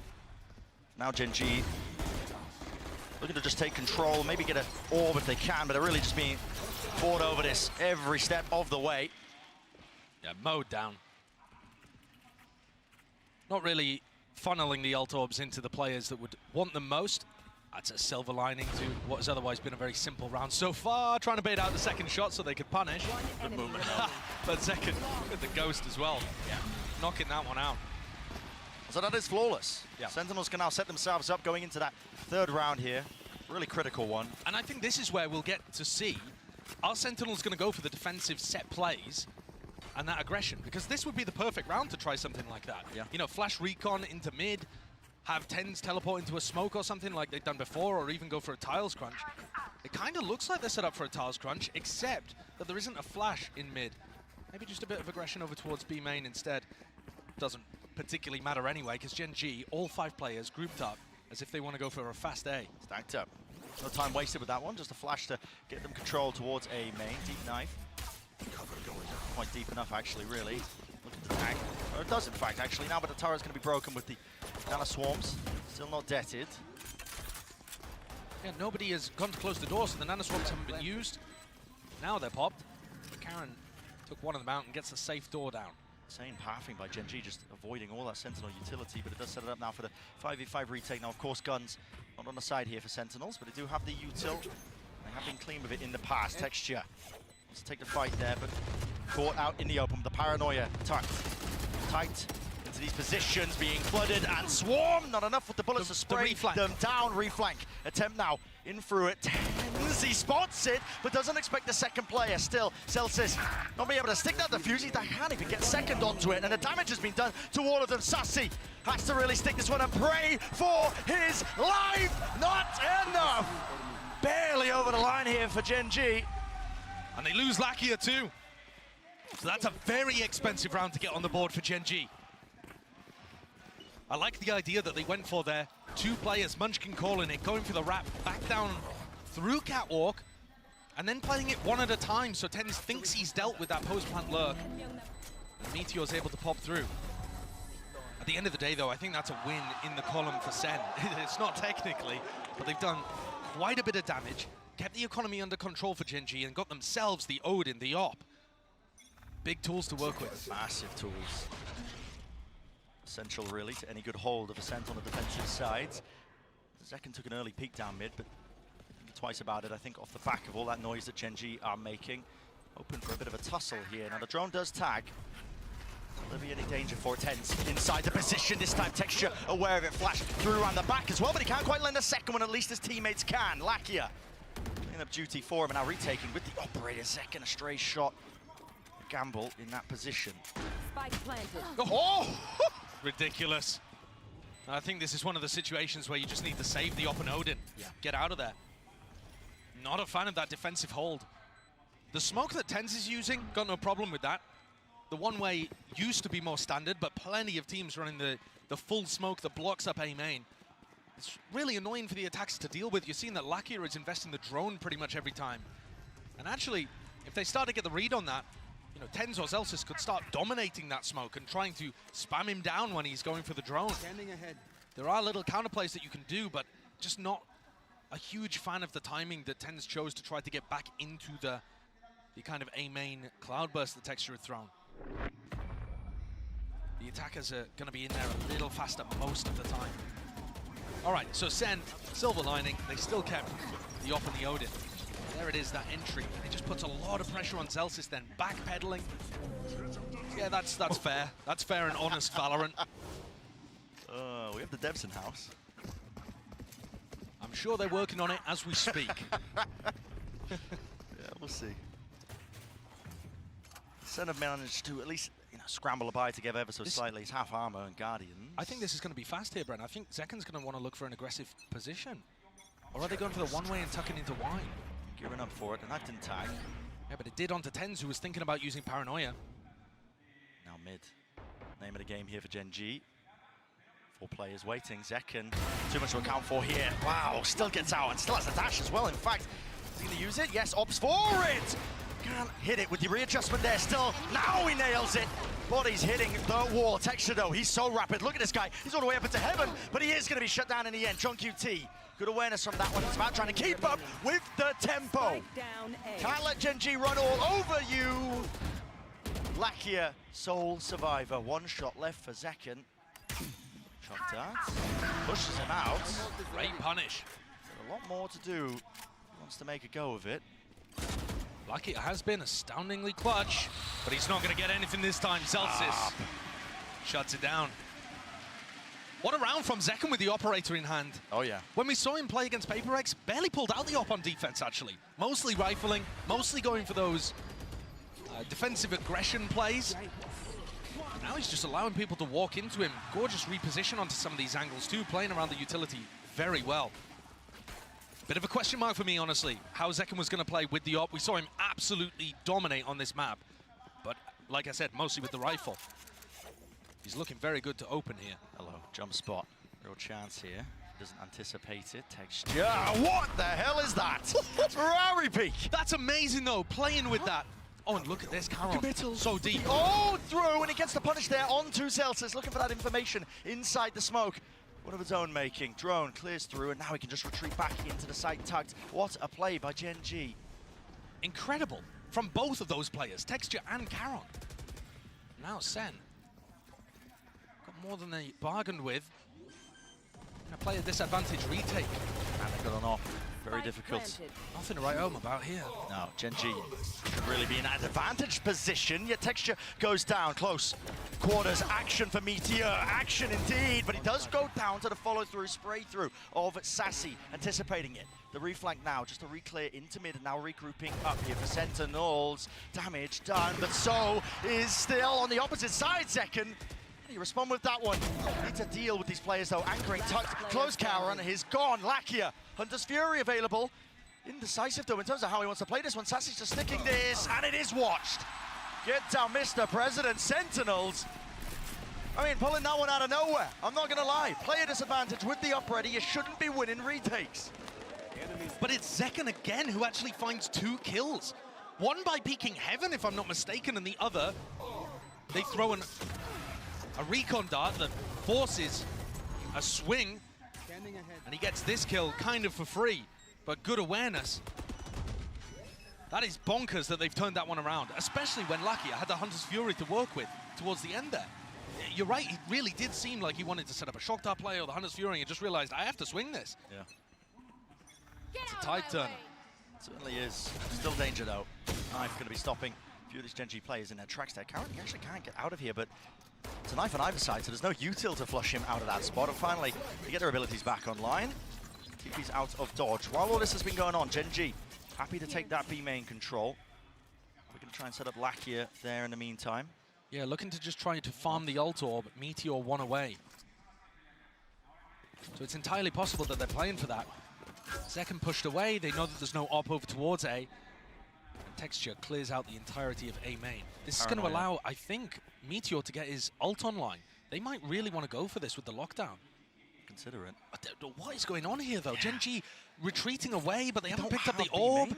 So they can't use the lockdown to fake towards A. They've just got some kind of read here.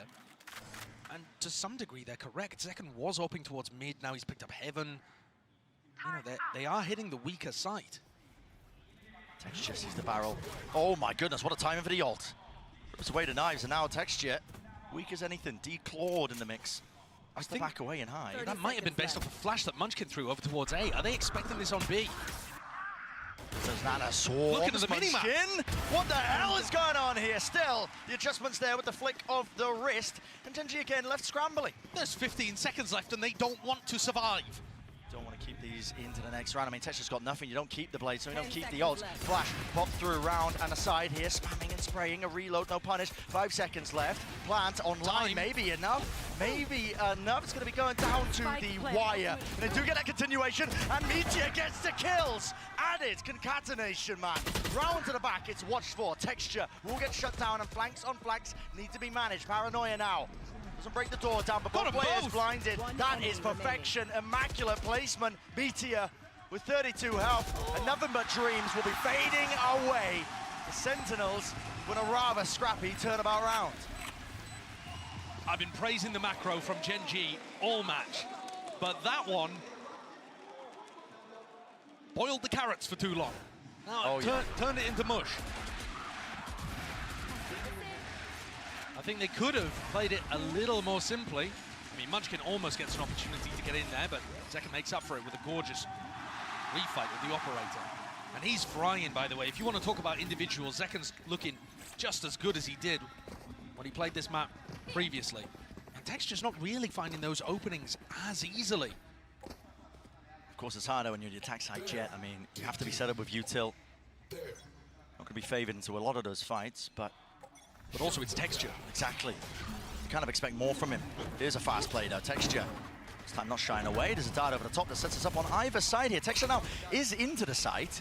He's worried about backside. Still, he could seek to deny. There's no one watching the back here of Zekken, but he does dash away and out of the fight here with the smoke. Covering it, 4 players spotted. Good information here for Sentinels, but Texture again needs to be this playmaker. Karen teleports in over towards lane, only with 30 health, and they use the lockdown as well, but look at the lockdown positioning. It denies mid and market. It's so good for keeping control of side. Karen dies, but he'd already stuck that plant. Zekken will get detained, will slow them down just a tad here with the plant down. A potential difference making. Look at Lakia's position. Again, he's got that Hunter's Fury. He's going to be waiting for the right time to strike. Same with Meteor. Takes up that space, but he was blind as anything, and John QT, a little bit delayed, but eventually getting that trade. Hunter's Fury now is being used proactively. 2 tags, no kills, though.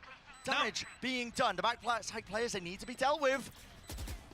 Hopping through with the flash. Texture, putting them down side by side. Tens will follow through. Time has run out entirely.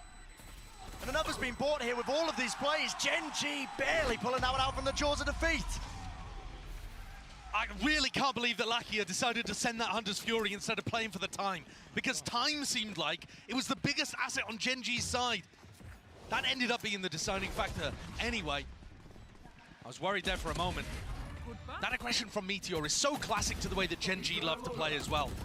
The Pacific teams, Paper X, do this too. Not happy to just fall into backside B when they play the post plants, always looking to contest. If they think they've got that timing, they will take it. Okay, so GenG get their 3rd on the board. A recon looking to push away Zekken if he was playing around mid. Very mobile though. Yeah, he got smoked off, and now he's going to pick up mid at the same time as the recon dissipates. Seen a player move over towards Cat here. It's going to be called out. At least it should be that awareness. Double tap, they can't hit it. No way! No way! Tens! My God, man! And the follow-up, the backup arriving in the form of an ultimate. Couldn't have been better. You give him an inch, he'll take a mile. They just whiffed on him for a moment, and he readjusted his aim and took down 2. He looked completely caught there. The game plan worked for GenG. It's just they just couldn't land the shots in the moment. 2v3 though, and we've certainly seen GenG pull out rounds like this before, especially when SEN lose info around the map. You know, Karen could be in a position here where he just shoots them all in the back. Yeah, reminiscent of Breeze. There was multiple scenarios where Sentinels threw away those player advantage situations because they didn't know where the enemies were, and now with the plant down. Yeah, do they go for the ult? If you ult, you kind of have to just sit there and defend it. Down online, that's what they were waiting for. Here's a lockdown, pushing the players out wide. Caron, you have to defend be forced this. to make a play. Yeah, you do have to defend this here. He's not going to be detained from this spot. Here's it. Tekken not adjusting for that angle. Not even expecting it here. Now they have to worry about this crossfire setup, but JongQT is halved already. Onto that defuse. Sassy responds with the fire, but here he does not know. Finally, shock dart fired. Sassy tapping, forcing out wide again. Lakia this time prevails. Monstrous in the clutch. Time again. The enemy of Sentinels. They had a player advantage, but they had no information about where GenG had disappeared off to. Another great play for TenZ that ends up being wasted somewhat by his team's inability to capitalize on those advantage situations, and GenG using other advantages, map control, info denial. They don't need the players online. There's a fast play though, already setting up. The flash in hand alongside that Tar Texture might just be blinded fully. He's playing inside the smoke, he dominates it. TenZ have been playing this one before, but with the Odin spam at least potentially evened out, but not quite. Lakia straight there in the fight, side by side. Advantage now for GenG. A massive advantage with JongQT falling. That's all of that Killjoy utility over towards B that's disabled. SEN are going to have to make a proactive call here. They can't just wait this out. GenG are just doing the exact same, waiting. Hoping to catch that proactive call. It's a great read. Celsius might just walk and wade right into it. The crossfire of a century, and look at that, the call to 3, 2, 1, peek it down, tap, tap, tap, second! Right back at you. He's got plenty more to deal with now. He wants to make a go of it. He's got two, but might be too little, too late. He has read this, though. He might be able to get into spawn at the right timing to cut this off and get another for free. Doesn't break the knife, actually, yes, and he's got the dash back online. You just don't think logs here, though. You just never think about that. Don't expect it. It's going to have to be reactions and adjustment potentially there. Still close to the corner. Jiggling from Lakia. Decides to take the timing and a fight right to him. So 5 to 5. Even up now again for GenG. And this is a really good spot for them. Attack side of Ascent. We've got to imagine it plays out a lot more typically. Sentinels going for their first piece of defensive set play aggression there. And it's dominated. They already used this. It was round 6, I believe, the last time they played on Ascent. And TenZ that time was able to get into the smoke before his opponent, dominated it, and got the win. This time, Texture just a little faster, just a little sharper. SEN knocked down onto an eco and going for another set play by the look of things. You have to take risks here. I mean, when your money's so dire, if you're letting GenG take the lead on their attack side. Ooh, missing the silent jump up. Second, he's given an indicator.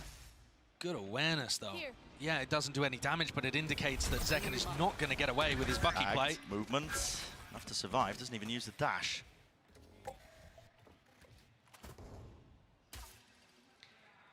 One of those rounds that GenG would love to keep clean. While there's a little moment in the round as well, 5 rounds on attack side Ascent is looking pretty good. Yeah, it is.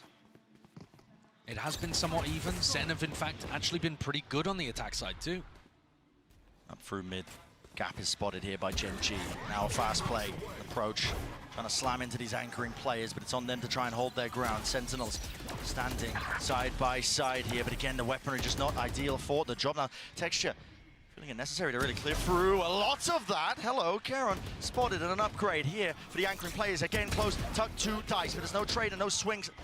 The anchoring players out back here with the Sheriff, JongQT, but not expecting it away with the Bucky! Gaming! No! Can't land the shots, damage done to it, 10 set up, it's a 1v1. That's such an important one at that. The money was dire, 10s, 6 bullets accounted for! Exactly what he needed.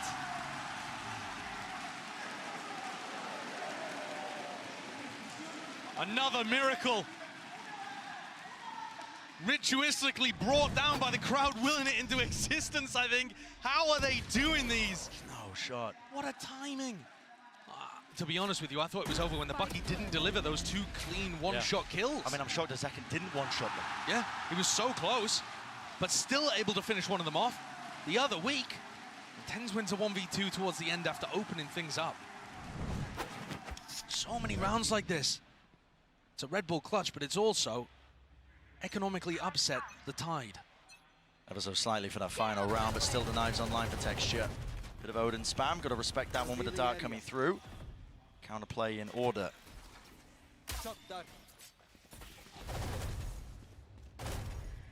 Back here, not to be dissuaded away from it. He's going to be earning his ult as well. And Sentinels have got to be thinking about the fact that Texture would love to do some kind of updraft dash engage into B now that they have B main control. So, you know, you're playing retake B at this point because you don't want to challenge that. He's got knives. But you've also kind of set up for a bit of a retake A approach. Now TenZ and Zellsis looking to re-explore perhaps. Right here.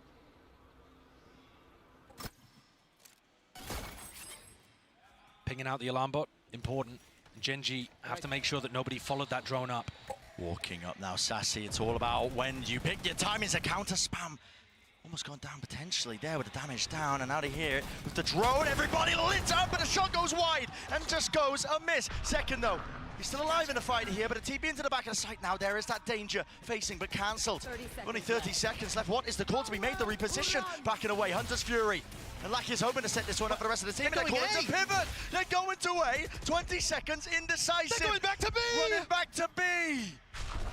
Can't be making plays like this, man, but maybe just getting hectic in those final moments. TP engage, Meteor! He's lurked his way in. Damage done, and another kill found. It's all being added up. Right click. Kills here. Needs to stick in. Right click. Gamble incorrect. Oh, the body block! Oh my god. Absolutely unbelievable. Telsis 1v2, 1v2, 1v2. Rushing entirely into it. I don't think I've seen a round that chaotic the entire tournament. GenG didn't know where to end. What a way to finish that half. They pulled it out of the back of Meteor getting in. TenZ went for an ult play, cancelled it for info, got caught. No way. And then they have to body block Caron to avoid him being caught by Zekken. Look at them getting in front of the Classic. Ludicrous. Munchkin, you crazy little raccoon, how have you done that? 6-6, that's where we stand here on Ascent. Absolute insanity, but standing by on the floor, some of Sentinel's biggest fans. It's another great half of Valorant here in the grand finals, and I got two very special guests with me here. It is TenZ's mom, Valerie, and Sassy's wife, Sophie. Welcome to the grand finals. Now, every map has been so close so far. They were so pumped on stage when they won Bind. I wanted to know what was going through your mind when they managed to close that out. I'll start with you, Sophie. It's crazy, actually, but it's a 6-6. We're even. I think we got it. Oh, I like it. I like it. What about you, Valerie? I was a little nervous, but I feel good, and I think they got this. I think they're bringing the trophy home. I could feel it. Oh, well, it's been, 1,029 days since TenZ first brought that Masters trophy home. So tell me, what's it been like to follow his journey and support him all the way back to the top? It's amazing, entertaining. I love it. I'm in awe of him all the time. He's awesome. We think so too. Come on, guys, give it up for TenZ. Come on, come on. And for you, Sophie, you won there in Istanbul when Sassy became a world champion. So what are your emotions right now to know that he could potentially win a trophy here with you in the audience? I think if we get the trophy, it's gonna be a really step up in his career, and the boys are amazing. I love them all, and let's go SEN! Come on, you guys know what to do. Sentinels! Sentinels! Sentinels! Well, let's see if Sentinels can close this one out on Ascent.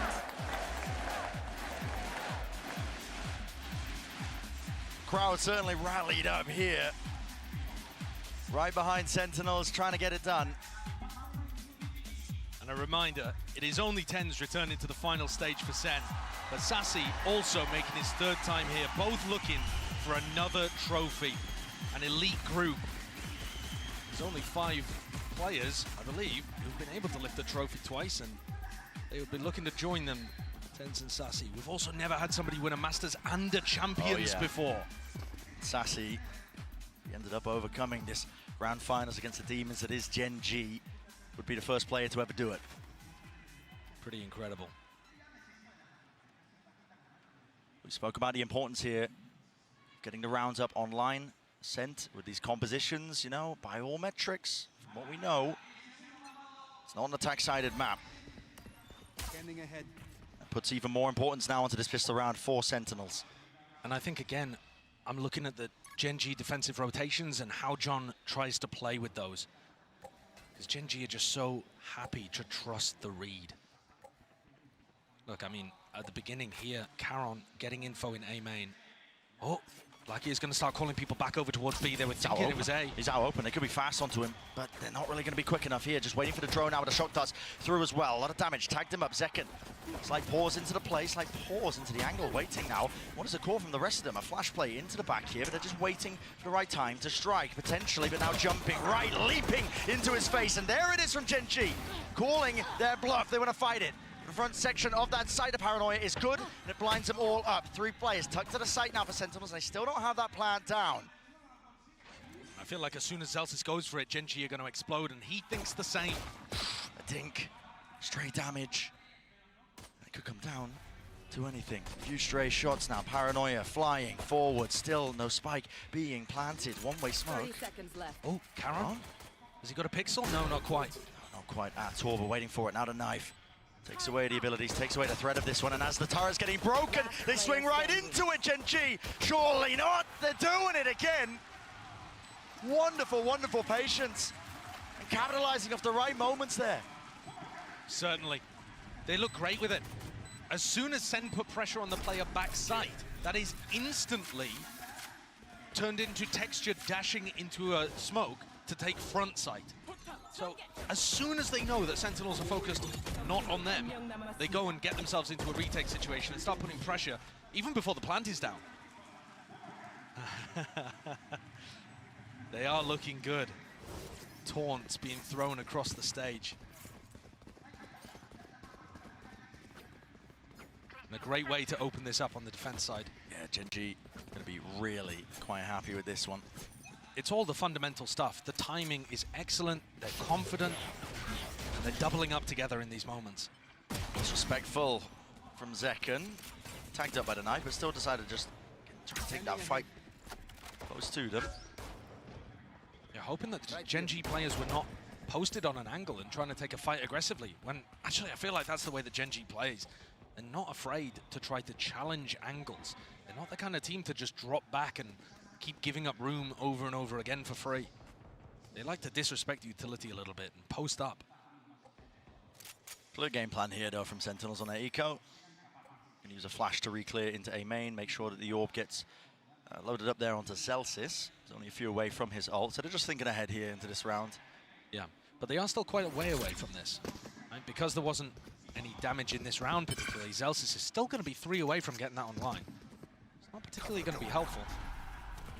At least not in the short term, I should say. Yeah, now they're going to be hoping for a bit of a plan here, but a Paranoia sent flying, TP forwards, lighting him up. Caron, 20 HP surviving, strenuous in the approach, but look at that, just a collapse. Straight into the fragment nade and the bullets. Sent flying, so flawless, everybody surviving for GenG. Beautifully done. Now this is where I want to see what GenG have got planned. You see Texture buying the operator when the rest of his team is going for the bonus. It's not too crazy, lots of teams that end up going for that. But do they have a game plan to set him up? One of the other things that stuck in my head actually from listening to an interview from HSK was that he said one of the things they've tried to focus on is snowballing the game by utilizing their aim and aggression.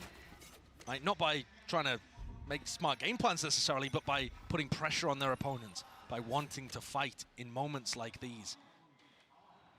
And Texture looks like he wants to take the op for a walk off the back of Sova utility. That's great information, knowing exactly where John is. You don't have to be worried about other sight lines. He's really worried. Turret broken. John, still in the lineup here. He almost got caught, didn't he? Almost got caught, but look at it. I mean, the dash still active. Texture can smell it, blood in the water. That's the same pace and anticipation problem that I was noticing before. GenG are quite a bit faster than SEN expect. Burst used to just try and cross Sentinels now. Scurrying away, trying to take control of A, but then there's a paranoia. Goes flying, actually missing onto Sassy. No clear connection, but he still maintains control of A main control. Yeah, Ten's caught. Sassy dropped as well. This is looking like a monstrous bonus. I mean, this is beautiful for GenG. SEN never had an inch in this, never had an opportunity. You had both of the Flash players, Karen and Munchkin, looking to lock down Tree. And even as SEN tried to make some approach in that department, Tens was the only player A main, threw a paranoia, got caught in a smoke, and it's over at that point. You're in a 5v3, it's just done.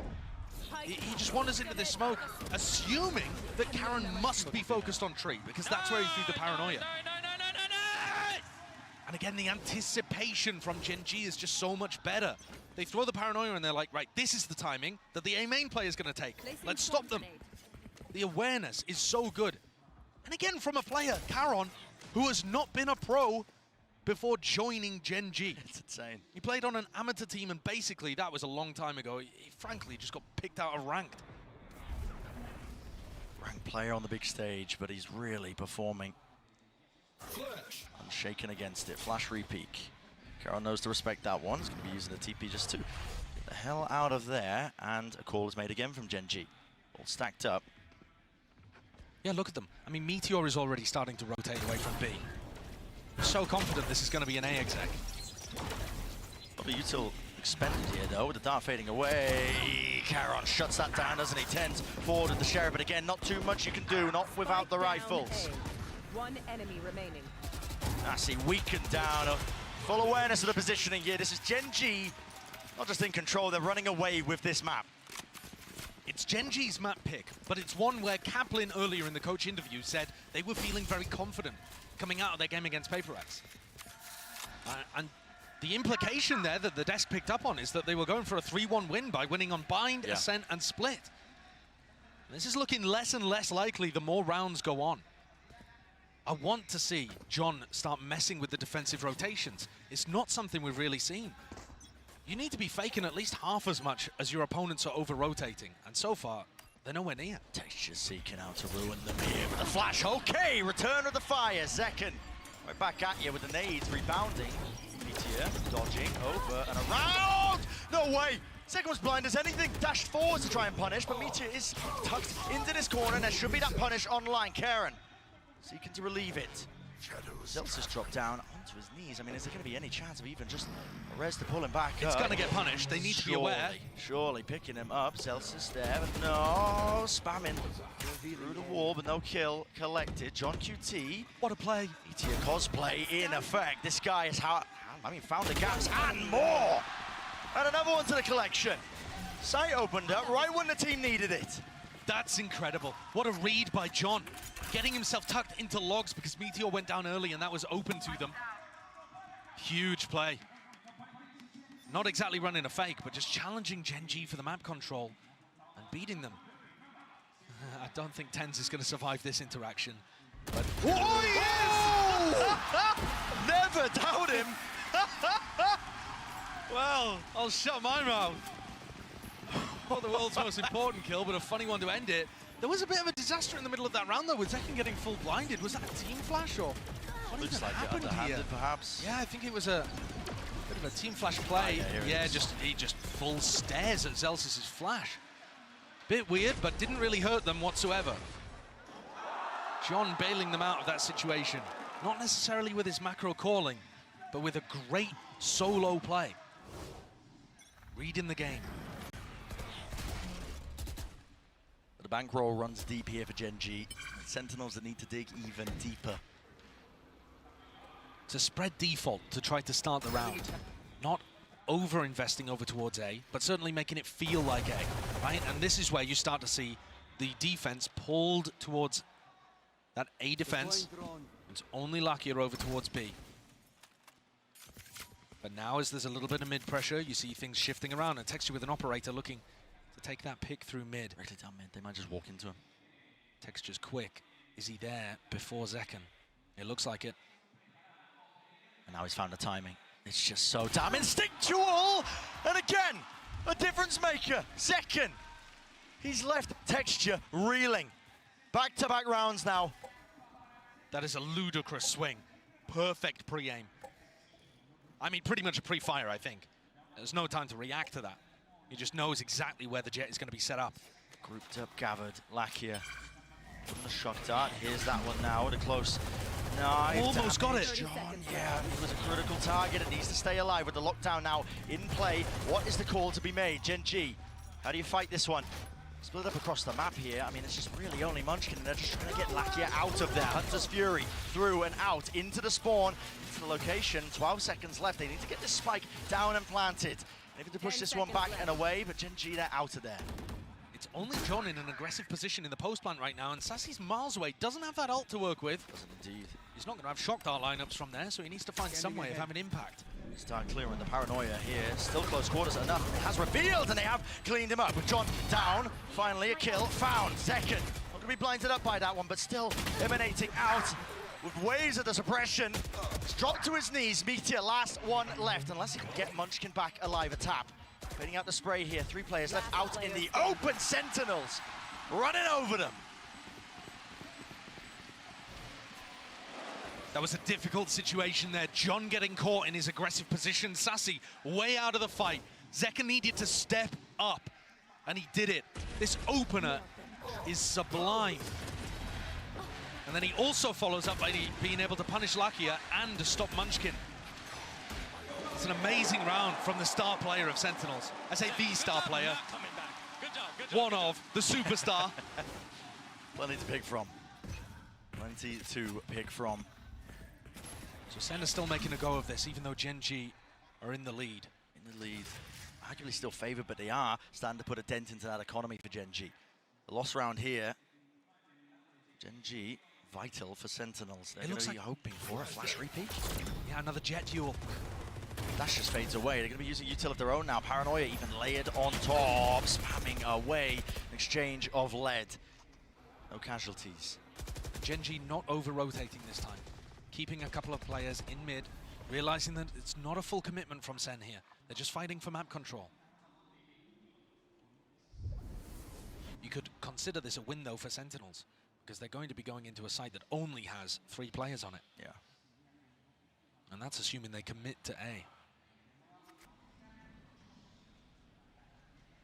Munchkin gathering that information. As the nade ready here, as time runs short, John QT, hello. Flash forwards on top of it here, but backing away, will get cleaned up eventually. The air is sprayed down. Fragment, nade, texture, and Munchkin all combined. And they have shut down his approach. Tens with ultimate, it's going to try to get into the B site and get the plant down. Yeah, it's an open site for him. Still rapid Sassy get there? approach. Sassy, he's picked them apart. Texture onto that rotation, but he's alone now. Tens is going to do a hell of a job to try and hold on to this one. Kieran sticking, no way.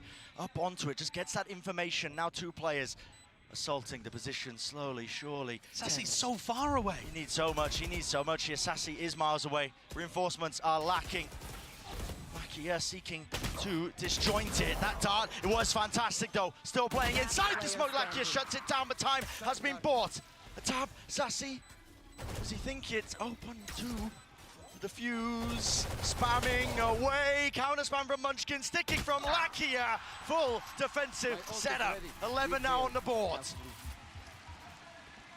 a nice try there with that dart, seeing if he could assist Tens while still being positionally a long way away. I think it wasn't quite planted in a spot where he was able to get the wall bang there. It's this triangle set up again over towards A, stopping Sentinels getting in on the A splits. It looks really nice from GenG.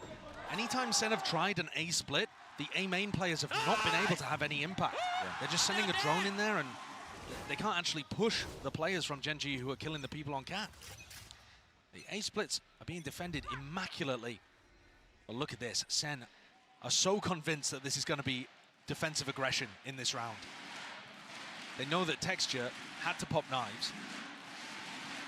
And they are ready for the Hunter's Fury play, a classic set play that teams would love to do. Really far back. Has pulled 20 seconds off the clock here. With how time has been playing an issue for Sentinels, it's little moments like that that might make the difference in the round. Grouped up now with Texture. Fast rotation to try and back up the rest of his team out towards the A site. Love this positioning from Lakia as well. If he stays over towards Market, he'll have a perfect ult line, but instead he drops back towards B. Spotted people in mid and maybe just worried that it could be a B split. 50 seconds. Time certainly is ticking here. Decisions need to be made. I mean, you haven't pulled out good util from GenG. They can just stall you out. Finally going to be showing some presence, but with the knife tags, that's a Zekken. That doesn't give you too much info. It could be a cat push, could still be a B split. They're going to get destroyed, but they're trying to fake A presence, perhaps. I mean, the spike is in the middle of nowhere. Certainly they are fast. It was Zekken. He's rapid on the uptake texture, even more so. And the Hunter's Fury to punish. Alarmbot chasing them into the top section of mid. That's TenZ. He's got to try and get some value in. He's got to try and get some kills. The lockdown. It's really just absolutely brutalized them, slowed them to a crawl. They can't break it. They have to fight it. TenZ here onto the angle again. They're swarming into the position, and behind them, texture rips them to shreds, rips them to pieces. Has to stick. And there's no chances, not anymore. GenG up to 12. You watch what Texture does on defense, it's so good. He gets pressured here with the paranoia, instantly updrafts, kills the player, dashes forwards to re-fight that, and he immediately notices it's a fake. If he dashes away there, they don't get the info, and those B players might not have stayed on B. But because Texture is so confident to take the fight, to dash forwards, to look for the others, he gets to come to the rest of his team. This is Cap, guys. They ain't coming. Absolutely. It's looking disastrous, to put it lightly, here for Sentinels on this map. Now, of course, it's not like the whole series weighs on there, but I think that every single map matters, and especially early on, you know, going back to what we were talking about. I mean, Kaplan in that coach interview saying they felt comfortable in the earlier maps in this series, Ascent being one of them, Split coming up. And it's Icebox, that territory where it gets a bit messy. If GenG end up taking this map, they're forced to win out on Split just to continue that series, and then they will be forced to play on Icebox. And bearing in mind, GenG beat them 13-5 on Split, dismantling them. And does GenG look like they've taken any break today? Does Texture look like he isn't performing incredibly today? I don't think so. The SEN players themselves shooting back a bit more, but I think they're also just getting outplayed. The teamwork, the way that GenG are playing off each other, and their confidence is just getting them so much more info to play with on their defense side. This defensive Ascent has been lovely to watch. Certainly feels like there could not be a better moment for Pacific to pick up their first ever global trophy. And GenG, if they get this one step forwards on Ascent, they'll be one step closer to hoisting it. On the precipice. In through mid, that's Sentinels. All eyes on that now. Second with the knives. Grouped up as well. Might be looking for a flash peek through. Drone. And forwards here, just showcasing.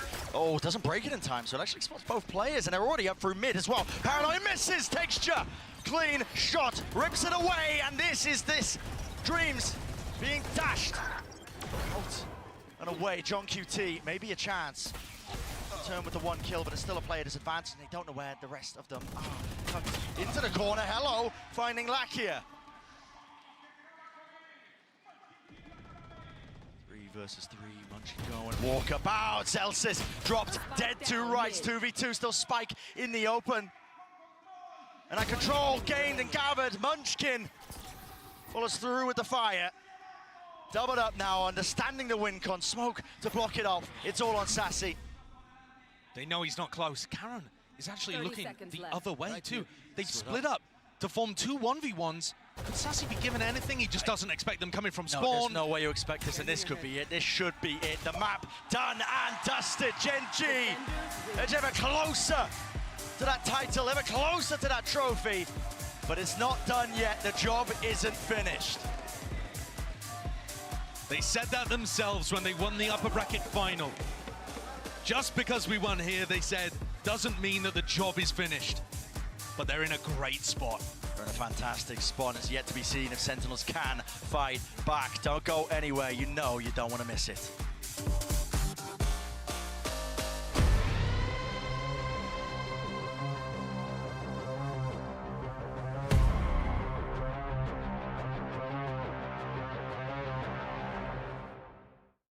Excuse me, would you mind taking a picture of us? Oh, no problem. Thanks. Ooh, yes, problem. You need Verizon. Trade in that old thing and get a new iPhone 15 Pro with tons of storage, so you can take all the pics. So many selfies. Preposterous! house. That means panoramic. And as many portraits of me as your heart desires. How about none? None. None, yeah, none feels right. Trade in any iPhone in any condition and get iPhone 15 Pro and iPad and Apple Watch SE all on us. Only on Verizon.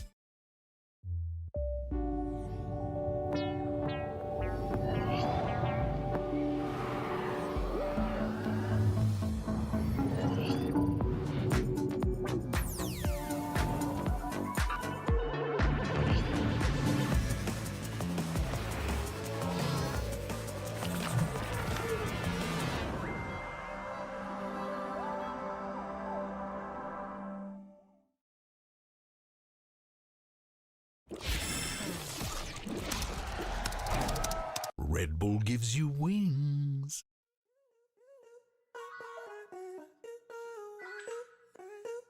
Life hands you bad lemons, try and make it lemonade. Easy on the sugar cane, switch it to agave. Gave it all I had, love. I can't do agape. My conditions written out. Take it up with God, hey. You can pay me for my time though, and it all on the high note. I don't like to say goodbye. Found out I'm probably Irish. Deep down, feeling down, hold a smile like it's all good. Seeking answers, all I found is.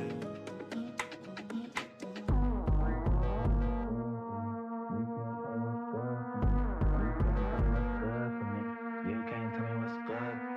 You can't tell me what's good for me. You can't tell me what's good for me. You can't tell me what's. If everybody jump right now, will the world crack? Feel the bang in your head like it's whiplash. Can you feel that? All this back and forth to be free. But you can't tell me what's good for me. If everybody jump right now, will the world crack?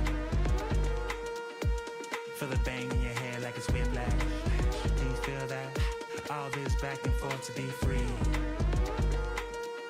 You can't tell me what's good for me. You can't tell me what's good for me. You can't tell me what's good.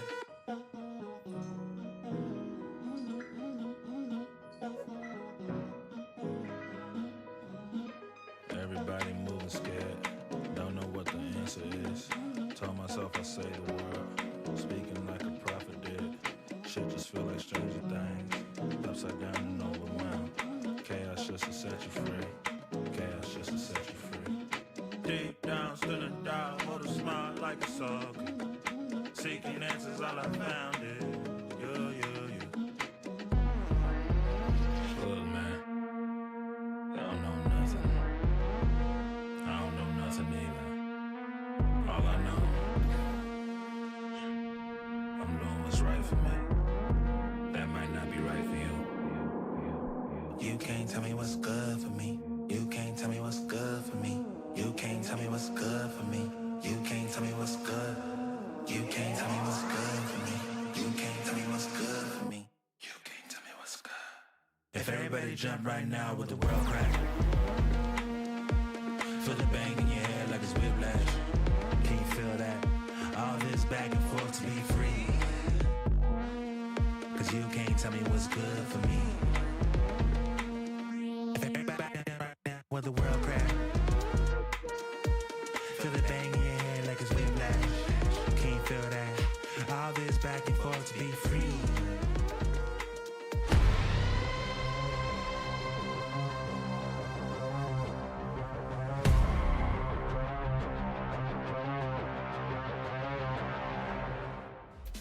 GenG is just one map win away from making history. Not just for Korean Valorant, but for the Pacific region as a whole. It would be absolutely monumental if they were able to pick up this win, but they still have one more map ahead of them here, and that would be Split that we're going to be seeing in a moment. And oh boy, this could go either way. But I think GenG is on the course to win a trophy. They have two maps coming up where they have looked great thus far. That Ascent win could have been the make or break in this series. Yeah, undefeated on Split so far here in Madrid, and they've taken down Sentinels, the ones we hyped up as the best Split team in the world. It would almost be poetic to close it out on Split. Well, let's talk about some of the great ideas that we were seeing from GenG, because honestly, it just feels like Munchkin Mike is just making some brilliant calls, and on top of that, the plays have just been immaculate. Yeah, Absolutely, this is a perfect example here, just a real slow burn pistol round. There's 2 opportunities for this to actually slow down and go back into Sentinel's favor, but GenG just make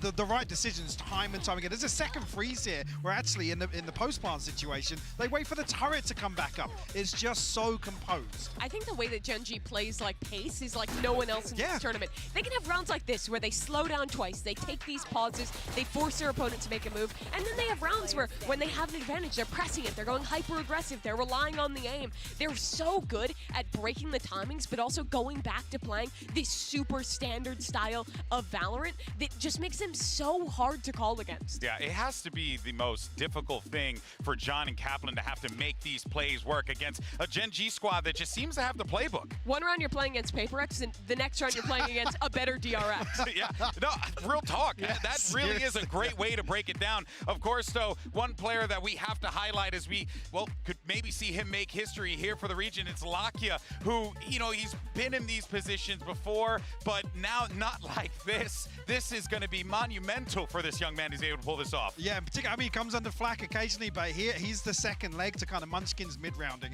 The way that they use his utility and these re-clearance, being proactive, we come back to that composure as well. Their ability to swing mid-rounds back in their favor. When they concede a first blood, nearing on 50% of a 4v5 conversion comes down to players like Lakia. And imagine if he could win a trophy now. He was there when Korea had their next best placement at an international event on New Turn all the way back. He has been grinding since then. Full had circle. Multiple opportunities, joined DRX, Wild. it didn't go his way, went down to tier 2, but now he's back in the tier 1 in the first final that his country has ever made in Valorant with a real shot at winning it. Yeah, I mean, look, the odds gotta be on the side of GenG, and you can even see it in the poll. People are starting to come to their senses here. Don't get me wrong, I love Sentinels, but GenG's cooking. Have Sentinels ever lost a Twitter poll? Well, regardless. Well, they're making a comeback now. Oh, they're making a comeback now. But it's going to be a lot harder for them to make a comeback in this server here. This is crazy.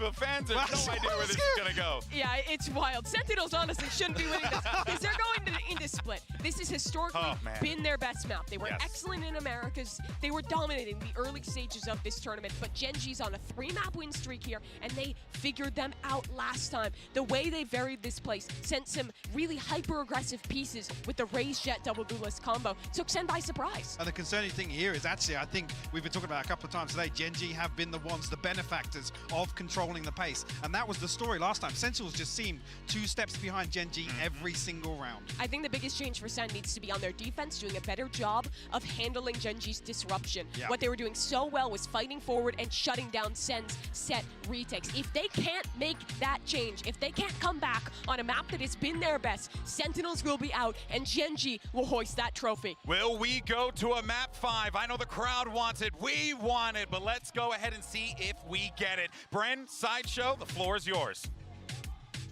For our 4th map here in the grand finals, it's up to Sentinels to really steal their hearts. You gotta imagine despair settling in. Think about it, GenG with a better rhythm on this map. I mean, split that used to be the bane of many teams when they were up against Sentinels. People arguing, why didn't they fight back? Why didn't they ban it? Yeah. But I mean, you look at what GenG have been able to do this tournament on split. It's been fantastic. Early ramp take to start this one off. Paranoia being thrown, countered as well. Everyone blind. No way, Tenzi can't get away with the kill. Okay, but SEN also realized that that's a bit of a fake. It's not everybody in that area. Second gets off the line for just a moment, and now he's going to be faced with an absolute onslaught. They rush his position in still, walks away with 2. Return to fire. SEN not leaving anything to chance. They want to try and funnel and rotate everybody towards them, but yet still GenG have played right into their hands. One enemy remaining. There's no help. Low on health indeed. Meteor forced to scatter and back away. I mean, we are talking about the opening 35 seconds here. And now grouped up side by side, looking to put a pistol round on the board. SEN are getting antsy here, though.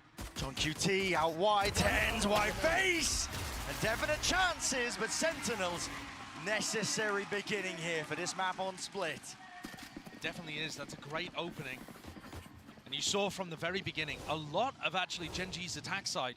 The last time these 2 teams faced was dominated by A-ramp fights. Yeah. And kind of that fight over A-heaven, actually even in the post plant.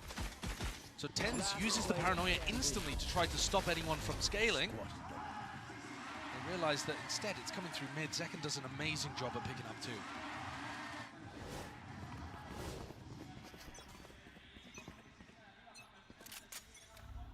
Got to remember, this is still Sentinels before getting smacked around by some of the APAC teams.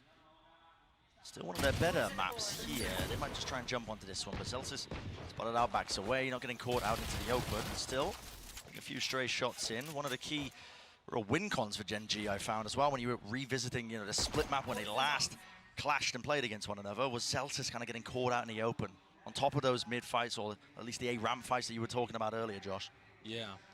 I mean, in the previous time these two teams faced, they tried to set up a high-low in mid and just dropped the orb and faced into 4 players. Yeah. It was brutal.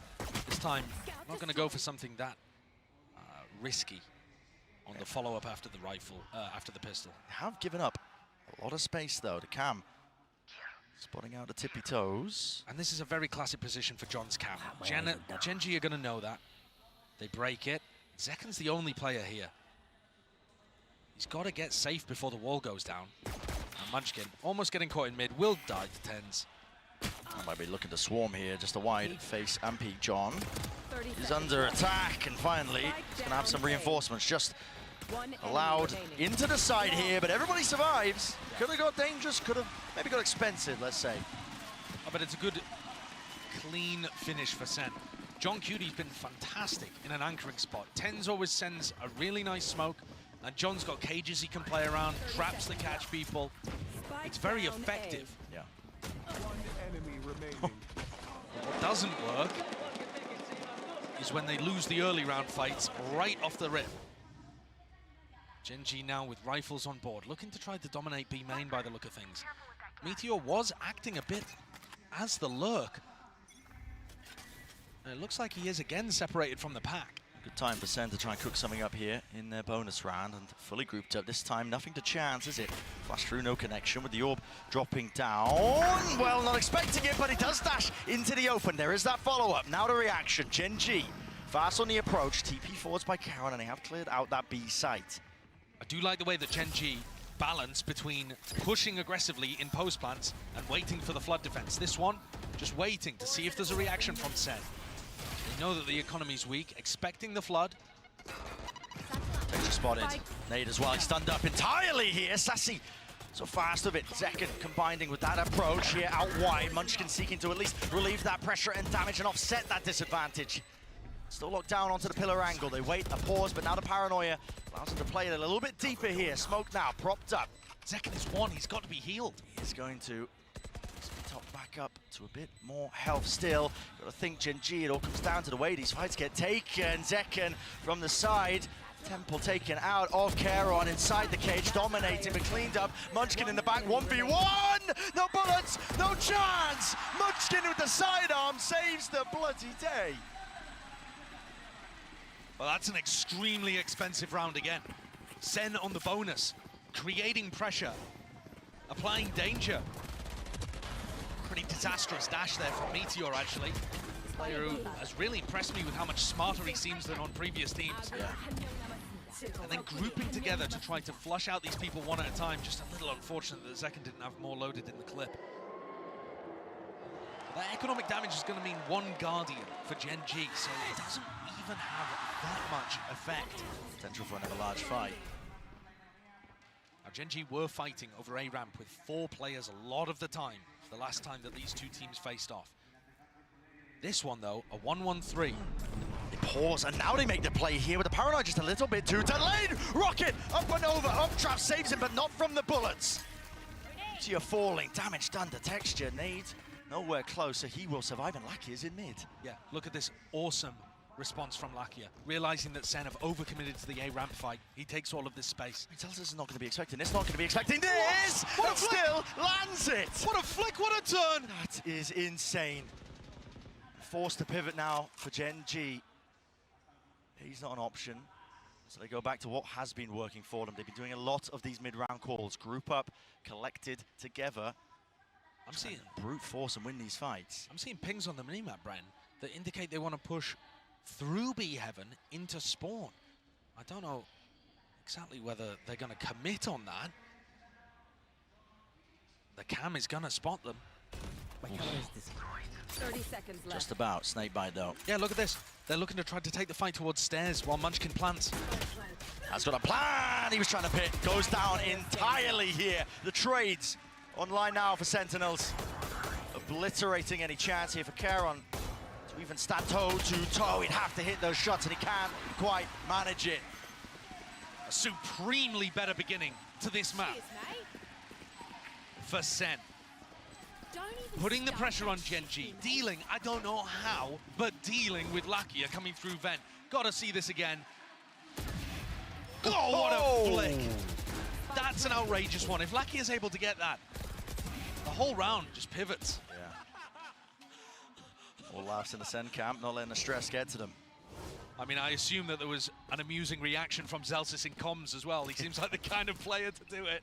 But that's broken GenG. All of that damage from an expensive bonus round. Here. I don't want to count them out, but the economical advantage is massive for SEN, and they needed a hot start. They've got it.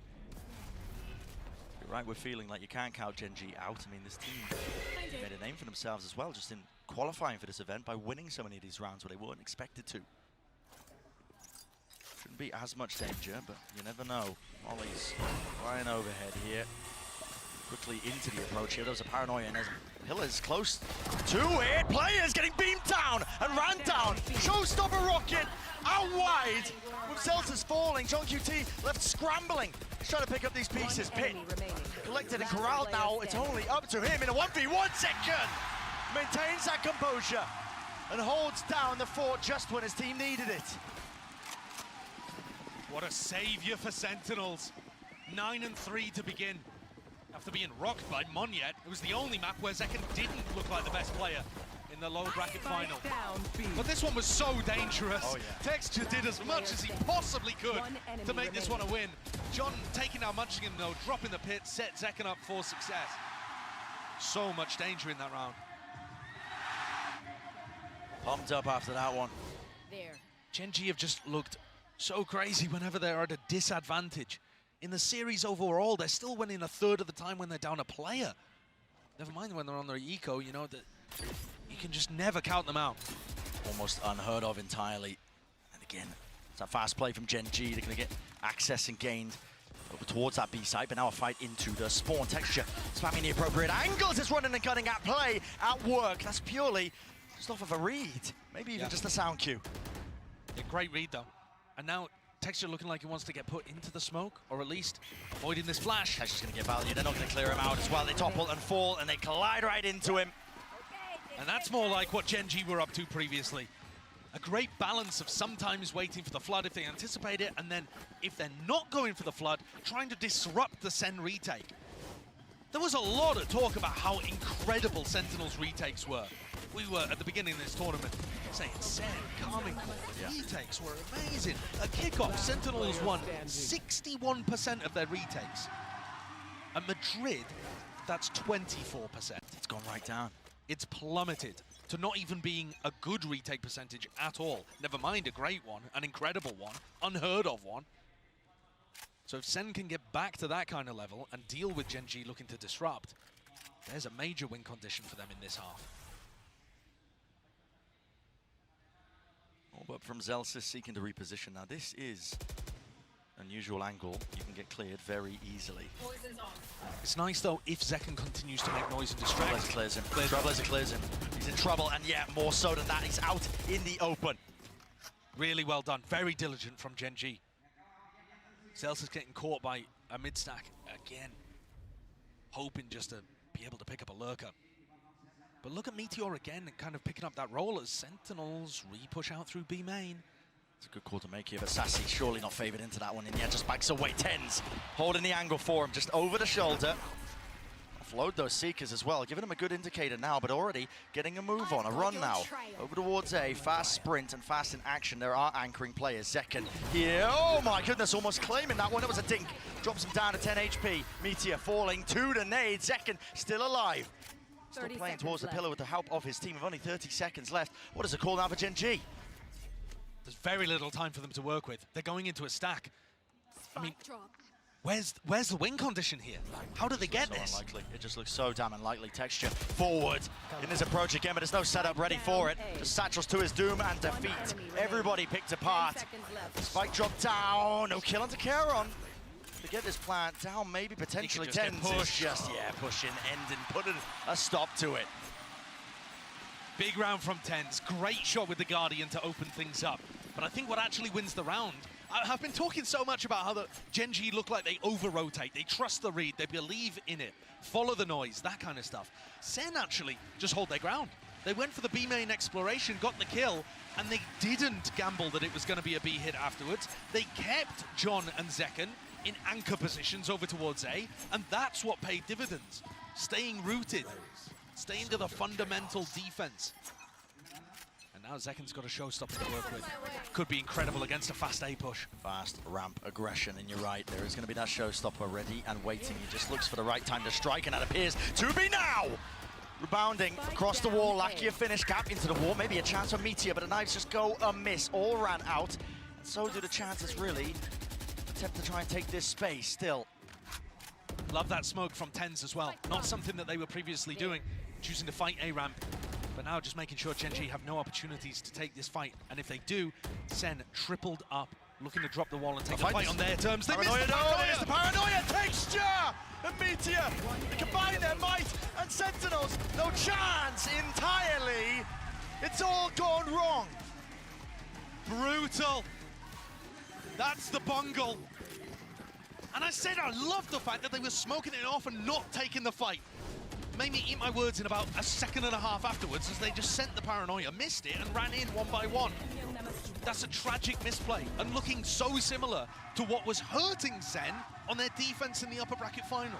It's an advantage situation they're in. Yes, there is simply no need to make a play like that. They want to clear out a ramp, I understand, but you're just taking too many risks there. The paranoia doesn't clear out the lane fully, and GenG are so ready for that. They punished Sentinels many times before. What a huge one for GenG to be able to take. And frankly, against most teams, SEN would get away with that. Yeah. But GenG are so sharp. Their positioning is so good over towards A ramp. Despite that shakiness at the beginning of split, undeterred, GenG have that economical advantage. Even the showstopper for Texture here. Should be looking at that fourth round on the board. Texture got an amazing showstopper round against SEN previously by doing pretty much the same thing we just saw, stopping them fighting A ramp. So anchoring players are going to get tested. It's unusual for Zellsis to be here on A. Let's try and play around these smokes here, but with the wires taken out, he's pitting. Pitting early preemptive. Paranoia will not connect there. Where will the rocket go, though? That is the question. And fires it straight into Zellsis. He's dropped, and with that, the pit. It's an open side out, open still. Looks like a chance to take this fight, but they're not anticipating it. Meteor already up onto the high ground position, but Sentinel's not messing around. A rapid approach and a rapid retake of this one, but they are being cleaned up entirely as Charon is just plucking them apart. Munchkin ready to stop anybody going through A heaven, but the players on site had already done his job for him. Second. Tries to make the most of it, but he's going to have no chances there. GenG getting a couple of huge rounds back to back to put the squeeze onto SEN. After SEN had got such a great start to this map, which was exactly what they needed. Great read as well from Texture. That Zellsis would not be playing inside the ultimate because he's scared of the showstopper, and instead would be over towards elbow. Yeah. And even if Zellsis wasn't there, that's a spot that John loves to play in. John also, without the cage he normally uses to flood from CT into elbow, wasn't really able to help Zellsis there. Or perhaps had already used it earlier in the round. SEN are going to take a timeout. Potential turning point, really. Not just the map, but maybe even the series. That's why Sentinels are taking their time with this one. I mean, the pressure is already on SEN. We knew that they were at a disadvantage coming into this. GenG earned that advantage by bullying Sentinels on two of the maps in the upper bracket final and cementing themselves as the leaders at Masters Madrid, but not the winners yet. They know the job's not finished. That's why they're taking it one round at a time, because it's not just the hopes and dreams of their country, It's a Korean team, the furthest they've ever got in one of these international tournaments, going all the way to the finals, but Pacific as well. They've had 10 chances. This is the 10th one here that we're looking at in Masters Madrid at getting a title. And they've come close, don't get me wrong, but tumbled at the finish line many, many times. Or some not even made it to the finish line, if we're going to talk about the Korean squads, right? Yeah. New turn, DRX, best was third. GenG already overtaken that and looking to lift the trophy. This is that new era of Valorant that we're looking at. Teams being put together. Rookies filling up the pieces here. Shots going wide there from Meteor. No tag onto the damage, and it was definitely a threat of it. Celsius on the half armor. I wonder if they can get a read that because Meteor faced mid, he's not going to be lurking A ramp. Cover going out. Sassy and Zekken are still trying to clear that, but this is as the B hit comes through. Paranoia does connect it, at least onto the dog, but into the back of the site. He needs to exchange positions, and he will do so. Wrapping back away, but GenG have nothing to do with this site now. They are fully rotating away. But they're rotating without anybody taking space over towards A. And Zekken and Sassy cleared this out. You know, Sassy is perfectly fine facing ramp here. He knows he's not going to get punished. He's going to be able to hear some of this. Zekken's coming forwards to try to help. 50 seconds. Now Karen does have util as well. Paranoia going to be getting good information with that one. Respecting the position here. Sassy not eager to take that fight. Instead, doubling up. It looks like potential high-low setup. Yeah, it is indeed. With him playing up onto Heaven. Satchel forwards. Cuts up the angle. Flash repick. No, not through. Main adjustment necessary. And Zekken comes up with the goods and more. Damn. With 4 ripped away. You cheat, Zekken. I'm not sure if Zekken's asking the crowd to appreciate or telling GenG he can handle more of them. Spike down A.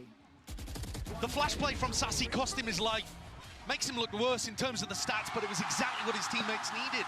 It fed Celsius in through the back into Heaven and also allowed Zekken to try to contest the main players too.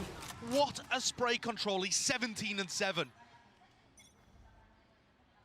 Leading the charge, doesn't even cover it. Here. Almost dragging his team over some of these rounds. Ren, the most rounds that GenG have dropped on Split this tournament is 8. SEN are looking good to maybe make it 7. Add a few more to the tally perhaps, but maybe speaking too soon. We know how good GenG are. And they're so good at, in the 4v5s. Yeah. But look at this. Sassy and Zekken realizing that if nobody's there, they can take the space. Disrespect. Zekken knows if he gets one more kill, he's got a showstopper earned and available for him to just try and get out of the dodge. The trip will give him the timing here to potentially make the play. There it is, flash through. TP pass, broken. Backs to the wall, backs to him entirely. No way! The movement, the twists and turns. Looking like ballerinas out in mid. Zekken goes from high to low, but Sassy's here, potentially as the safety net to clean it all up. Might be your time to strike, Sun. Step up to the line and really reward the rest of your team. As 2 topple and fall, texture soon after, and the movement, wide swing, wide face. Lead maintained for Sentinels. Vital, necessary, essential for it. A relieved smile on the face of Zekken. No need for the replay, I don't think. After picking up 4 in the previous, look at that, hand on his head. Thought he'd ruined it. But his teammates were there to pick things up. Huge from Sassy, who gave his life to make Zekken's play work in the previous round.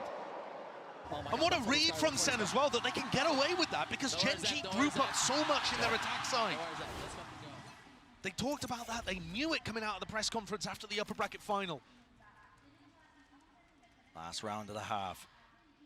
10 seconds down already, and look how aggressive SEN are. This Trailblazer, I mean, it's so deeply pushed. Yeah. Constant information. I mean, Sassy is pushed entirely. He's given him the full information now, just calling it out to the rest of his team. It looks like we're watching GenG on the defense, right? Just believing in the read. Taking that liberty. Celsius cannot peek into that many players. But if you allow them to walk up mid, Zekken's death earned him a showstopper. No way. Sassy can't die here.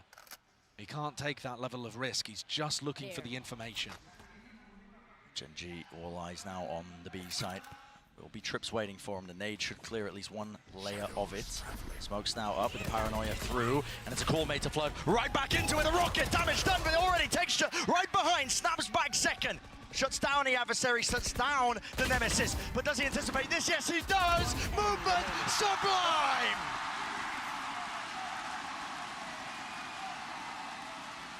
Another 4 kills and only 4 rounds on the board for GenG. SEN were held at 5 in their matches against both of the Pacific teams here. But they've broken through that and already equaled the max amount that anyone's taken against GenG here at Madrid. Zekken can feel it. 21 kills for this young player on the defense side. Rallied and rejuvenated. 8-4, like you said, 21 kills, looking unstoppable truly here. Still a second half yet to happen and yet to be seen. To all the people following us at home, I must take this break to show you all how incredible is the Spanish crowd that we are having right now on Madrid Arena. And for that, I'm going to use my mother tongue. Para toda la gente que tenemos aquí, amigos, sois un público maravilloso y vamos a demostrarle al mundo entero que como vosotros no hay ninguno. Así que quiero saber con quién vais. Primero, ¿quién va con Sentinels?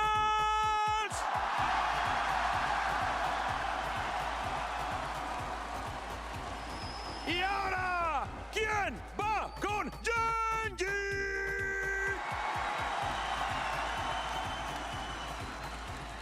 Amigos, vamos a dedicarle un aplauso a toda la gente que estáis aquí y también a los jugadores, todos juntos, lentito. Primero, uno, vamos.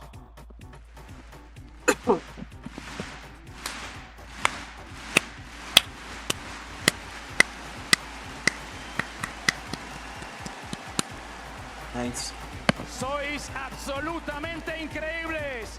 Para despedirme, todos juntos, calentamos manos. Una ola, de abajo arriba. 3, 2, 1, ¡arriba todo el mundo! Madrid, sois increíbles. Disfrutemos de esta gran final. Hagámoslo juntos, hagamos historia. Porque como esta final, no hay ninguna. Friends, on home, let's go back with this banger.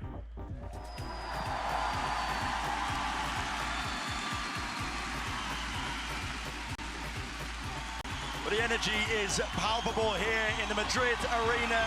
There's been mayhem, there's been madness, don't get me wrong. But Sentinels perhaps have done enough for them here against this GenG team put together. It was GenG that was standing on the precipice, really. They just needed this map to close it out and make history, carving out their own path. But maybe starting to feel that heat. Sometimes in moments like this, it can just feel a little too real. The realization hits you. Texture knocked down to only 20 health when that's combined with the Viper Wall. A few shots flying. Nade rebounding, but not expecting Meteor here with the damage. Done! Kills collected. All on top, and it's all added up as well for that GenG advantage still. There are players low. Calling for the pause and around here for Sentinels, understanding the importance of it, not getting ahead of themselves. Their map control is actually fairly good here, with Sassy watching behind. Lakia not getting punished for this re-exploration, but also finding incorrect information. That might drive people into Sassy. He's weak, but he has a sheriff. GenG have gone walkabouts themselves. What's the thought process here? Flash, acknowledgement now at least that there's going to be players behind him, but Sassy feeling no real pressure, but now he's got to hear it. Jumping down into vents, they are just forcing the position and forcing the fight straight to them. Surely not favored into this one. 3v2, damage! And down, drop down to the players here. Single shot will do it. Texture survives. Spike. It's still in the hands of Sassy here, but he's got so much more to do. And does he hear the drop down? He does not. That's a crazy round from Texture towards the end. Combined health pools, barely in the double digits. And yet Texture's able to weave around slightly. Pops ahead.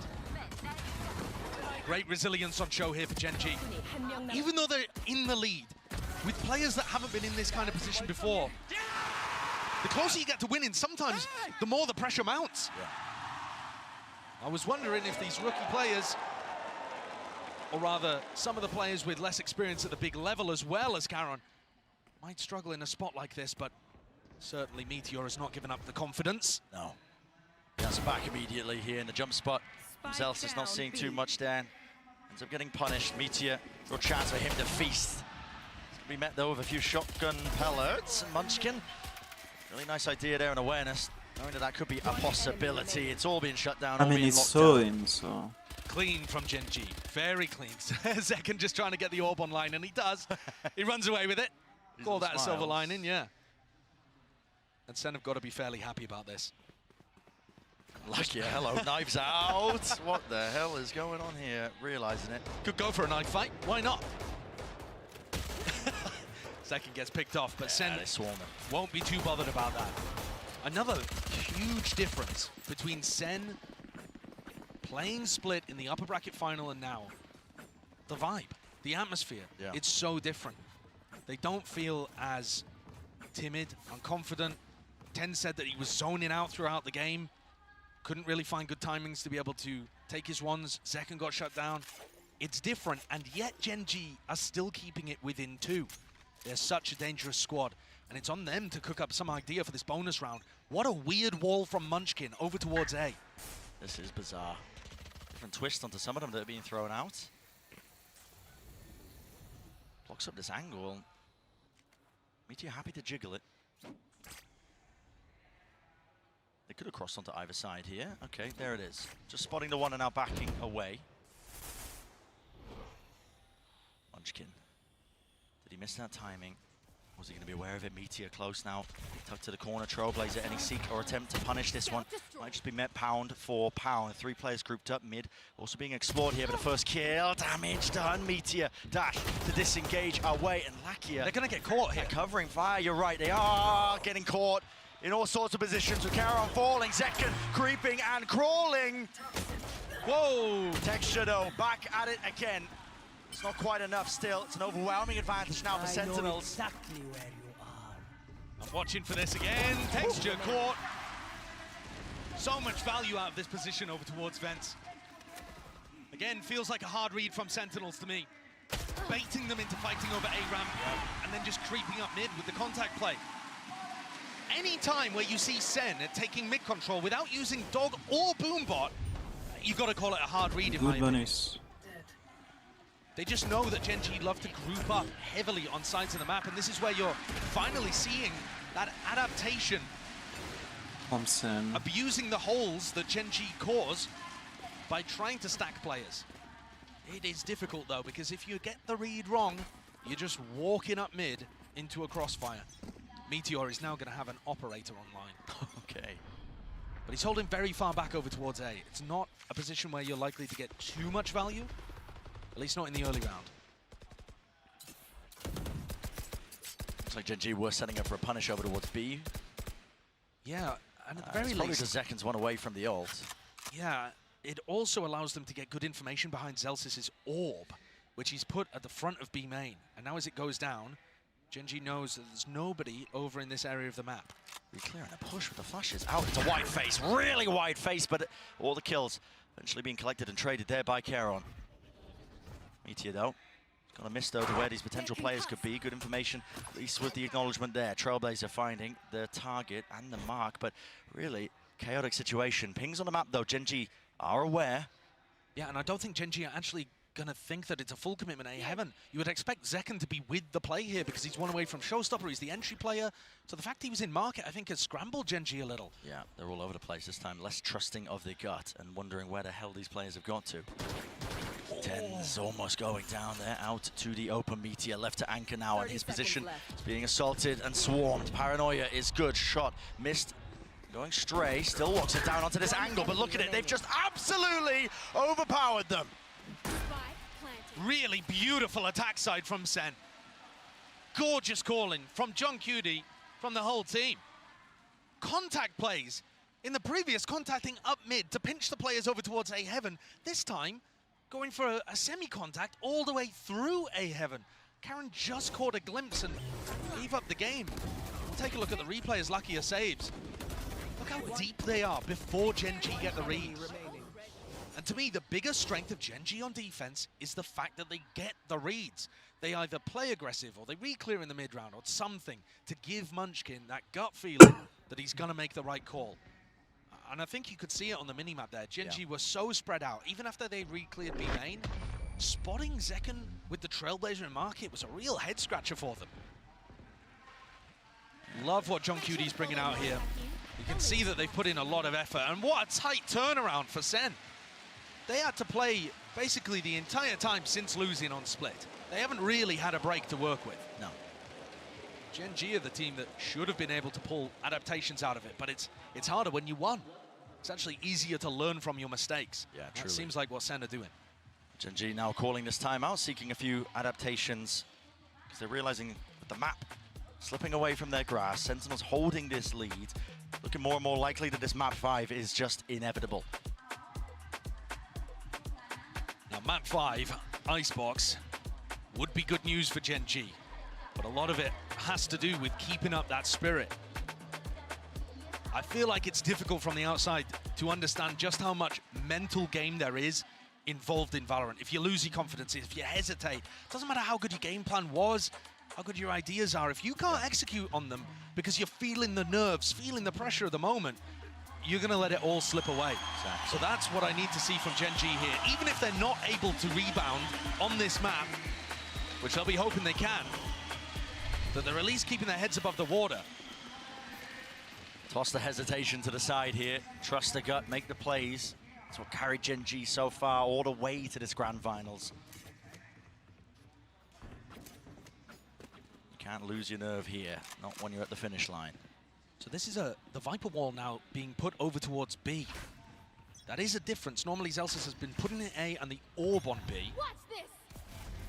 But it doesn't look like GenG are thinking it's a real threat. It's only Munchkin in this area with a Bucky. I've seen GenG do work in spots like this prior, especially inside the orb. Hello, Munchkin. There's the dog now, breaks it. We'll let loose that snake bite. So covering the retreat, but at the same time, John QT here, anticipating every single play. Damn. Getting two, there's a job well done. Karen did return that fire, but Munchkin pushed back and away. Snakebite vulnerable. Boombot in his face, barely dealt with. Still alive and kicking the Meteor. Rapid on the approach, rapid on the uptake. They didn't help Zekken. Zekken got into sight and they were scared. Scared of the Buckies, scared of the Snakebites coming down. Something caused a hesitation in SEN here. And it's a 3v3, still with knives on the other side. Fear might cost you if you are Sentinels, Karen. Touch close, not quite concealed, only good for the one. There's that instant trade. The Meteor's way ahead of you. Look at this guy, already taking a position forward and tucked underneath. He's picked up a rifle, and this could be the playmaker. Real time, watching it play out. It's like a car crash in slow motion, but a tough plant. Not anticipating it, labored in that 1v1, oh, 1v2. Sassy removed. Meteor, what a play! The anticipation again of the rotate coming through before SEN had even realized they were going to end A. Meteor knew it. That's trust in your gut. What we were talking about, having just no hesitation in terms of the way you make these plays. And yet for Sentinels, I think it was a bit of hesitation. If they'd bullied their way through Munchkin's setup on B, they're probably there to help Zekken, maybe even trade that out. Listen, there's a possibility that it all goes wrong as well, but that's how dangerous GenG can be. Solo and HSK looking like that's given them new life. Wind in the sails. Yeah, you can understand why. Zekken does have this showstopper. Critical tool that they could be using. Maybe swing this round when the economy, not a super heavy investment. GenG should have some money just left in the bank, but if they lose this round, it won't look ideal for them. Zekken was dominating on the defense side. I think he ended it with 23. Hasn't quite been able to find the same success, but here he comes. Yep, just following it. It's all going to be leading. No way, Meteor! Nice, so. Plucks him out of the sky. Didn't get cleared, he was on top of the box. And the threat of that rocket is just negated immediately. Tens, though. He's looking for timings of his own, and this is the right time to take them. Gotta play riskily now when you're a player down, especially against a team like GenG. Texture. Stacked. Oh, they just missed the timing. Texture. Oh, he's going to spot him now. Tens doesn't see it. Tens called He's out. a dead man walking. He really is. Should not be getting away with this at all. In fact, Texture not even worried about it. His team's going to be calling for it. He wins the fight out. Munchkin taking that one alone, but already it's Texture sees the advantage, and now that close position tucked to the corner, punishing the orb pick. Himself is wondering how the hell did he get there? Two players to stand, but turning it down, and Nice shot, turning Meteor. up the bloody heat. All up to John. Again, another SEN player in a 1v2 to end this situation.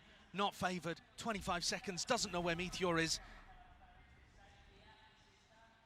There's barely going to be any time here. At some point, he's got to get a move on. He's going to give the information away to Lakia. 15 seconds. Can he knife out walk the entire way? As much as he possibly can. Wants to give 10 away seconds left. absolutely nothing. But at some point, they got to know it's A. And Lakia, yeah, finally realizing, turns his attention towards it. Barely enough time. So John's got a hell of a task ahead of him now. Doesn't know where the players are. Left to take some gambles. Wow. What the hell was that peak? That's an unbelievable shot, though, from John. Absolutely. Brought it to the 1v1. 8 bullets left in the clip. Smoke out. Open Meteor. Spoils the potential play of a lifetime. I believed it for a moment. He even got the game reset, but Meteor comes up with another huge round, saving GenG. They looked down and out. And here it is, the punish on the showstopper after already winning that previous round. He dominates, shuts down tens, wins the 1v1 at the end as well. They'll have to film another take of that. Oh, frustrations on display. Not the cinema that John was looking for there.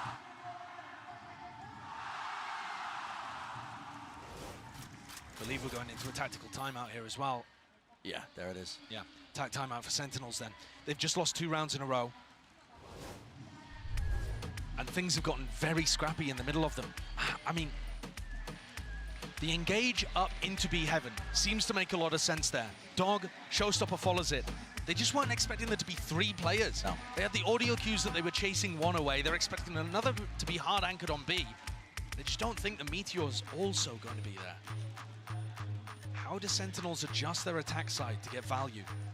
Because now they're also heading into Texture's ult. I mentioned it earlier too. Zekken, I think, had 23 kills to end his defense half. He was somewhere in that area, even if I'm wrong with the exact number. He's only at 26 now. Yeah, it's been slowed down. Yes, he hasn't really been able to have the same level of impact on the entry. And to be honest, him entering was part of what looked magical in the game against Paper Rex. And when he played Lotus against GenG, actually, he was just sailing in, dominating opponents, cracking stuff open for the team. Kind of dragging the rest of SEN through some difficult moments. Not in hot water just yet, but again, that lead that they had, no longer steady. GenG creeping back up to it now, trying to make it an even map, an even game. Texture. Got that showstopper here. Caron setting up the play out towards Ram. That's pretty risky, actually, giving away his positioning there. Intense is taking the timing. Smoke out. Texture, though, with the rifle in his hands. He's the one who has to really land this one. Shot! The crouched up. Not expecting that. Too many players to account for.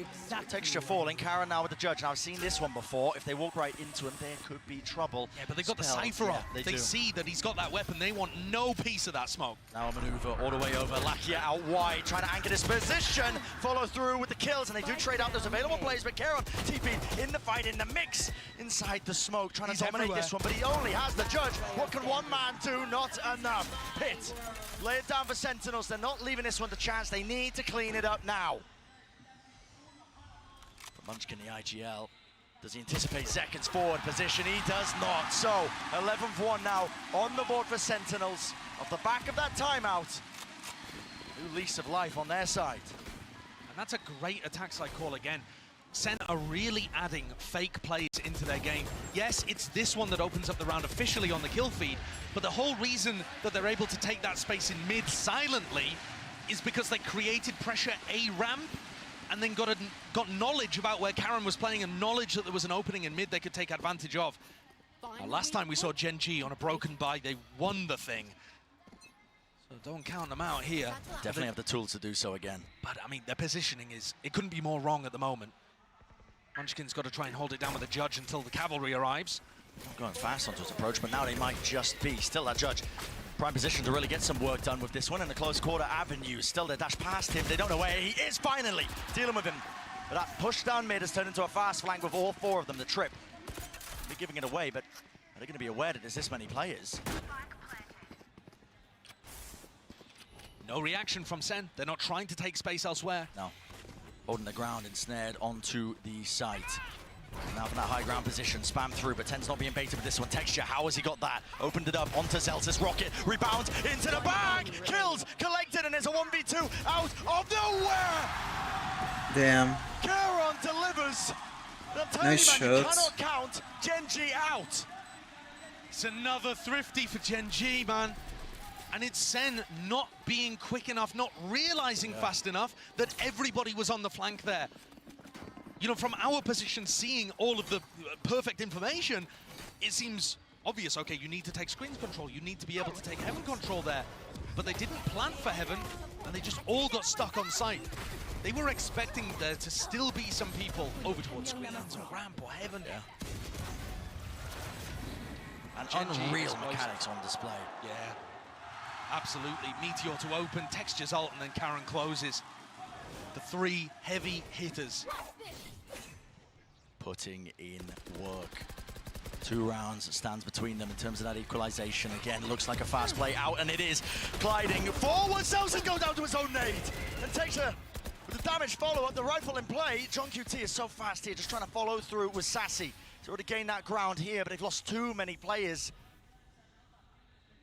Surely. I mean, GenG don't have that many holes in their defense side either this round. Munchkin's already keeping B main control. You know, you've got Caron looking for the lurk play too. Yeah, he's taking that real quick. That was just an attempt from SEN to try to up the tempo. Use the fact that they'd faked fast A control earlier.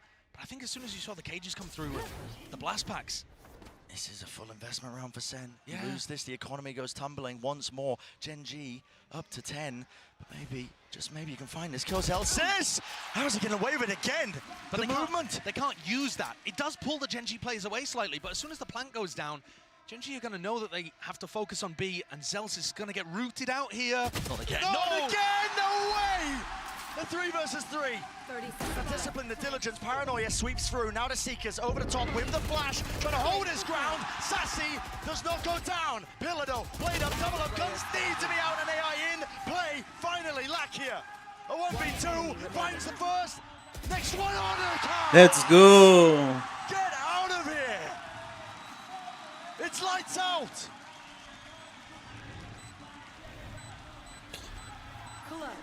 He's been so good for GenG in the clutch. And he cleans it up again. Zelsis got away with murder in that round to make things doable. But finally, GenG got rewarded for their good early round play. There've only been 3 successful rounds for Sentinels in this half so far. GenG otherwise finding moment after moment. And look at the reaction. Pure relief on Lakia's face compared to the elation on all the rest. The stress, the heart rates all spiking. Tension is there, palpable. But the economy declining. Now they have to make a play, they have to make a play, they have to make it now, backing away with a position of respect being shown. Don't want to tangle with that judge.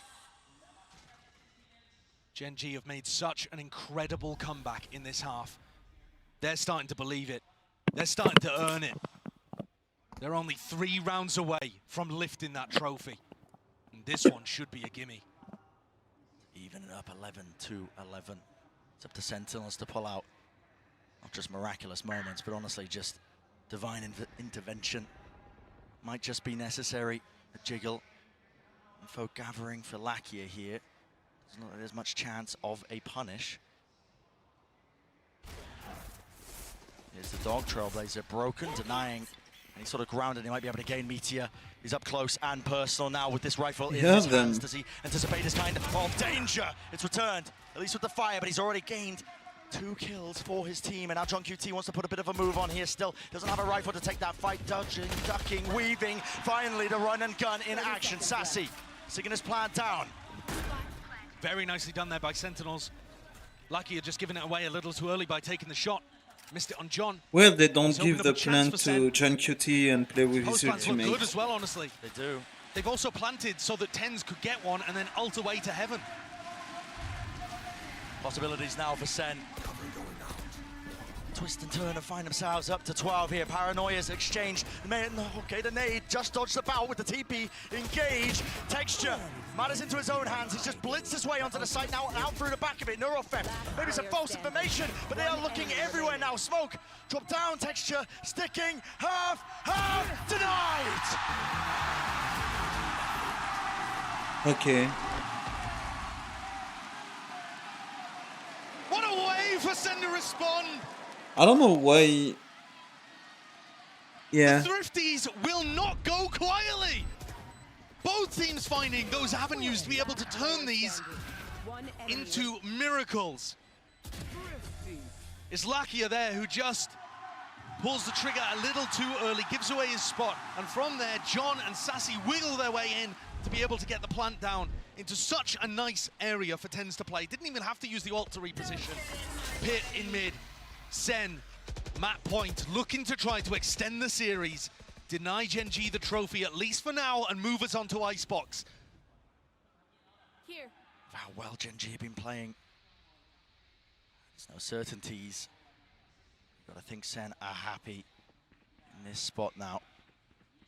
I don't know, Guns man. are good. GenG's economy, listen, hasn't stopped them in the past. Icebox is a fucking jet taking a map, hit. like. Only a little one though. Munchkin is pretty happy with the judge here. It's Texture, who's really in the worst spot of things, but he's hiding inside a smoke, looking to try to make the play here. Crouched. Meteor, off angle, off angle! Oh my Loses god. his fight out. Against the high-low there, it's very difficult to get anything done. Will this be the domino effect But here? look, I mean, it's a instant reaction here. There's a fake Charon. He commits a TP to try and reinforce that A side, but it's all for naught. Texture, the lone player to stand against it. The onslaught sweeping him through all the bounds, and the Stinger's just not good for it, at least for that. He needs to Paranoia, reload. has to be a follow-up, and it has to be a cleanup, and there is there on time. Texture dropped in the process now with 30 seconds left. Take a pause in the round and take a breather because Sentinels realize it. The chance now to extend that play in the series, to take it all the way to Icebox. A tap forces it out. The first little wave of the util. All the flashes flying through, and so do the bullets. Lakia, a lot to overcome, a lot to do, and it's just impossible. Okay. Map 5 is on the cards. A map 5. From a 13-5 loss, back to back, the last two times that SEN play split, they take back their title of looking like the team who's best in the world on this map. Absolute cinema at the end there from John QD2.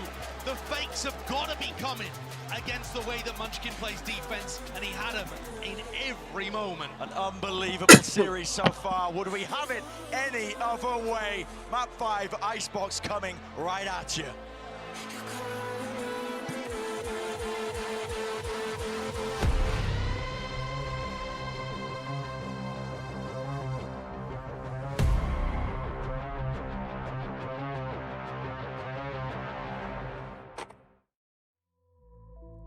Said I'll find you, but it's not the time to make a mistake. You're calling out the name. I'm falling down again. You're calling out the name.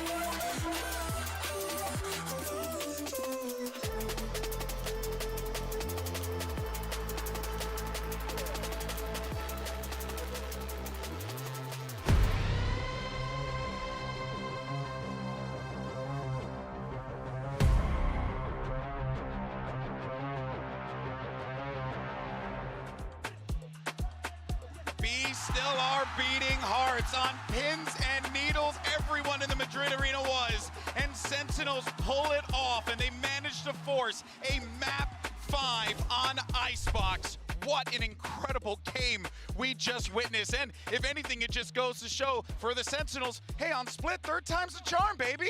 You know? Yeah, they look back. They were incredible on that map. I think coming in with a great game plan, their attacking side in particular, John QT was making some crazy calls, just walking into mid, reading these stacks and punishing in the late round. But damn, did GenG make it close with that comeback. Yeah, they did, but I gotta say, this is the first time we've really seen GenG actually struggle in terms of the decision-making, the information game, and actually noting Lakia a couple of questionable decisions along the way, but his utility usage was amazing, and Sentinels still benefited in that regard. And in that first half, I mean, we had a couple Sentinels multi-kill rounds that had no business happening. I feel like GenG in that first half was letting some things slip, right? We have this round where Zekin in one position manages to come out and hit the nastiest break transfer you've ever seen, and then immediately the round after this, Saucy goes and does this, Mike.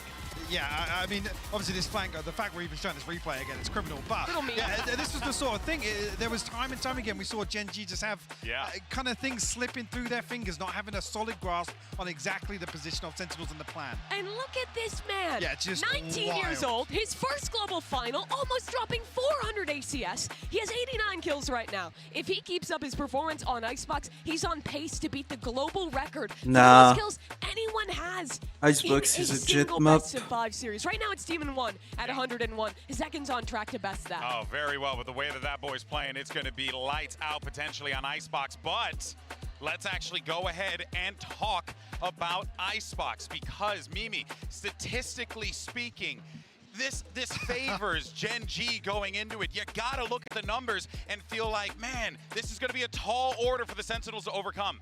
I don't care at this point. I don't think the players can care at this point. It's map 5 of a best out of 5. We already saw it on Split. This is where it doesn't really come down to the prep, to what you have ahead of time, to what the coaches have been saying, but form in the server. These boys have been playing for, what, 3-4 hours at this point, putting their hearts into this game. It's about the team who can keep that pace into this final map, can find those big plays. The IGL who can make that adaptation and take home Icebox. Absolutely agree. And in terms of the mental, in terms of the emotions here, for SEN to bounce back, take Split back as their own and force the map 5 here, that's got to be a big boom for them. You can see, I mean, look, I got to talk about it. Fans obviously going crazy for Sentinels here. Goes without saying, but oh man, I can't help but wonder, what are we going to get from GenG on this one? Because there's just so many directions that they can elect to go here. But what I think is most important is there anyone that's like standing out on the GenG side? Because when I look at the numbers on GenG, I just see a lot of consistency, Mike, across the board. But you're really looking for a texture here to pop off and have that standout game. I mean, historically on Icebox, it's been Munchkin, really the one to be numerically delivering. Again, had a rough performance here on Split, but I mean, if we do have a pop-off game from Texture, do have a pop-off game from Meteor, then actually Icebox could be really interesting for things. I think it's going to be about that jet head-to-head, honestly. Yeah. Second is looking white hot. It's the same for Texture last map. And also, this one's really interesting because a lot of the times with new Icebox, we get different head-to-heads. We get to see the Gecko KO versus the Harbor Viper or versus the old default. This is straight up Gecko KO versus Gecko KO. Both these teams playing that new standard of composition, which means they're going to be hyper-aggressive, using those flash combos to set their jet up, having tons of util to re-clear in the mid-round. I think all of that util, all of these 4 maps we've played thus far, really comes down to this and that head-to-head between those stars. It's safe to say that this is one of the best Masters finals we've ever had. The best. The best Masters you're right. finals, yeah. The best. Let me go ahead and say it with my chest, because honestly, man, what we're getting here, just to go ahead and quote the John Cutie line, it truly is absolute cinema. A game where you got GenG taking it, SEN taking it, the constant left and right hooks that we are seeing to make a boxing reference and contextualize it here. That's what it feels like. It feels like a slugfest, guys. Who's going to walk away with this? Are we feeling SEN? We feeling GenG? I mean, I'm still leaning GenG. I have to give it to them. That's again. Stick to your guns. Statistics coming in. I agree with Mimi's point, obviously, about the emotion, the mental game that's on display here on the stage. But I feel like GenG are going to be able to drag this across the line. Sentinels are hot out of that map number 4. I gotta believe in these guys to take it home. It's always the hard way with them. It definitely has. It's never easy. An uphill struggle. I actually saw Kaplan at breakfast this morning, and I was like, hey, man, what's going on? He's like, hey, man, you already know. We just got to do it the hard way. He just looks 10 years older now. Yeah, bro, my guy, Zekin, he's aging before our very eyes right now. Might be able to drink coming out of this one. All right, well, let's go ahead and see. As far as the agent select goes, nothing crazy, as you pointed, Mimi. It's going to be that Gecko KO. Both these teams know how the other plays. GenG is good on this map in the past. They're favored here, but this is going to come down to the individuals. Pacific will either lift their first ever trophy, a redemption arc for so many of these players on GenG, for their rookies coming into their first ever tournament, or it will be Sentinels joining that elite few of organizations to lift 2 international trophies in Valorant. Yeah, and looking at Texas to be the one to step up here. Alongside that, it's got to be Lakia and Munchkin to really enable him. This is it. It all comes down to this. Map 5, and to determine who lifts the first trophy of the 2024 season. Let's go ahead and find out and send it back over one final time to the one and only Brent and Sideshow. I don't think the Madrid arena has really seen anything quite as electric as this. 2 teams pushed to the limits. Map 5, Icebox are staging ground set. For both of these teams looking to tussle and tangle, potentially get an edge over one or the other. For one, at the end of Icebox, all the glory. The other will be gutted to have come so far and go away empty-handed. Texture takes a little bit of space over towards A, but that knife indicating, I think, that it's going to be a bit of fake pressure. Yeah.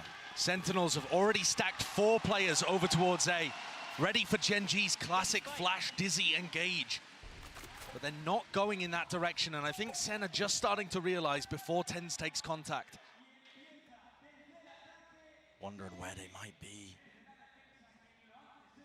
Thoughts creeping into their heads, wondering, oh, is mid exposed? Got to try and watch those angles. TenZ gets off the angle. Munchkin's trying to sell it. It's only him here. Yeah, it is just this lone player lurking up. Still SEN choose to stack the bodies towards it. In fact, they full board it. Munchkin was thinking for a moment of calling his team back. You saw GenG doubling back towards mid just for a second, and now they've started walking their way into B. You're right, SEN, they bought this hook, line, and sinker. And that's this mid Munchkin running away, so he called it. Work now to try and take towards this B site. Man with the plant down, but it's an open angle here. It wasn't actually smoked off. It's not available for them. Still fights ready to be taken here. Sentinels trying to get fast onto the approach and hot on their heels. The kill onto Lakia. It evens it out to 4-4, but you got to think the advantage now to GenG. Yeah, but Kern is low, for example. Was he able to pick that one back up? Surely. I think he saw him. Like he might be aware of it. Drifting back and forth. What a shot. Straight to the cranium. Sassy defusing is already on half. Sassy defusing. Wingman, hello, already on the half, but it might have just brought them that critical, crucial lifeline. Munchkin from the side. The attack from second is that uncertainty, but he's defended in time by John QT. You absolute beauty. They got cleared so hard, you know. What a way for SEN to get back in. And that's after missing the read in the round. They were forced to play retake. They got a nice little spam kill to open things up. The pick onto Lakia is huge. But the defense of Wingman, and then the defense again, as John held it down, huge. Yeah. This map, we're going to see whether the difference between experience and lacking it makes the difference between a trophy or not. So many players on SEN that have been in positions like this before. Some new players as well, like John, who's been calling a lights-out game and playing one too. Exactly right. I mean, there's a chance of history on both sides. Of course, GenG looking for that trophy lift for Pacific for themselves as well as one of the most successful iterations of a Korean roster we've ever seen. Meteor forwards now into the angle. Zelsis retreating and away with the turret is covering that angle there with Munchkin caught out into the open. Still a plant down for GenG. Can't be too much more behind this. They are dropping and toppling. Very diligent play by Sentinels, making sure that they deal with the lurk, but not diligent. Not clearing I the mean, corner. speak of the devil, man. Texture makes a good go of it. I don't see how Karen wins this, though, in a 1v3. With a fragment nade, force them out. Not possible. The open to drop. So a little bit of damage done, but not too bad. Double Bulldog and a Guardian saved into the nest. And you're right, Brent. While there's history on the line for GenG, Pacific, they've never won a trophy before. GenG could not be closer. It's only Paper Rex in that final against FPX at Copenhagen, who were in a similar position to this, map 5, and it slipped away from them. But not only are they on the precipice of making history, but when you look at the two people at the top of the scoreboard here early on for Sentinels, Sassy and Tens both wanting to get into that, as the Des said, very exclusive club, double trophy lifters. And SEN as an org would only be the second org ever to have 2 trophies. That'd be something. The first and the last, or at least the most recent. I hope we don't stop doing them anytime soon. I certainly hope not. SEN looking aggressive at the start of this round, going forwards with 3 players over towards A, and GenG get funneled into a B hit. I think SEN look very confident and comfortable in playing the B retakes. They seem set up for it. And also, you've got to be aware that GenG at some point could try to flash Dizzy combo into Snowman. Yeah. That's another thing that SEN might be ready for. Dizzy's exchanging the handshake there in the air. The shots are fired off here, but the plant's still down now for GenG. Coming into the post plant. Again, that weaponry isn't good, but the util is. Look at that, it's a coordinated effort. An absolutely filthy spray transfer. As Lakia. Texture with the final blow. Put an end to any of that funny business. Does not matter how good your utility is, if you're not able to get the kill onto Lakia as he sprays down 4. I mean, so many players that he was fighting there just didn't really seem to have the guns out ready to take a duel. No. Not anticipating that somebody would have gone in front of all of that util. That's spectacular. That gets his ult online. That can really start some momentum going. Huge play from Lakia. Yeah, sorry. The big stage, seen the big scene before, even way back in the day. I was just going to say, Brent, by the numbers, this would be disaster for SEN, if you care about them. 0-6 on Icebox Sentinels since May 2022. God. I mean, different roster at that point, basically, right? But essentially just not a map that they've ever had success on. Does it matter in a big moment like this, though? I would say it doesn't really. There's so much more to it. The emotional aspect, playing to each other's forms, cooking up plays on the fly. But you can stop this one here from GenG, and they do with the knife. It's a good one. Thrash. Be stopped and stunted, and the full group up again from Sentinels, looking like they are really ready to fight this one. Tooth and nail seems to be the call. Everybody through now with the Thrash, setting it up from Sassy. That hasn't been dealt with here still. Wingman forwards, Entertainment not online, and they are really trying to flood in and through, but GenG the high ground positions on high, tying the top of them over. Celsius, the difference maker. Right when his team needed it, 2 versus 2, and guess what? Spike, drop down, top nest. Wingman delivered that one like a juicy little delivery. Oh, speaking of deliveries, Sassy out wide, but Celsius again. It would have to be the ace, and it's shut down in its tracks.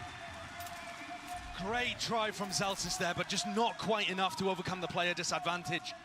SEN have a clear game plan of how they want to defend against this. They're not getting caught by the flash combos at the beginning of the round, but they use their own utility to get back in, doing a retake before Wingman can even get started, making sure to break that as well so the spike's lost in enemy territory. But GenG got too many picks as SEN were trying to flood. That round win for GenG has knocked the economy of SEN. Celsius one away from the lockdown too. Certainly something to fight with if they can get picks early. Doesn't expect the angle though. Meteor be close to the corner, swinging out, only gets the body shot, so 100 damage done, and already Texture gained all that ground, scaled rapidly on the approach. Looking to pick apart this Sentinels players that are left standing. this top 4-10 position is one where GenG were able to get value in the previous round. It's broken. Just creeping right into it. Yeah, and by the way, throughout all of this, Caron has just walked up B into Snowman and is calling for his team, listen, you don't need to take the risk of going into A. Yeah, you're favored, but why even bother with it? Let's go B, let's make sure that Munchkin gets his ult online for the next round and keep this snowball going. Play it safe. We've got players in forwards, advanced positions. I mean, if there's any pushing out of position here by Sentinels, look, it's going to be captured by Lakia. If not Lakia, then Texture. Looks like a great game plan for GenG here. Not just applying crazy pressure over towards A. There it is. But also being able to get the lurk in on B. The GenG A hit is so powerful. And really, this Flash Dizzy lineup that they use with Munchkin on top of pipes and then Lakia following it in afterwards, it's crazy hard to deal with. And that means that Sentinels are starting to stack A to deal with it more and cheat over towards the A side. And Karen's found within the first 5 rounds that opening on B as a reaction. Chomping at the bit for the chance. Already thinking ahead about how to stop Sentinel's counter strat. More importantly here for GenG, with these recurring wins, rounds online, they have big ults to try and punish and keep that snowball going. Now the knife wasn't broken, so Zekken tagged up here. Players have to watch the belt position, at least on that high ground approach. Wall up in his face. There is some danger here. Up close, it's all about the reactions, but again, they could come from any direction. No command, it's a jiggle. Almost anticipating and expecting there to be that level of aggression. But still TenZ is in that top position with the operator. Still, it's a half clearance, and punishment in place. Beautiful adaptation from SEN, deciding to take the fight to GenG. They know that the classic GenG exec starts from pipes control. And so TenZ is already up there, using Zekken as a distraction, essentially. Everyone's going to be focused on the operator, shutting them down, trying to punish them. And they just end up running into TenZ's waiting arms. Munchkin, the IGL, going to take a moment to see if he can win this round. Does he have an opening still? This isn't going to be a full save where he uses it as a timeout. He does still have chances here. I mean, the money's stacked. 30 seconds. Make a go of it. Spotted, plant, now 1v3. Sounds into this one here, but it's Munchkin who he needs to seek out the weaknesses, really. Will SEN give him any? Doubled up, shoulder to shoulders, an updraft peek here from Zekken, so he's just clearing all the potential possible spots, but there is that blind spot, Munchkin eventually cleaned up, but knowing this team, I'm a believer in almost any scenario. Now that Munchkin's had his go at winning the 1v3, he'll have to start thinking about what went wrong in terms of the macro of that round. Did they need to put more B pressure in order to pull players away from A? Stay down. My ult's ready. Was it that they need to be applying a little bit more utility to clearing out pipes before they go for the exec? These kind of things are going to be racking through his brain as the score's at 3-3. Really good job. Really good positions. Zelsis clearly happy with that one. And SEN don't start this round with a stack over towards A. I think already anticipating a change up from GenG. There's not one coming. GenG happy to opt into that brawl. Knuckle fighting. Picked up by the knife, slowing it down for but a moment. Now waiting for it. Right time to strike. Big ultimates for them to use to try and get themselves into this. In fact, it's on the other side of things. Do they have anything to deal with Zelsis? This lockdown contacting and walking right now. Finally, the mollies being used to try and take that backside control. Texture. Oh, he's lineups. Here it comes. Spotted lineups. Oh, missed! Against the wall here. Moshpit has to be committed. Will it break it? No, because it needs the fragment as well. So the additional util just doesn't add up. It was all missed in time. TenZ forwards here. There is entertainment. Fragment nade. Does he expect it? No, he does not. Meteor again taking matters into his own hands, and he's snuck himself up into that forward position, but finally dealt with. Shut down. Lakia cannot withstand it. This pressure is just immense. Sentinels with a successful retake. And part of that has got to be down to the fact that Munchkin missed the nade. Every team at this point has a setup to try to counter that lockdown. We're talking the best teams in the world. Of course they have setups for that. But it got missed somehow, the fumble from GenG. I don't know what piece of architecture that hit onto. I won't claim to know as well, but it's just on a door frame by the look of it. Devastation. Tiniest of differences for Sentinels to take the lead here in map 5. Grand finals on the line. Get out of my way. Meteor, Karen creeping closer to those ults, and Lakia already has his. It's going to be difficult for Zekken, I think, to really get a peek if he decide to invest the Thrash. Oh my god, the knife, no way! He just disrespects it, and Zekken is out of there on top of the ropes. He does not want to be hunted down and away, but is that detainment? Where's the help? Dash through, TenZ is there! Finally, support arriving, but Lakia cleaning up that pesky player close towards yellow. But Sassy's done enough, just by staying in an open area where the rest of his team could cover him. Spotted in the window. Yeah, by the turret. Yep. Great turret position there. Utilizing the new window that got carved out of Tube. Real read here for Sentinels. But again, have to maintain these advantages when they are handed to you. And if you lose that fight into mid, suddenly 3 versus 3. Have a peek of things here. Out. Oh, that timing. Against him. Zekken. He loses his fight, and just like that, it's turned. Absolutely brutal for Sen. Great punishment on these peaks by GenG. Reaction test here for Zelsis. He doesn't even need it. Blind as a bat, but he still sprays him down, but he can't follow through with the second kill. 1 versus 2. Knife. Ouch on QT, not anticipating it. That pace and tempo injected into the round by GenG at just the right moments. I love it too, because while you're talking about the post-plant aggression, the pause in the round baited out these little plays. I mean, Zekken didn't know exactly where to put his crosshair. And TenZ going for a peek under Tube opens the win up for GenG. That's got to be frustrating for the SEN coaches. What a gift for GenG. Even as anything. No imbalances here when it comes to the rounds. Our fight taken straight to them here. Opting into the scrap. Zekken, there's no way you dash into that angle, and he's punished. Wow, what a flash from Munchkin. Just bleached the eyeballs of Zekken, and TenZ looking to try to take the fight. The dizzy didn't get broken in time. No way! What a wall bang! Right through the wall. And TenZ still not going to be removed from this spot. He just sees it, head poking over, but now has to respect it. Players all around him. Sassy, your turn to strike back if you can, while the iron is hot, and hot it is!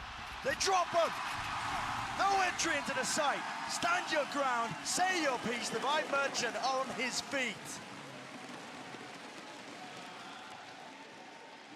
GenG cannot crack this A defense. I've not seen any team put up as good as a defensive setup against this as SEN have.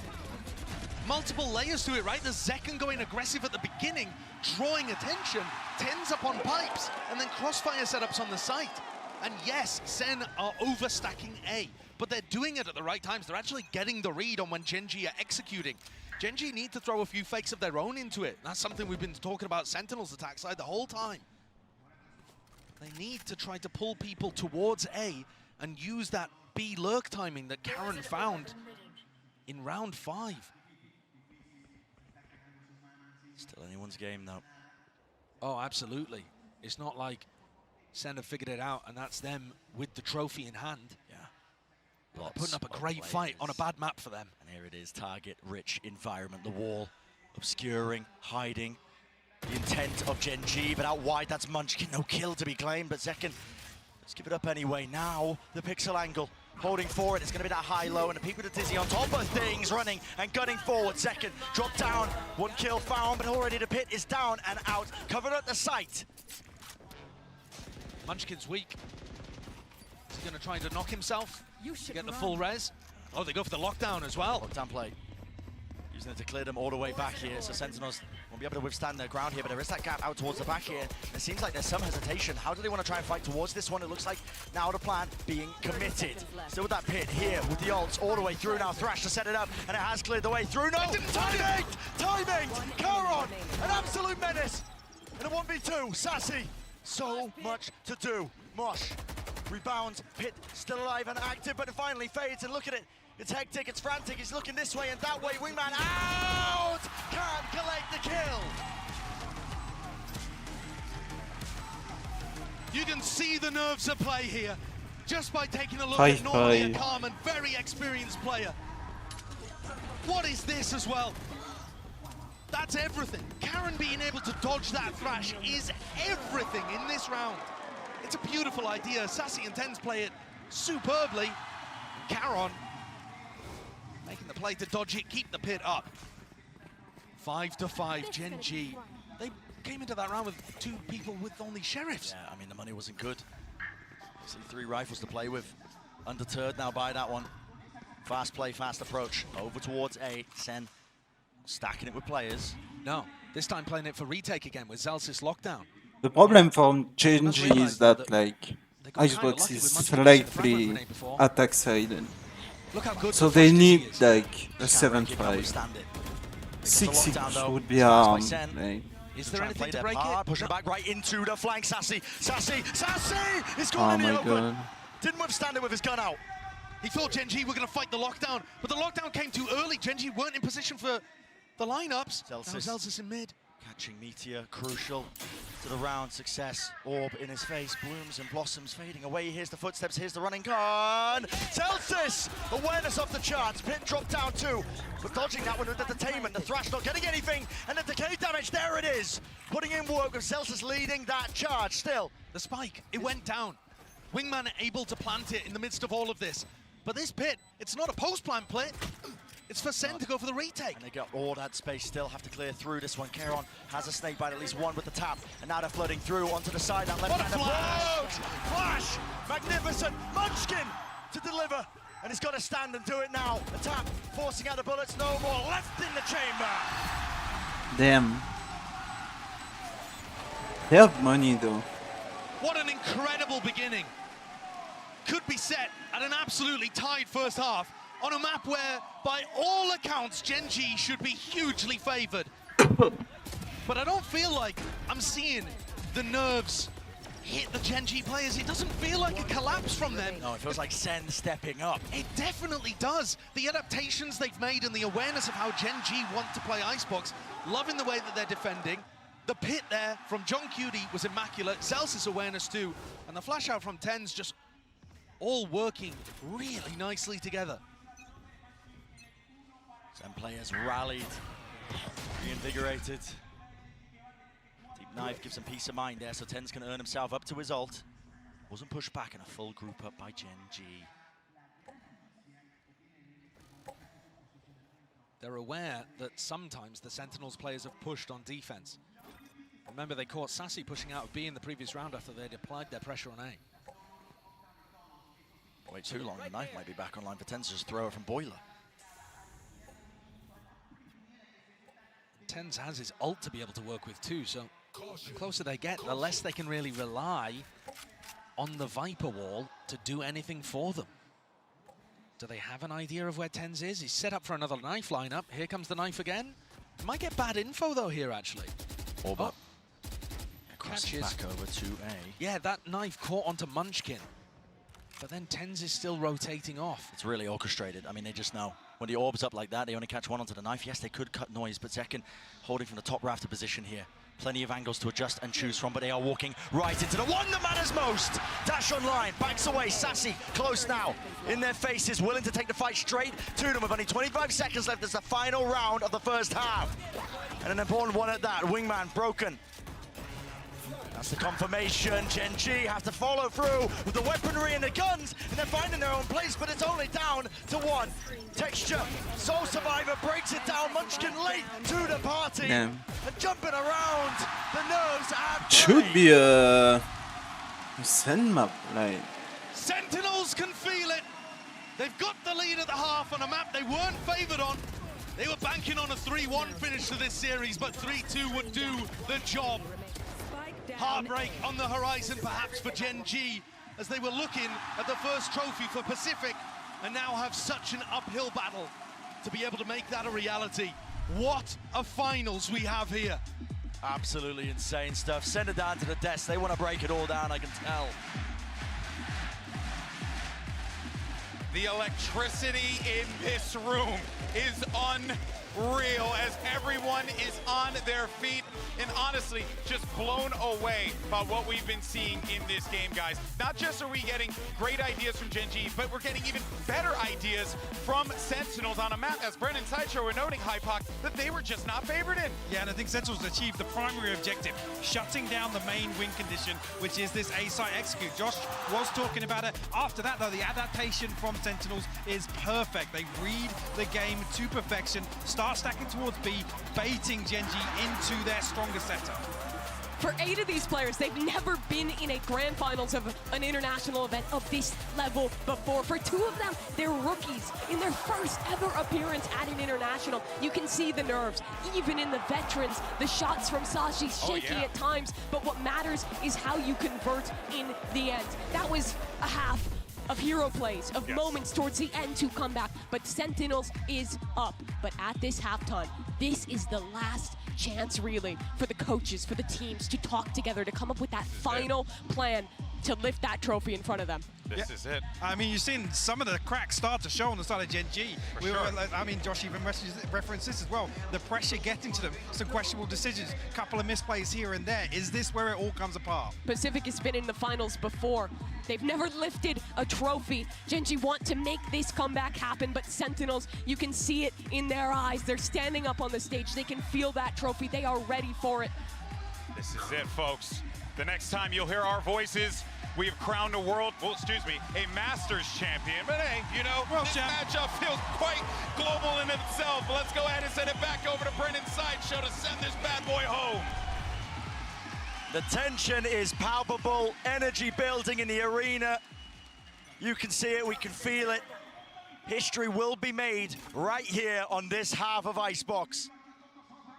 GenG won every single pistol the last time that these 2 teams played in the upper bracket final and walked away with a comfortable win on 2 out of 3 of the maps.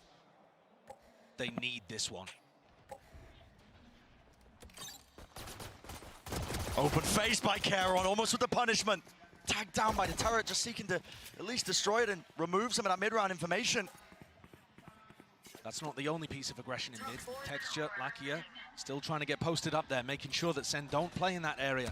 Jump spot from Tensier, but he's out wide now with the face in top of the Dizzy. They have to give up their space here, but GenG might seek to try and fight this one. Wingman is already in the fray, through the back of the side here, broken down. Plant out in the open, but behind the box, Second finds his mark. Precision being the name of the game, but GenG not willing to give up even a scrap of territory. No map control. And no gain really for them. GenG takes to, oh my goodness, 2, but eventually brought down. 3 versus 3, and the spike's still not retrievable. It's a spike position. 30 seconds left. They keep getting tucked behind this box over and over. Caron, though, he took so much damage earlier on, they could just spam him out. 20 seconds roughly in the round. It all comes down to this for Sen, and a pistol round. 1 to stand, 1, 2, fall! Sentinels are feeling it! Zelsis on his feet again. And Sen in the driving seat, despite having that map veto disadvantage because they had to come through the lowers. Sassy on that stage for the 3rd time knows that it can be done. He, every time he'd made it to a grand finals before, went through the upper bracket, but he didn't always win. He knows it's doable. Energy just is truly, truly palpable for GenG. A shy investment. Utility, maybe a sheriff of Meteor to get something done, but this is Sentinels, in all likelihood, wrapped up to that 9th round. Depending on whether or not they go into the stack, I really feel like you can't count out GenG even when they only have pistols and Meteor, who hasn't really been hitting this map, the only one with the sheriff. If Tens goes down and they pick up the Stinger, maybe something can snowball off the back of it. Sen are playing this so cautiously. They do not want to give an inch to GenG. Caution can spell defeat sometimes. Knife, no info, it's caused to rotate. That's an amazing timing for Sen to start to hit A. Tens has read this one perfectly. And just like that, we talk about it, the tiniest of differences affecting so much more. Where you going, mate? Where are you going? Stinger from that range. All right. Sen's getting away with all sorts of murder. It's a massacre in front of back of the site, but he gives up his life in the end. I can't believe he took that decision, but I think that shows you the confidence on play. Sen setting up for the aggressive post plants. GenG's composition can be very potent when you allow them to get into retake scenarios, and Sen are clearly planning to play forwards even when this turns into rifle rounds. You can see the kind of angles that they're taking. GenG are going to struggle to get back into sights if they allow Sen to walk in like that. Yes, it was a gamble. Yes, they needed to try to make the play. But what a beautiful read from Tens there. Saw the knife whistle past him and realized an opening could be his. A 4-round lead for Sentinels. GenG, unfamiliar position that they're in here in this grand finals on this big stage. Now we've got to do the most. They've got to try and steal their hearts, calm down the nerves, get some form of collection together. Because the map is running away from you, and not just the map, it's the series. It's your chance of etching your place into history. Texture has gone for a glass cannon operator this round on the anti-bonus. Placing swarm grenade. Triple stack over towards A. The knife catching Sassy over there. And Texture already starting to come off that aggressive B long line. This op has to pay off. Coming back. It just has to. Taking a gander. Walking back over. To the angle now, behind yellow box. Lots of angles to really choose from too. He can't expose himself to Zeken's position. At any point here, he could be getting walked up on. That's why you see him just going for the check. And he just doesn't know. He just does not know. You are open to being timinged here. He's taking a risk. Risks are necessary in this particular position. All up. Everybody crossing. Texture can feel it now, and it's going to be tagged up by the knife. Has to respect this now and back away. No, he's just out in the open. No man's land. Flash, though, eventually respecting it and backs behind the wall. GenG trying to be fast. Now with this rotate plan denied. Shut down here with only 33 seconds left now. Cavalry has arrived. 30 seconds All 5 players here. There's 25 seconds left. How are they getting back in? That's the question, isn't it? Waiting for that regen util, but again, there's only 20 seconds remaining. Got to get a move on, and it needs to be now for Sen. What is the game plan? Wall up, just about. They've got to push forwards. Push forwards, and that's why Tens is there. Underhanded, flash through, takes it. The fight straight to Intermedia on top of bridge. GenG, though, surely the guns prevail. It's 1 versus 2. There is that value. Rifle upgrade. Celsius here. Is it even planted for it? I'm not even sure. Tucked to the corner here. They know where he is. Wingman sets its sight onto it. Lakia half on the defuse and even more. No kills to be claimed. No kills to be collected. GenG narrowly avoiding it, but they need to keep these guns. I mean, he drops the op. That is so rough, losing the op in that situation. They knew that they had the round secured, and It's they a still very keep costly arm for GenG. GenG. Nerves in these big moments certainly hit. Sen, yes, it wasn't the most successful round in the world, but that was their bonus. They were coming into it with Stingers, Spectres. And they've hurt the economy in the sense that GenG coming into this one with double Guardians and no operator. That is huge. They know they don't need to deal with that in the next round.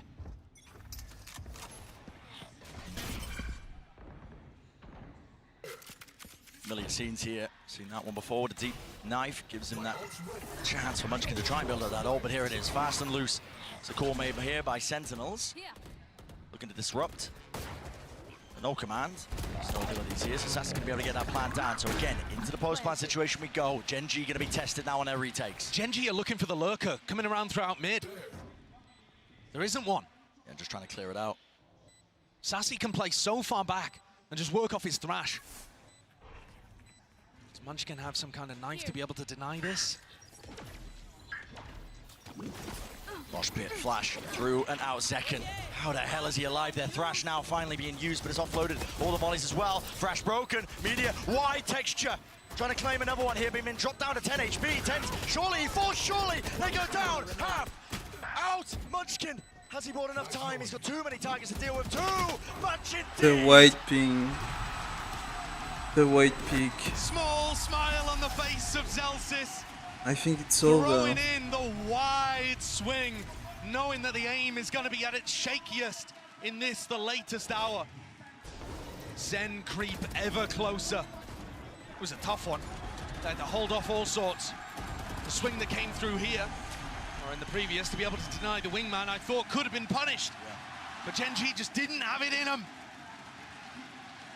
They've been stuck, paralyzed at 6 as SEN creep up and up. 3 rounds away now. Within touching distance, they can see the trophy in front of them.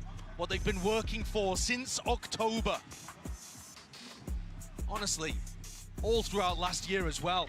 Through the turmoil of their roster, of trying to figure out an identity. And since adding John, his first time on the big stage like this as well, doesn't appear to be a rookie. No. He's been delivering in every twist and turn of this tale that is the grand finals, this best of 5. It's just a ludicrous scenario that we stare ourselves at. Sentinels holding this lead on a map that they haven't won since May 2022. No. And GenG have looked fabulous here. They wrote the book on how to use this Gecko KO composition that Sentinels ended up taking for themselves. Yeah. And now to see SEN outplaying them, this is what we were talking about earlier, Brent. It's not always the game plan or who's won in the past. When it gets to big, high-pressure moments like this, it's can you deliver? Do you have the determination in you? Timeout that was taken for GenG here. They have to pick themselves up. We've seen comebacks on Icebox before, on the biggest stages of the world. But it takes a special kind of team to be able to pull that one off.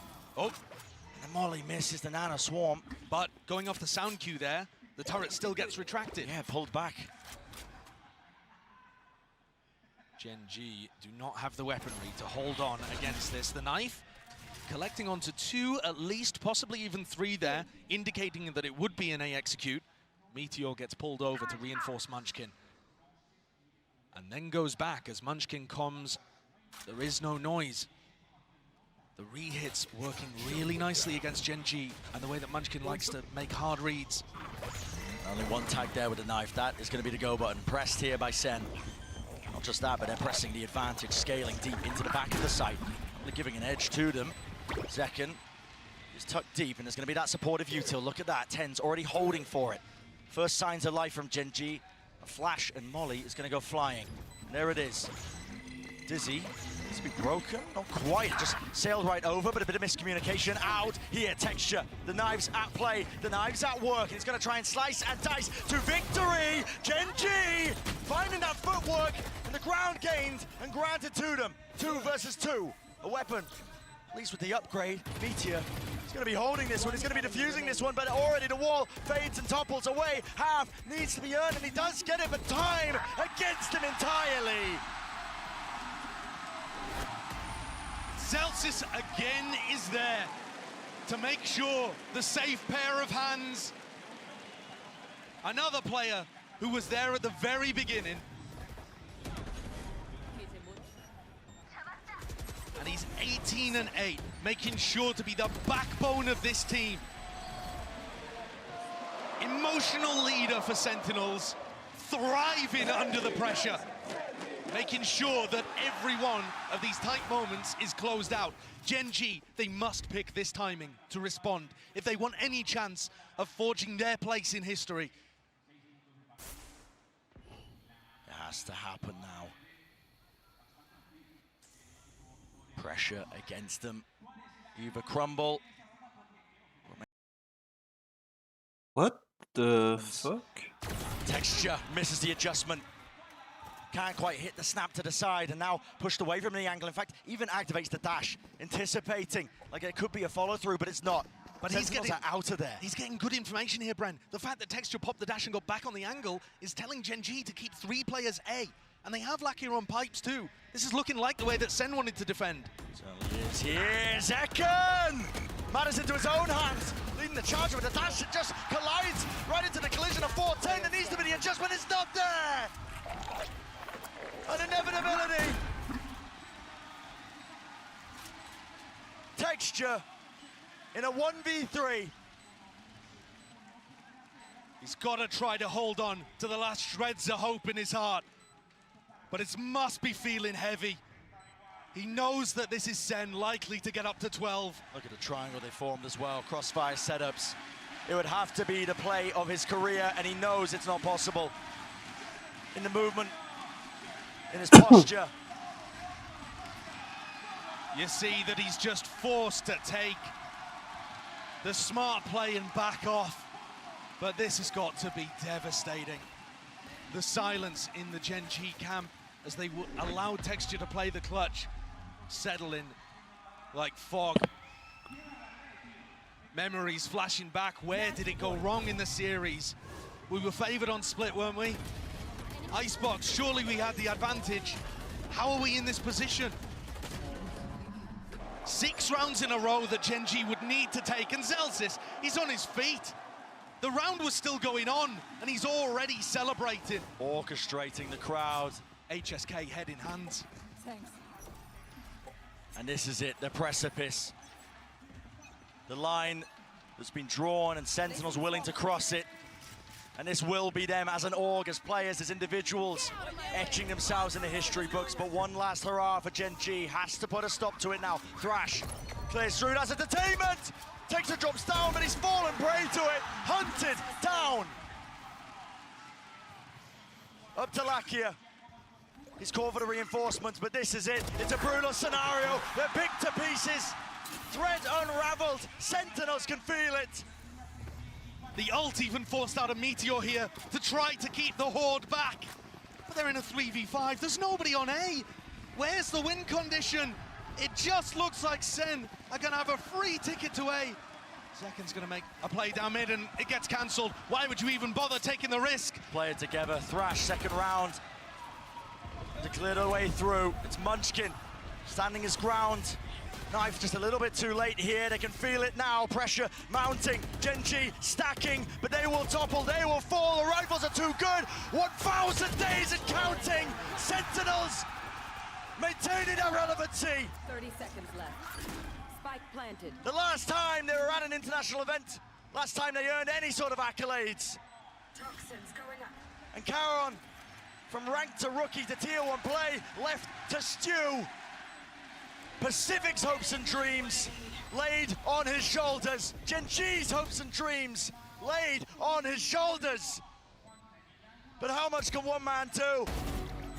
First one found, second one not there. It's over. SEN City. Damn. Here to play, here to stay. Let's go And SEN, history I has guess. been made.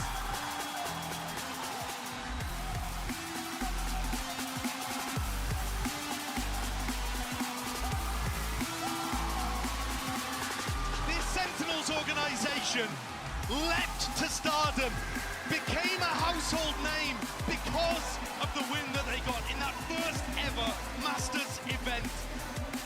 They have struggled, they've been clowned on, last year was devastating, but this group of players has done it. They put Sentinels back on top. The best team in the world to open 2024. And I can't believe it happened like that. 5 maps, Pacific's hopes dashed. Hopes and dreams, and that's what they'll remain. But for Sentinels, proud of how far they've come here. GenG will take a bow. It's a curtain-closed finish. Not how they hoped, not how they liked. It was supposed to go differently for them, but they just couldn't pull it over the finish line. They've still made history. They've still made history, but that trophy is not for them.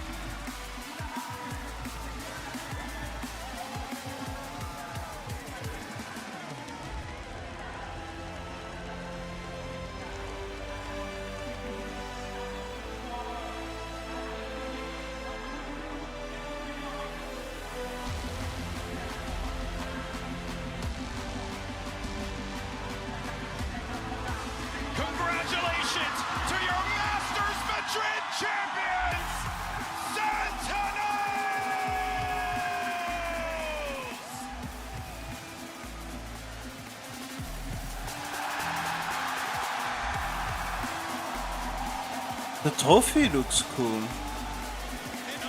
Like, A historic run. A team that went from rags to riches right here in Madrid, Spain. They controlled their own destiny, and now they can finally say they are champions.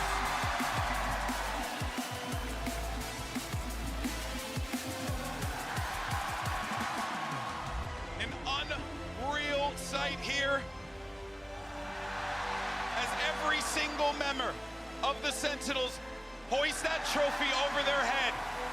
A long and difficult path for each and every one of those guys on that stage. What a run.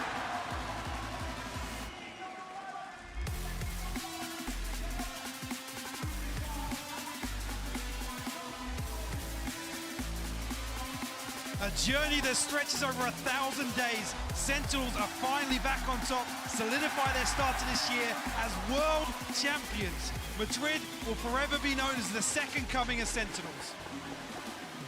They did it the hardest way possible. They played every match in the offseason, grinded since October. Every possible game in Americas. They went the long road here in Madrid and all 5 maps in the finals. After over 3 years, Sentinels joins the very few to have 2 international trophies in Valorant.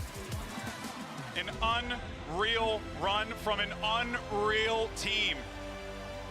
Guys who joined in a unified vision to bring a trophy to the fans of Sen City, to the organization that has stood by this game from the very beginning. And for them to do it in the way that they have done it, taking the hard road, Mimi, this right here is something that, oh boy, it's a special moment for sure. And you see Tenz on that stage. He's been there since the beginning, since that first trophy lift. Went through 3 years of turmoil, of grinding it out in North America. Unable to make another run happen. But now he has that trophy. Cannot believe how they managed to put this one together. But also, I do want to say real quick, commiserations for GenG on one hell of a tournament as well. They played hard. They played this team as tough as they could. Pacific's got a lot to be proud of.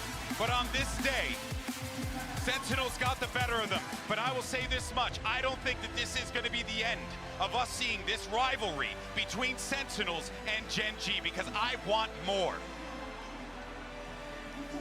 We're bound to get it. You see Zekin lift the trophy just days after his 19th birthday. Crazy. Actually crazy. To even put that in and having, I'll go ahead and say it now, solidifying MVP status here in Madrid. Just an individual performance for the history books. This kid has been waiting for his opportunity, and he finally had the right team around him to make it happen. Saucy as well.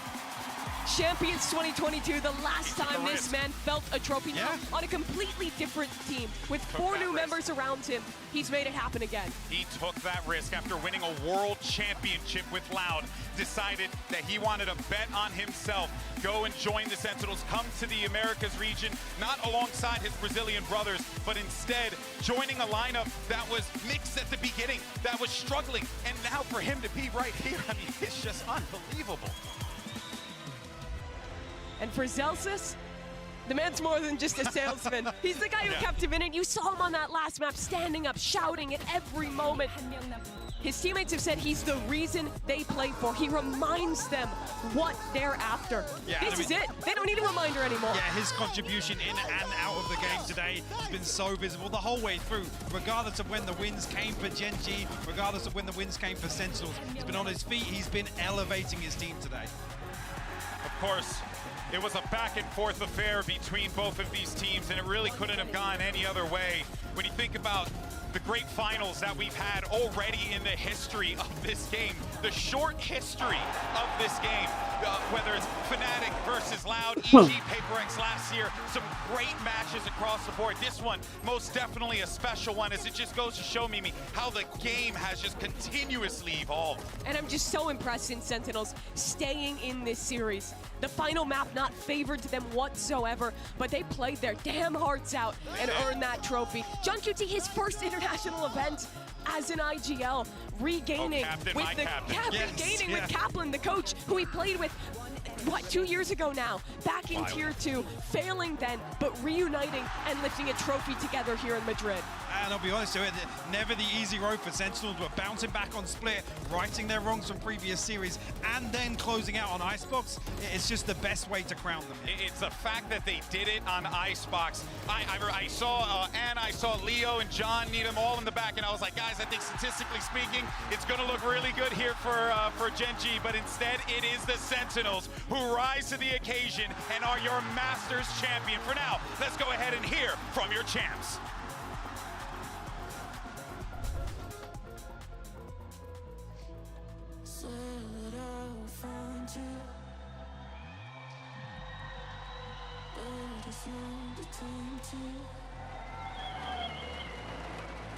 And now from Riot Games, joining us on stage, we have some very important guests that are joining us to celebrate and congratulate our winners. We have head of president of esports, John Needham, of course, a global head of Valorant esports, Leo Faria, and our wonderful Anna Donlan, head of studio, Valorant studio head. Amazing. Please, you know, just go ahead, celebrate with them. And I feel like, Madrid, I haven't heard you enough. I feel like we have to give it up for Sentinels one more time.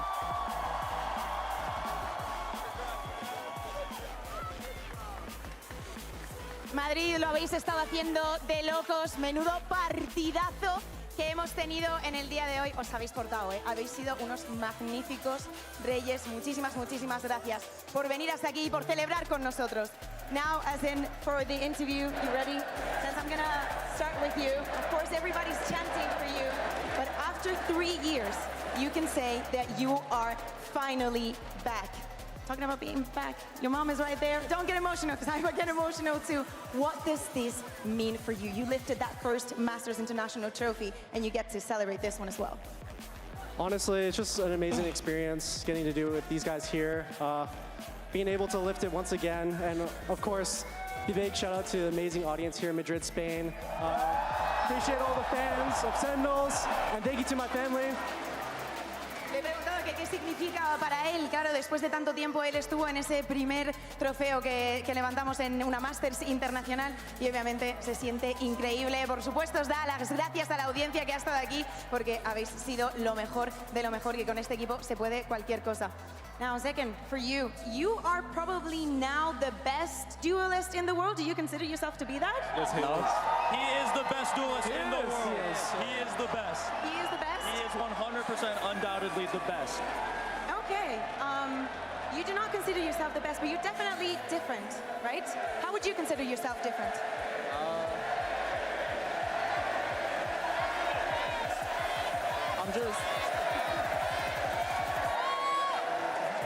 I'm just willing to do the job. I have the best teammates in the world behind me, the best support that a duelist could ever ask for. They make my life so easy. That's pretty much it. Yo le pregunto si se considera que es el mejor duelista del mundo y él dice que no, que la verdad que no lo tiene tan claro, que es realmente el equipo el que hace que tenga tantísimo éxito, pero todos sabemos, lo estamos escuchando, que es el MVP probablemente de esta Masters. Now, Celsius, I need to hear from you. I know what you're gonna do, but please give me the best of both worlds, okay? We know, we have seen you on stage. You're given everything. Of course, going to 5 maps, the vibes need to be up, and I feel like you've been in charge of that. Yeah, I mean, there's a joke always going around that I'm only the vibe merchant, so it feels really nice that I got to lift a trophy, especially with these guys. Like, they really believe in me, everything I bring to them and everything they bring to me. And for once, it feels like we have a real team who everyone wants to win, and I'm just glad we got it done. Anything else you want to add? By the Sentinels bundle!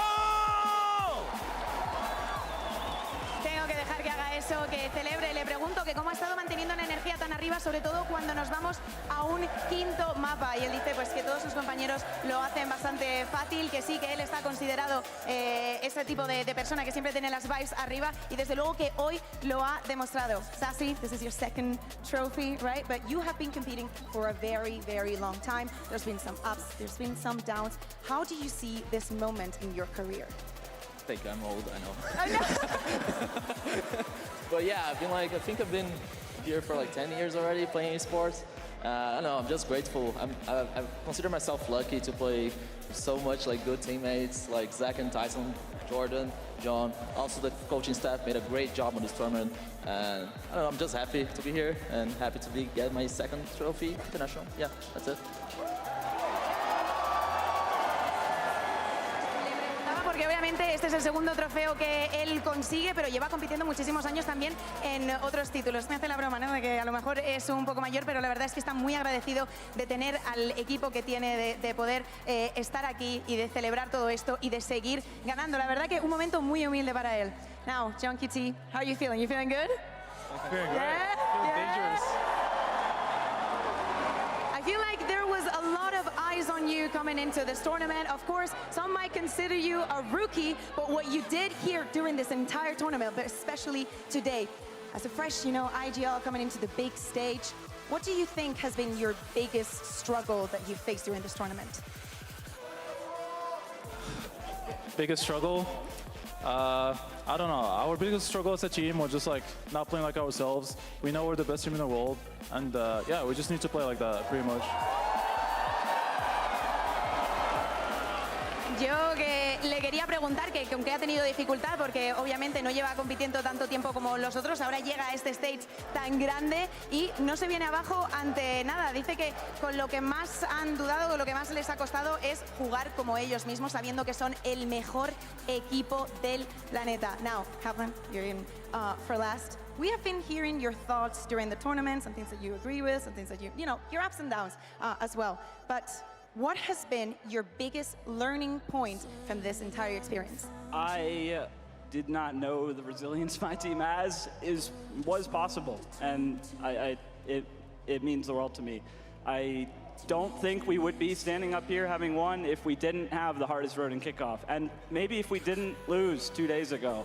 We just get back up and we keep going, and they fucking want it, and whoops, they really, really want it, and I'll never forget that people can want it that bad. And I love them. We love you. We all love you. Le preguntaba que cuál ha sido, pues desde luego con las opiniones que hemos estado escuchando de él durante el torneo, que qué ha sido lo que ha aprendido, ¿no?, de todo esto. Dice que de no haber perdido hace 2 días, de no haberse visto contra las cuerdas, no se habrían visto en esta situación de levantarse, de darlo todo y por supuesto de ganar este torneo. Let's give it up one more time for Sentinels!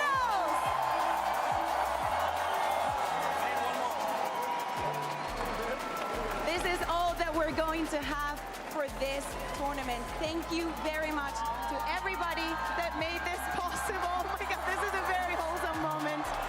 Thank you very much to everyone for joining us, for enjoying our passion the way we did it. Everyone from production, working behind the scenes, everyone that made this possible, every single team.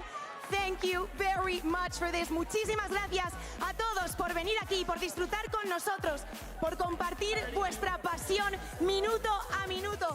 Ha sido una experiencia alucinante. Muchísimas gracias. Esta es la primera, pero no la última que estaremos aquí.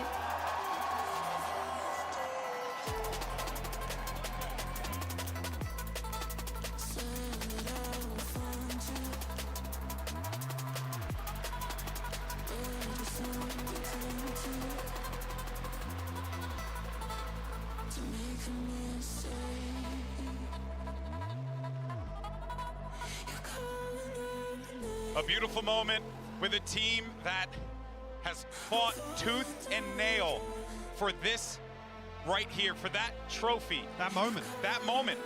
And it's something that they will never truly forget. But man, what an event this has been, guys. You talk about one of the most explosive tournaments that we've ever had in the history of this game. I mean, no one knew who was going to win it coming into this one, Mimi, and boy, oh boy, was this one a banger. Pretty much every roster coming into this year had massive changes, had new expectations, but Sentinels, they've been grinding since last October. They got their roster set, they found their identity finally, and have worked so hard to get to this point. You heard it from Kaplan. The hardest road possible, but that's how they got here. Yeah, it's really, really great to hear him talk about the resilience, because I think that's one of the key things here to close out this run in Madrid. I mean, it's taken so much. You can see how much it means to them as well. Somebody is cutting onions out there, but it's just, yeah, it's so fantastic for these guys. Yeah, and of course, for Sentinels, this is only the beginning, because this is literally the beginning of our season. We had the kickoff tournament, something a little different to spice things up at the start of the season, and now we kick it off here in Madrid, but there is just so much more to come. Guys, this is gonna be awesome. What a great season we have in front of us. We gotta top that now. Yeah, somehow. It's gonna be hard. Somehow, some way, we have to top the absolute cinema that we just watched here today in Madrid, Spain, excuse me. Now, folks, I'm a little verklempt over here, but before we go, we want to thank everyone in this arena who came out, who poured their heart and soul into each and every one of those games. We want to thank our incredible production team that has worked tooth and nail to make this broadcast happen, whether it was here in Madrid, over in Dublin, our broadcast partners all around the world. We also want to thank the talent team that makes this incredible event happen. Without you guys, I mean, my job is pointless, so thank you so much for being lovely people. And most importantly, we want to thank you who tune in and break records with us week in and week out and support this awesome game. This is only just the beginning, folks, and we'll see you at the international leagues. We'll see you for stage 1, and we will see you very, very soon. Take care, everybody.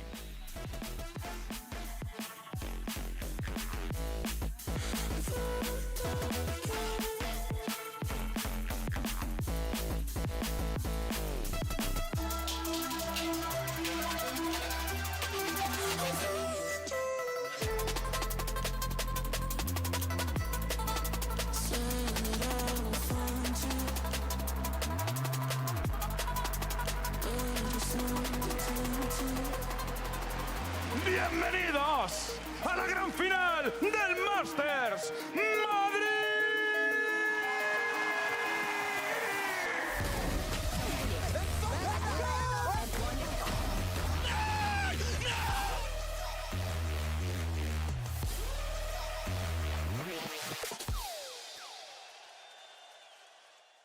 ¿Qué pasa? We're in Spain finally. Bienvenidos a España. I'm so excited to be here. This tournament is going to be definitely one that nobody wants to miss. Give me another. Just keep throwing, GenG. Just keep throwing. Okay. This is really the year of young blood, of new teams stepping up. The stage is so much bigger and the stakes are so much higher. It's Valorant. Anyone can lose. He's got the spike in his hands. No teammates. Nowhere near at all. Bullets hailing down onto it, but his head just peeking out. No way. Can't be stopped, man. Buy the KC bundle. We need the KC versus Sentinel game. Who wins the whole tournament? I want to think about that, actually. Unbelievable. This guy is not the Lisan Al-Gaib. I want to just take my moment to go crazy about Les. Because for my money, coming into this tournament, he looks like the best player in the world. Oh my gosh! How do you feel going up against the former world champions in Loud? I wasn't playing when they won champs. Oh, clean from texture. Get another. Show us what you got. This guy is absolutely phenomenal. You roll your R's so good, actually. You know, like Yeah. You kind of. Yeah, I was close. it's I don't want to try it again. This is doing great for EDG. Nobody with 3 kills, and now it's just one standing. 10 bullets, and it's only 1 needed for Smoggy. EDG finally bested Paper X. Brent, I know that you're not really used to being right, but actually, Swissology. Yeah, Swissology was correct, actually. Benji Fishy versus Tenzi Fishy. Please buy the Sentinels bundle, please! You can't help but love it. I hope you guys at home can hear how riled up this audience is. Looking for someone. It's Tens to connect, but oh, what a shot from Riens! Second, trying to do the dance, and he's surely you've seen him, he's just gonna dive in, he's gonna get in his face! Beautiful! Sentinels on their international debut with pure success! Forget the bundles, forget the clout. This is 2 teams, #1 seed in their respective regions, going at it for that straight shot to playoffs. Satchels now in towards the back of the side. Shen! Nasty! They even cleared back. Oh, way tense! The number 1 seed taken out. SEN City here to play. Again, there's a smoke to deny them a meteor in an aggressive position. Just doesn't seem to be missing a beat. GenG will be the second team to make it through to the playoffs. It's St. Paddy's Day, so I decided to get a little bit in the spirit, you know what I mean? Also to cover the grays. Who better to send some people home than Pansy and Hypock? Am I right, guys? You're not wrong, GB. Absolutely hate everyone. You're on the money. Life's now pretty questioning what the hell's going on. No idea about Tui's, but a fantastic clutch from him in the end.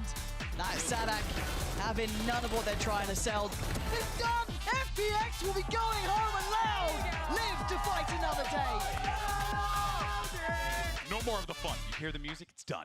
Buy the Heretics bundle, everybody. Buy the Heretics bundle. Clearance Benji!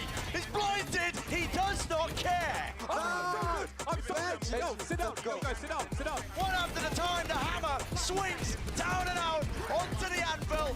There is no hope, no chance in hell. PaperX eliminating the Spanish favorites. EDG has been the #1 Chinese representative, and Loud was the one to stop them last year. They have a chance to do it again. Smoggy's on all fours. Dong tries to get back to Origin. No! A obliteration of EDG as Loud make their way to the playoffs. Monye gonna be put to test, put to task. Oh, blinded, and Monye just popping off over towards Shybox. This guy's on for it. He's absolutely on the money today. PaperX beating Carmine Core. The European Reapers carry on. We've got back-to-back regional rematches in our first day of the playoffs. Somehow this has come back into a winnable scenario. Just needs to hit the bullet. Oh, that's so unfortunate. Yo, not even close, guys. Not even close. Fighting tooth. Nail! John QT. Where's he pulled that one from? Nice, boys. SEN look to take their appointment with GenG in the upper finals. You stole his ace. Did I? Yes, you stole his ace. As I should. As I should. So, yeah. Today, our final 4 teams becomes a top 3. I don't want to get into predictions here, guys, but... I don't want to jinx anything. I don't want to get into it. You don't want to get into it? I'm not Want to get into it? Nope. These are the analysts, by the way. Buy the GenG bundle. I've had enough of bundles. I've had enough. Hunter's Fury is popped. Push up by Sassy. And a headshot angle. 1 by Texture with 2 kills and a third. Hello, guys. An absolute demolition of America's #1. This is the match for PaperX to prove if they're ready to lift a trophy in Madrid. This is set up to be an explosive game. Half on the defuse might make a difference. PaperX mind free going forward, right click away. Plenty of util left. Where that come from? Will force mind free out into the open. Kawazine seeking to deny this one. Running him down. PaperX seal it away. Loud dropping out. See you later. Sent to the airport. The day belongs to W Gaming. Both teams had to overcome a lot of challenges just to get here. It is going to be about who can show up and get into that grand finals tomorrow. The place is crowded, just looking at what is going to be of these 2 teams. Alex! The TP is obscene. He let second wraps this map up in a bow. And they have no idea about SEN. Now it's his time to shine. SEN claim map 2. One tap. The paranoia does not land. And Marniette, what a moment for him. Can he get the hit? Yes, he can. PaperX taking us the distance they are. Never down, never out. And waiting for that cross. Sharp as ever. He's getting 1. He's gone to 3. Sentinels are going to the grand finals. America's last hope holds true. Again, so cool to have some of these creators come out here. Do we get our dreams? We do. Mixwell up on Glow. We've got the Phoebe as well. Let's go. Follow up, yeah. Oh, Mixwell finds one. Another one comes through. Will close out the 3K. Looking to get proactive. Here it is. That's what I'm waiting on. ultimate, Ult there, coming in. That's beautiful work from Mimi, showing this in pure action. Stunning. Barrel as well, noting that final player's position. Nick's got 70 HP. Oh, we'll find it. Come soon. Oh, He's got the 4K. And a fair fight, and none of it. No, not the knife. Oh, he's done it with a knife. Team Spain picking up the show match victory. It's been a difficult road for both of these teams to now being in the main event. And it's now time to determine who walks away as the inaugural champion of the season.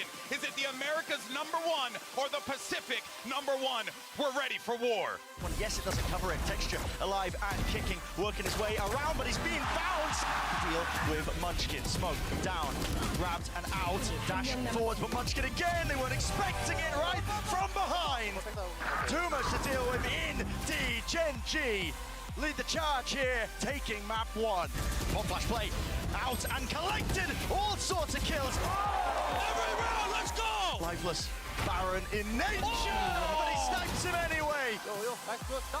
At least there, another kill, found and out and defended. You're joking. So fast with the moves, yet Sentinels shut it down. Sticking all the way, spray down hammered, but will be it. Plenty more action where that came from. Oh, ridiculous. And right click, gamble incorrect. Oh, the body blow. 1v2, rushing. Spawn. No way you expect this, and this could be it. This should be it. The map done and dusted, but it's not done yet. The job isn't finished. Collected and corralled him in a 1v1 second. Let's go! Let's go! Question and fires it straight to Celsius.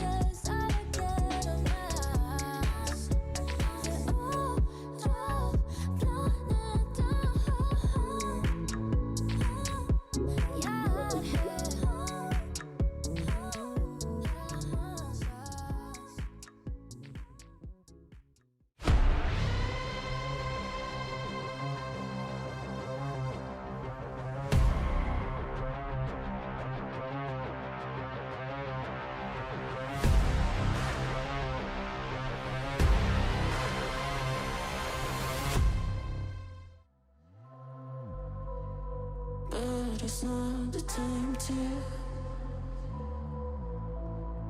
make a mistake. You're calling out the name. I'm falling down again. You're calling out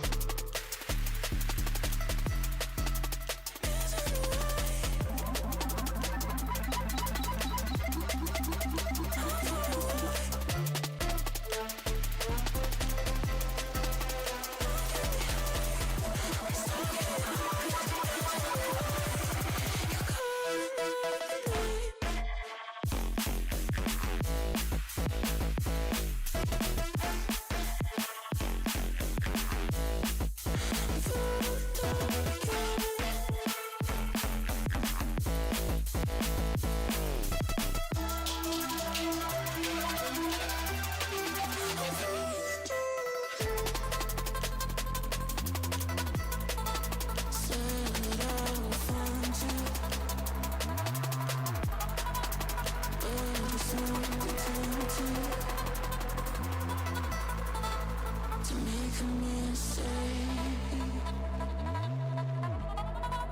You're calling out the name. I'm falling down again. You're calling out the name.